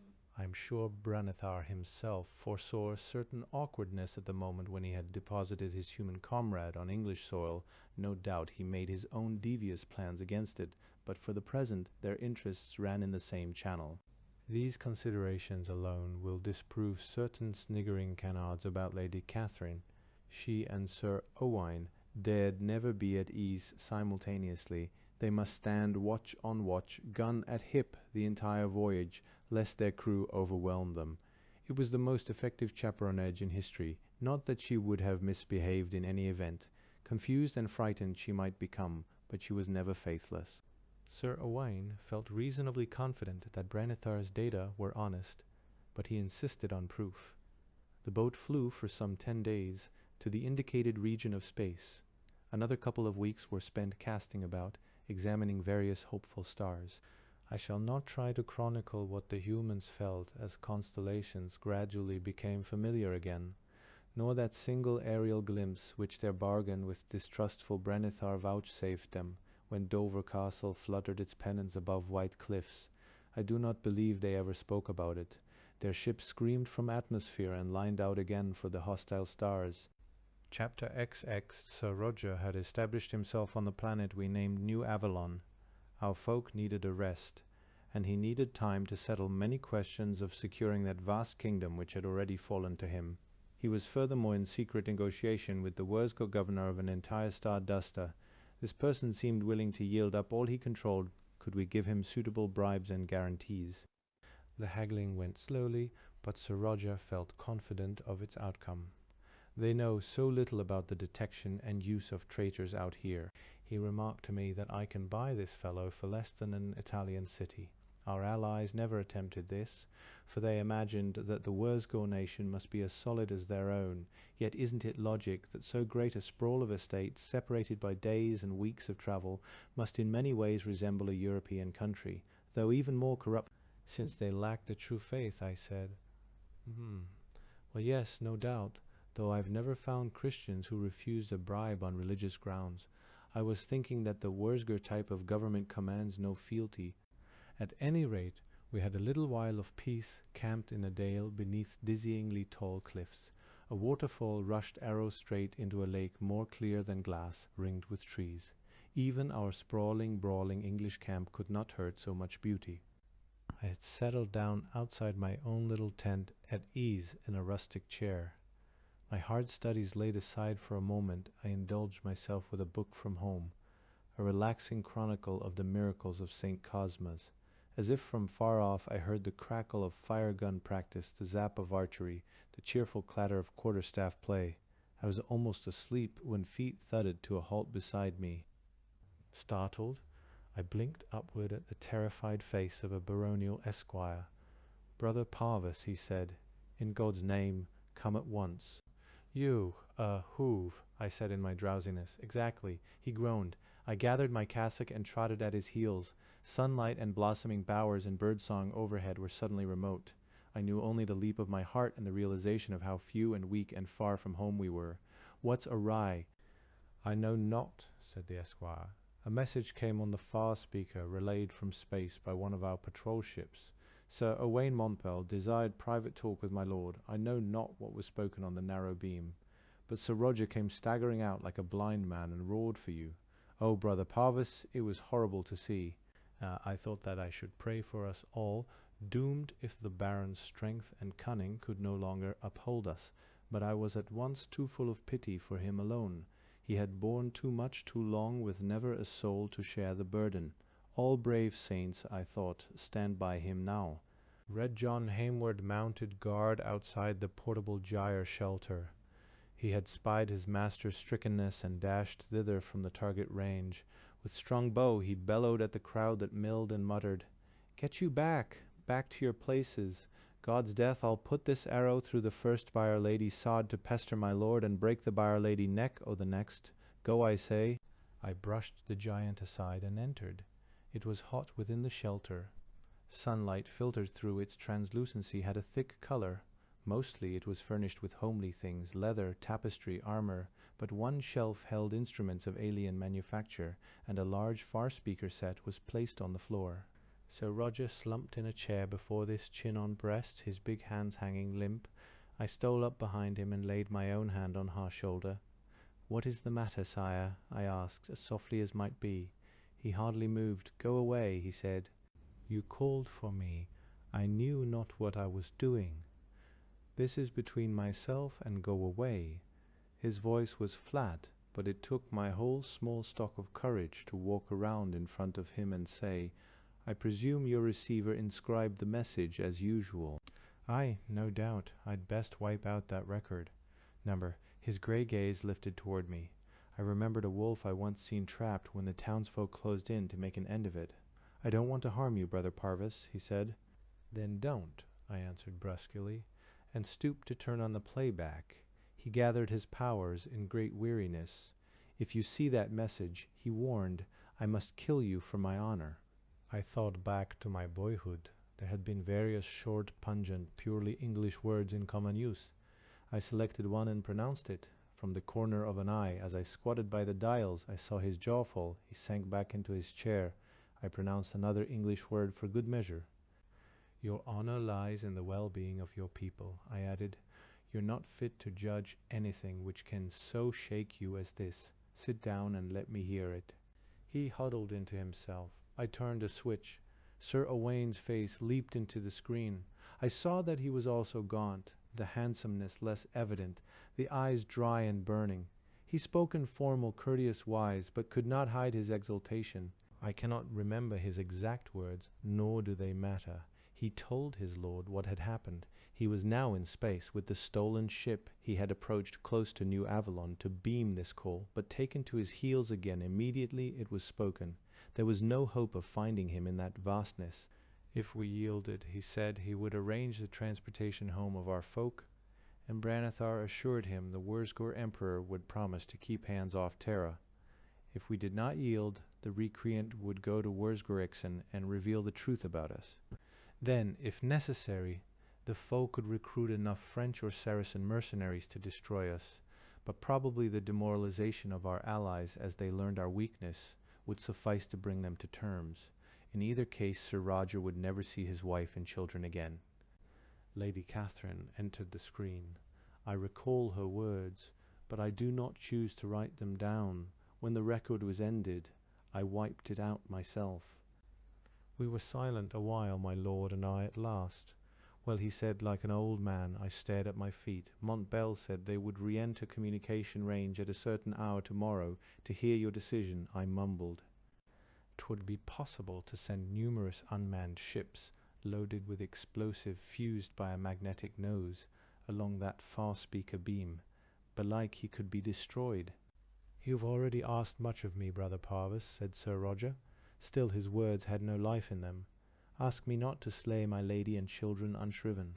Could the vessel be captured? No, I answered myself. 'Twould be a practical impossibility. Any single shot which struck close enough to a little ship like that would more likely make dust of it than merely disable its engines, or else the damage would be small, and he would at once flee faster than light. The Baron raised his congealed face. "Whatever happens," he said, "no one is to know my lady's part in this. Do you understand? She's not in her right mind. Some fiend has possessed her." I regarded him with a pity still greater than before. "You're too brave to hide behind such foolishness," I said. "Well, what can I do?" he growled. "You can fight on hopelessly once Montbel has gone to Worskorixen, or you can accept the terms offered. How long you think the Blueskins would actually leave Terra in peace?" "Sir Owain must have some reason to believe they will," I said cautiously. "He's a fool." Sir Roger's fist smote the arm of the chair. He sat up straight, and the harshness of his voice was a lonely token of hopefulness to me. "Or else he's a blacker Judas than he has even confessed, and hopes to become viceroy after the conquest. See you not, 'tis more than the wish for land which will force the Worskoriks overrun our planet. 'Tis the fact that our race has proven itself mortally dangerous. As yet men are helpless at home, but given few centuries to prepare, men might well build their own spaceships and overwhelm the universe. The Worskoriks have suffered in this war," I argued feebly. "They'll need time to regain what they have lost. Even if our allies surrender all occupied worlds, they might very likely find it expedient to leave Terra alone for 100 years or so." "Till we're safely dead," Sir Roger nodded heavily. "Aye, there's the great temptation, the real bribe. Yet would we not burn in hell if we thus broke faith with unborn children?" "It may be the best we can do for our race," I said. "Whatever lies beyond our own power is in the charge of God." But no, he twisted his hands together. "I can't better to die now like men, yet Catherine." After another stillness I said, "It may not be too late to dissuade Sir Owain. No soul is irredeemably lost while this life remains. You could recall his honor, and point out to him how foolish it is to rely on Worsker promises, and offer him forgiveness and great position. And the use of my wife," he jeered, "but in a moment, it may be. I'd far liefer spill his evil brains, but perhaps a talk. I would even try to humble myself. Will you aid me, brother Parvis? I must not curse him to his face. Will you strengthen my spirit?" Chapter XXI. The next evening we departed New Avalon. Sir Roger and I went alone in a tiny, unarmed space lifeboat. We ourselves were but little stronger. I had my cassock and rosary as always, no more. He was clad in a yeoman's doublet and hose, though he wore sword and dagger, and his gilt spurs were on his boots. His big form sat the pilot chair as it were a saddle, but his eyes turned heavenward were full of winter. We had told our captains that this was only a short flight to view some special thing Sir Owain had fetched. The camp sensed a lie and rumbled with unease. Red John broke 2 quarterstaffs before he restored order. It seemed to me as I embarked that our enterprise was suddenly rusted. Men sat so quiet. It was a windless evening. Our banners drooped on their staffs, and I noticed how faded and torn they were. Our boat split the blue sky and entered blackness, like Lucifer expelled. Briefly, I glimpsed a battleship patrolling in orbit, and would have been much comforted to have those great guns at my back, but we must take only this helpless splinter. Sir Owain had made that clear when we talked a second time along the far speaker beam. "If you wish, de Tourneville, we'll receive you for a parley. But you must come alone, in a plain lifeboat and unarmed." "Oh, very well. You can have your friar too. I shall tell you what orbit to assume. At a certain point thereof, my ship will meet you. If my telescopes and detectors show any sign of treachery on your part, I'll go straight to Worskorixen instead." We accelerated outward through a silence that thickened. Once I ventured to say, "If you two can be reconciled, it will put heart back in our people. I think then they would be truly invincible." "Catherine and I," barked Sir Roger. "Why, I meant you and Sir Owain," I stammered. But the truth opened up before me. I had indeed been thinking of the lady. Owain was nothing in himself. Sir Roger was the one on whom our whole fate rested. Yet he could not continue much longer, sundered from her who possessed his soul. She and the children they had had together were the reason he came so meekly to beg Owain's indulgence. Outward and outward we fled. The planet shrank to a tarnished coin behind us. I had not felt so alone before, not even when we were first born from our earth. But at last a few of the many stars were obscured. I saw the lean black form of the spaceship grow as it matched velocities. We could have tossed a bombshell by hand and destroyed it, but Sir Owain knew well we would never do that while Catherine and Robert and Matilda were aboard. Presently a magnetic grapnel clanked against our hull. The ships drew together, portal to portal. A cold kiss. We opened our own gates and waited. Branethar himself stepped through. Victory flamed in him. He recoiled when he saw Sir Roger's glaive and misericord. You were to have no weapons, he rasped. Oh, I. The Baron looked dully down at the blades. I never thought they're like my spurs, insignia of what I am, not more. Give them over, said Branethar. Sir Roger unbelted both and handed them to the Wurzgur in their sheaths. Branethar passed them to another blue and searched our bodies himself. No hidden guns, he decided. I felt my cheeks burn at the insult, but Sir Roger hardly seemed to notice. Very well, said Branethar, follow me. We went down a corridor to the salon cabin. Sir Owain sat behind a table of inlaid wood. He himself was sombre in black velvet, but jewels flashed on the hand which covered a fire gun laid in front of him. Lady Catherine wore a grey gown and wimple.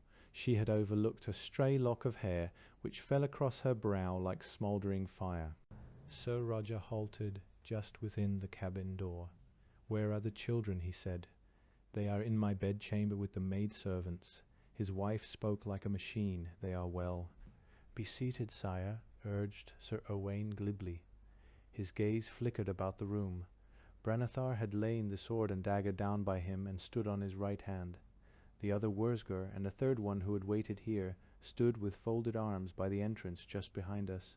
I took them to be the physician and navigator which had been mentioned. The two gunners must be at their turrets, the pilot by his controls in case aught went amiss. Lady Catherine stood, a waxen image, against the rear wall to Owain's left. You bear no grudges, I trust, said the recreant. All's fair in love and war. Catherine lifted a hand to protest.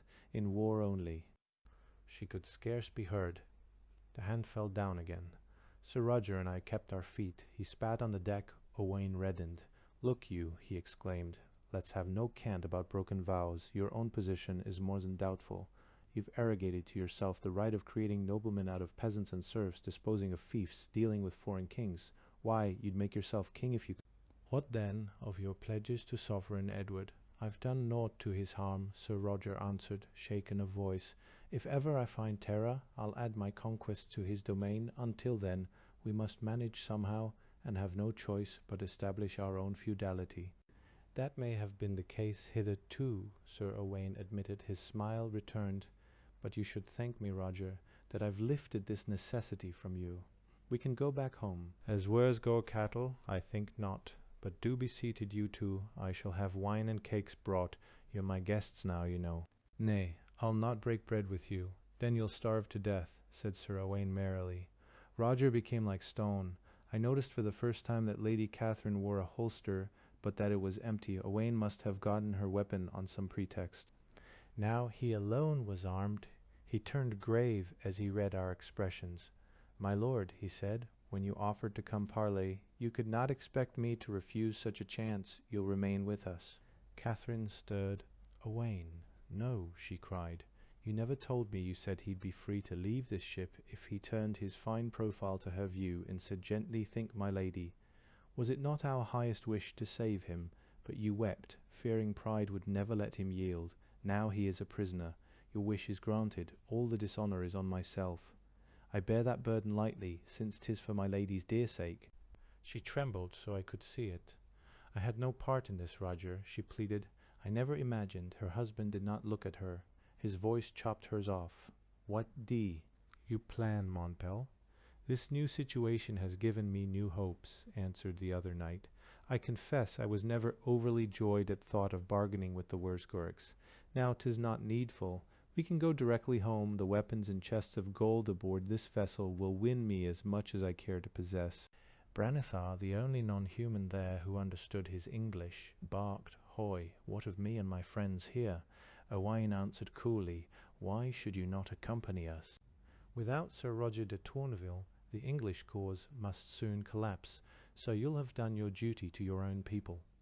I've studied your way of thinking. A particular place means nothing to you. We'll pick up some females of your race along the way. As my loyal vassals, you can win as much power land on Terra as anywhere else, and your descendants will share the planet with mine. True, you sacrifice a certain amount of wanted social intercourse, but on the other hand, gain a degree of liberty your own government never allowed you." He had the weapons. Yet I think Branithar yielded to the argument itself, and that his slow mumble of agreement was honest. "And us," breathed Lady Catherine, "you and Roger shall have your estate in England," pledged Sir Owain. "I'll add thereto one at Winchester." Perhaps he was also honest, or perhaps he thought once he was the overlord of Europe, he could do as he wished with her husband and herself. She was too shaken to foresee the latter chance. I saw her suddenly and clouded with dream. She faced Sir Roger, smiling and weeping. "My love, we can go home again." He glanced at her once. "But what of the folk we led hither?" he asked. "Nay, I cannot risk taking them with us." Sir Owain shrugged. "They're low-born anyway." Sir Roger nodded. "Ah," he said, "so." Once more he looked at his wife, then he kicked backward. The spur of knighthood struck into the belly of the Wurzgor behind him. He ripped downward. Falling with the same motion, he rolled across the deck. Sir Owain yelled and leaped up. His fire gun blasted the air. It missed. The Baron was too quick, reached upward, seized the other stupefied Wurzgor, and pulled him down on top. The second fire blast struck that living shield. Sir Roger heaved the corpse before him, rising and advancing in one gigantic surge of motion. Owain had time for a last shot, which charred the dead flesh. Then Roger threw the body across the table into the other man's face. Owain went down beneath it. Sir Roger snatched for his sword. Branithar had already put a hand on it. Sir Roger got the dagger instead. It flared from the sheath. I heard the thunk as he drove it through Branithar's hand into the table to the very hilt.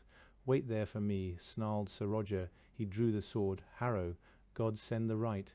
Sir Owain had scrambled free and risen, still clutching the gun. I found myself a pant just across the table from him. He aimed squarely at the Baron's midriff. I promised the saints many candles, and smacked my rosary across the traitor's wrist. He howled. The gun fell from his hand and skidded across the table. Sir Roger's great glaive whistled. Owain was barely fast enough to dodge. The edged steel crashed into the wood. A moment Sir Roger must struggle to free it. The fire gun lay on the deck. I dove for it. So did Lady Catherine, who had dashed around the table. Our brows met. When my wits came back, I was sitting up, and Roger was chasing Owain out the door. Catherine screamed. Roger stopped, as if noosed. She rose in a swirl of garments. "The children, my lord, they're aft in the bedchamber, where the extra weapons are." He cursed and sped out. She followed. I picked myself up, a trifle groggily, the gun which they had both forgotten in my grasp. Branithar bared teeth at me. He tugged against the knife that pinioned him, but only made the blood run faster. I judged him safely held. My attention was elsewhere. The Wurzgor whom my master had disemboweled was still alive, but would not remain so for long. A moment I hesitated. Where did in duty lie? To my lord and his lady, or to a dying heathen? I bent above the contorted blue face. "Father," he gasped. I know not who or who he called upon, but I led him through such poor rites as the circumstances allowed, and held him while he died. I pray he may at least have won to limbo. Sir Roger came back wiping his sword. He grinned all over. I have rarely seen such joy in a man. "The little wolf," he whooped. Yea, Norman blood is ever easy to tell. "What happened?" I asked, rising in my soiled raiment. Owain didn't make for the arms chest after all. Sir Roger told me he must have turned forward instead to the control turret. But the other crewmen, the gunners, had heard the fight. Judging the chance ripe and the need clear, they went to equip themselves. I saw one of them paw through the boudoir door. The other was at his heels, armed with a long wrench. I fell upon him with my sword, but he fought well, and it took a while to get him slain. Meantime Catherine pursued the first and fought him barehanded till he struck her down. Those chicken-headed maidservants did naught but cower and scream as expected. But then, listen, brother Parvis, my son Robert opened the weapon chest, took forth a gun, and plugged that Wurzgore as neatly as Red John could have. Oh, the little devil cut! My lady entered. Her braids hung loose, and one fair cheek was purpled with a bruise, but she said as impersonally as any sergeant reporting an assignment of pickets, "I quieted the children down." "Poor tiny Matilda," murmured her husband.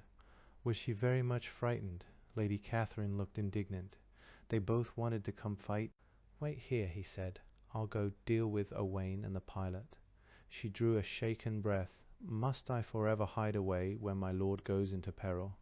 He stopped still and looked upon her, but I thought he began oddly helpless, that I betrayed you merely to win home again. Aye, she stared at the deck. "I think you'll forgive me for that long ere I can ever forgive myself. Yet I did what seemed best for you too. I was confused. 'Twas like a fever dream. You should not have left me alone so long, my lord. I missed you too much." Very slowly he nodded. "'Tis I who must beg pardon," he said. "God grant me years enough to become worthy of you." Clasping her shoulders, "But remain here? 'Tis needful you guard yon blue face.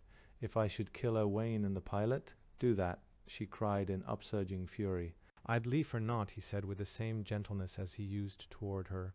"Looking upon you, I can understand him so well. But if worst come to worst, Branethar can guide us home, so watch him." She took the gun from me and sat down. The nailed captive stood rigid with defiance.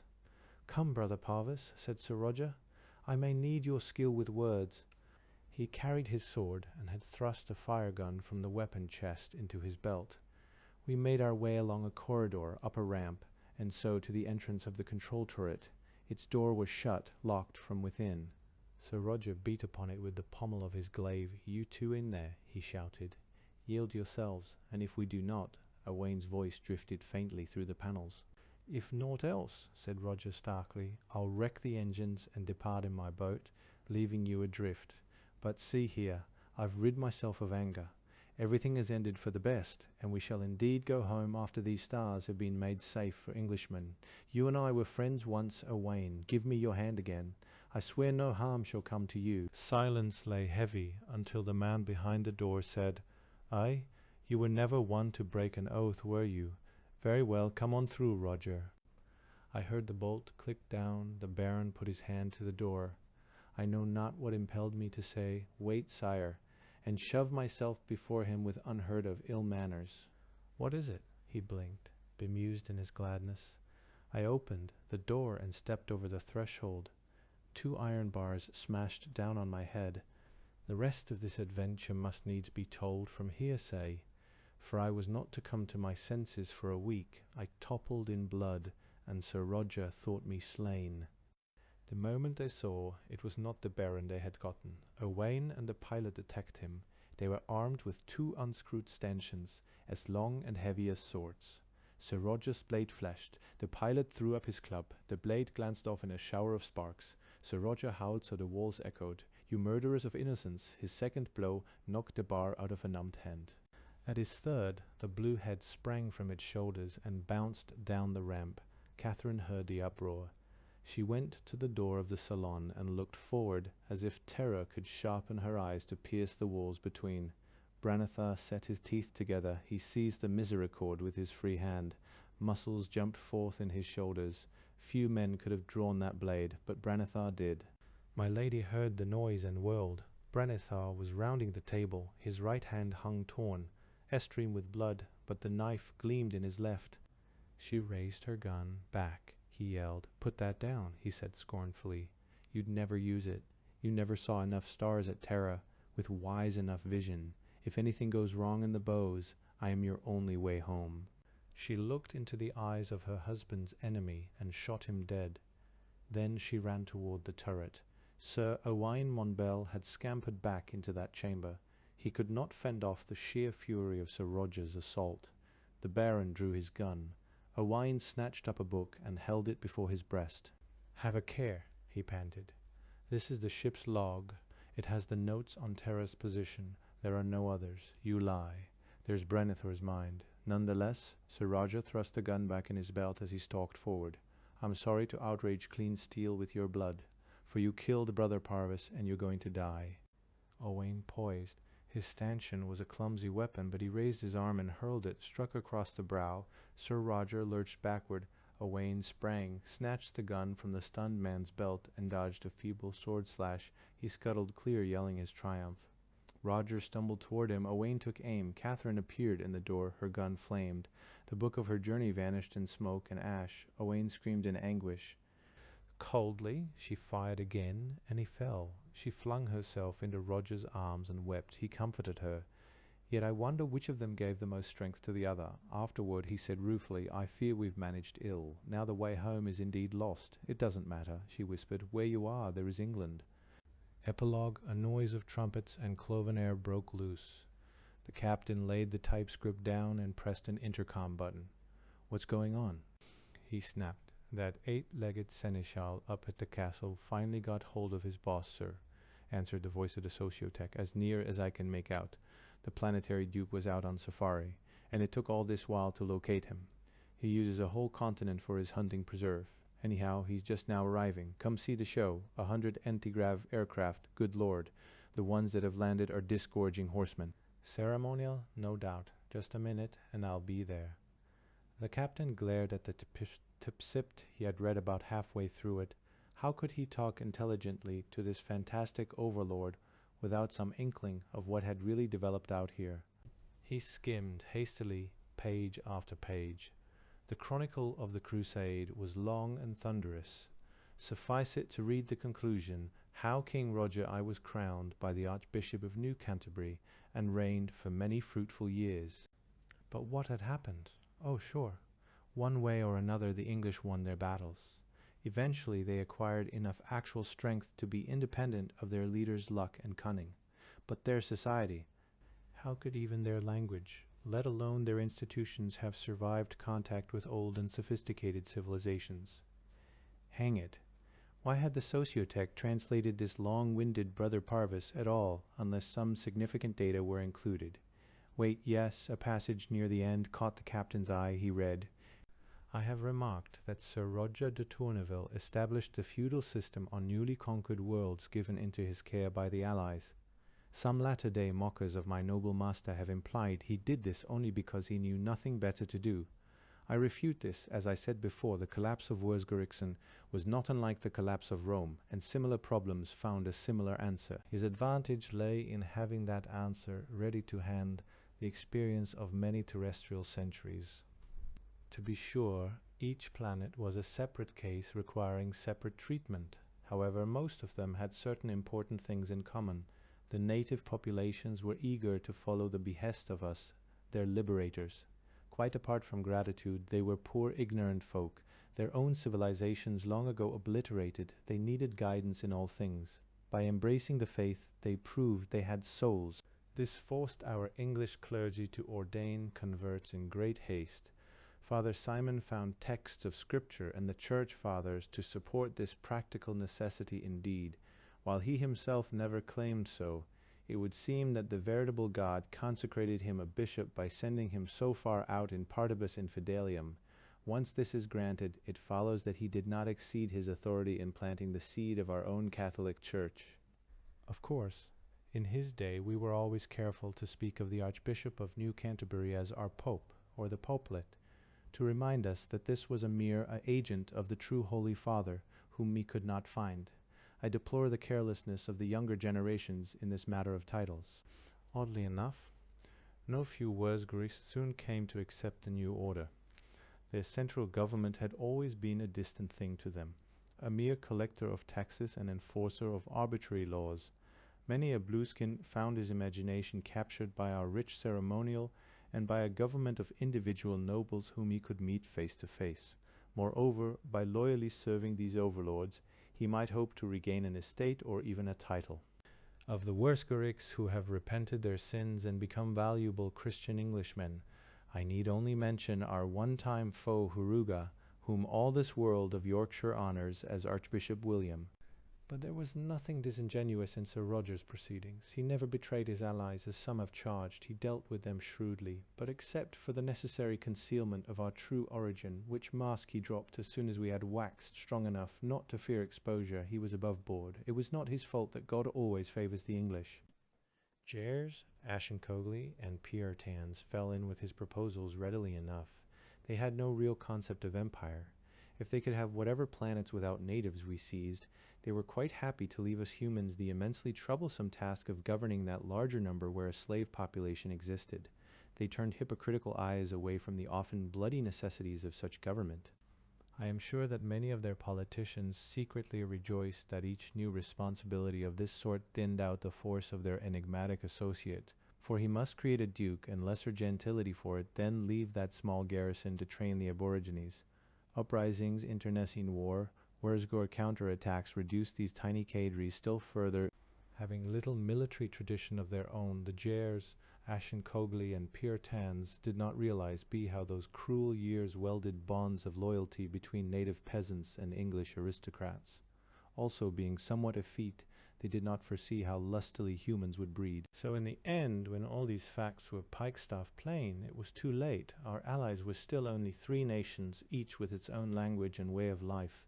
Springing up around them were 100 races, united in Christendom, the English tongue, and the English crown. Even if we humans had wished, we could not have changed this. Indeed, we were about as surprised as anyone. As proof that Sir Roger never plotted against his allies, consider how easily he could have overrun them in his old age when he ruled the mightiest nation ever seen among these stars. But he leaned backward to be generous. It was not his doing that their own younger generation, awestruck by our successes, began more and more to imitate our ways. The captain put the pages aside and hurried out to the main airlock entrance. The ramp had been let down, and a red-haired human giant was striding up to greet him, fantastically clad, bearing a florid ornamental sword. He also carried a business-like blast gun. Behind him an honor guard of riflemen in Lincoln green stood at attention. Over their heads fluttered a banner with the arms of a cadet branch of the great Hayward family.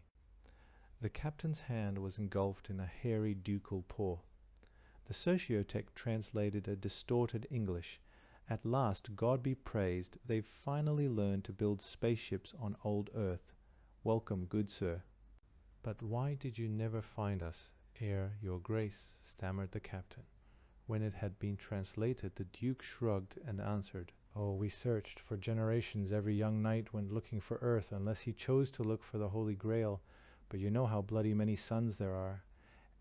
And even more toward the center of the galaxy, where we encountered still other starfaring peoples. Commerce, exploration, war, everything drew us inward, away from this thinly starred spiral arm. You realize this is only a poor outlying eye province you've come upon. The king and the pope dwell away off in the 7th heaven. Finally, the quest petered out. In past centuries, old Earth has become little more than a tradition. His big face beamed, but now it's all turned topsy-turvy. You found us. Most wonderful. Tell me at once, has the Holy Land been liberated from the Paynim? Well, said Captain Yeshu Halevi, who was a loyal citizen of the Israeli Empire, yes. Too bad. I'd have loved a fresh crusade. Life's been dull since we conquered the dragons 10 years ago. They say, however, that the royal expeditions to the Sagittarian star clouds have turned up some very promising planets. But see here, you must come over to Castle. I'll entertain you as best as I can and outfit you for the trip to the king. That's tricky navigation, but I'll furnish you with an astrologer who knows the way. Now, what did he say? Asked Captain Halevi, when the bass burble had stopped. The sociotech explained. Captain Halevi turned fire color. No astrologer is going to touch my ship. The sociotech sighed. He'd have a lot of work to do in the coming years.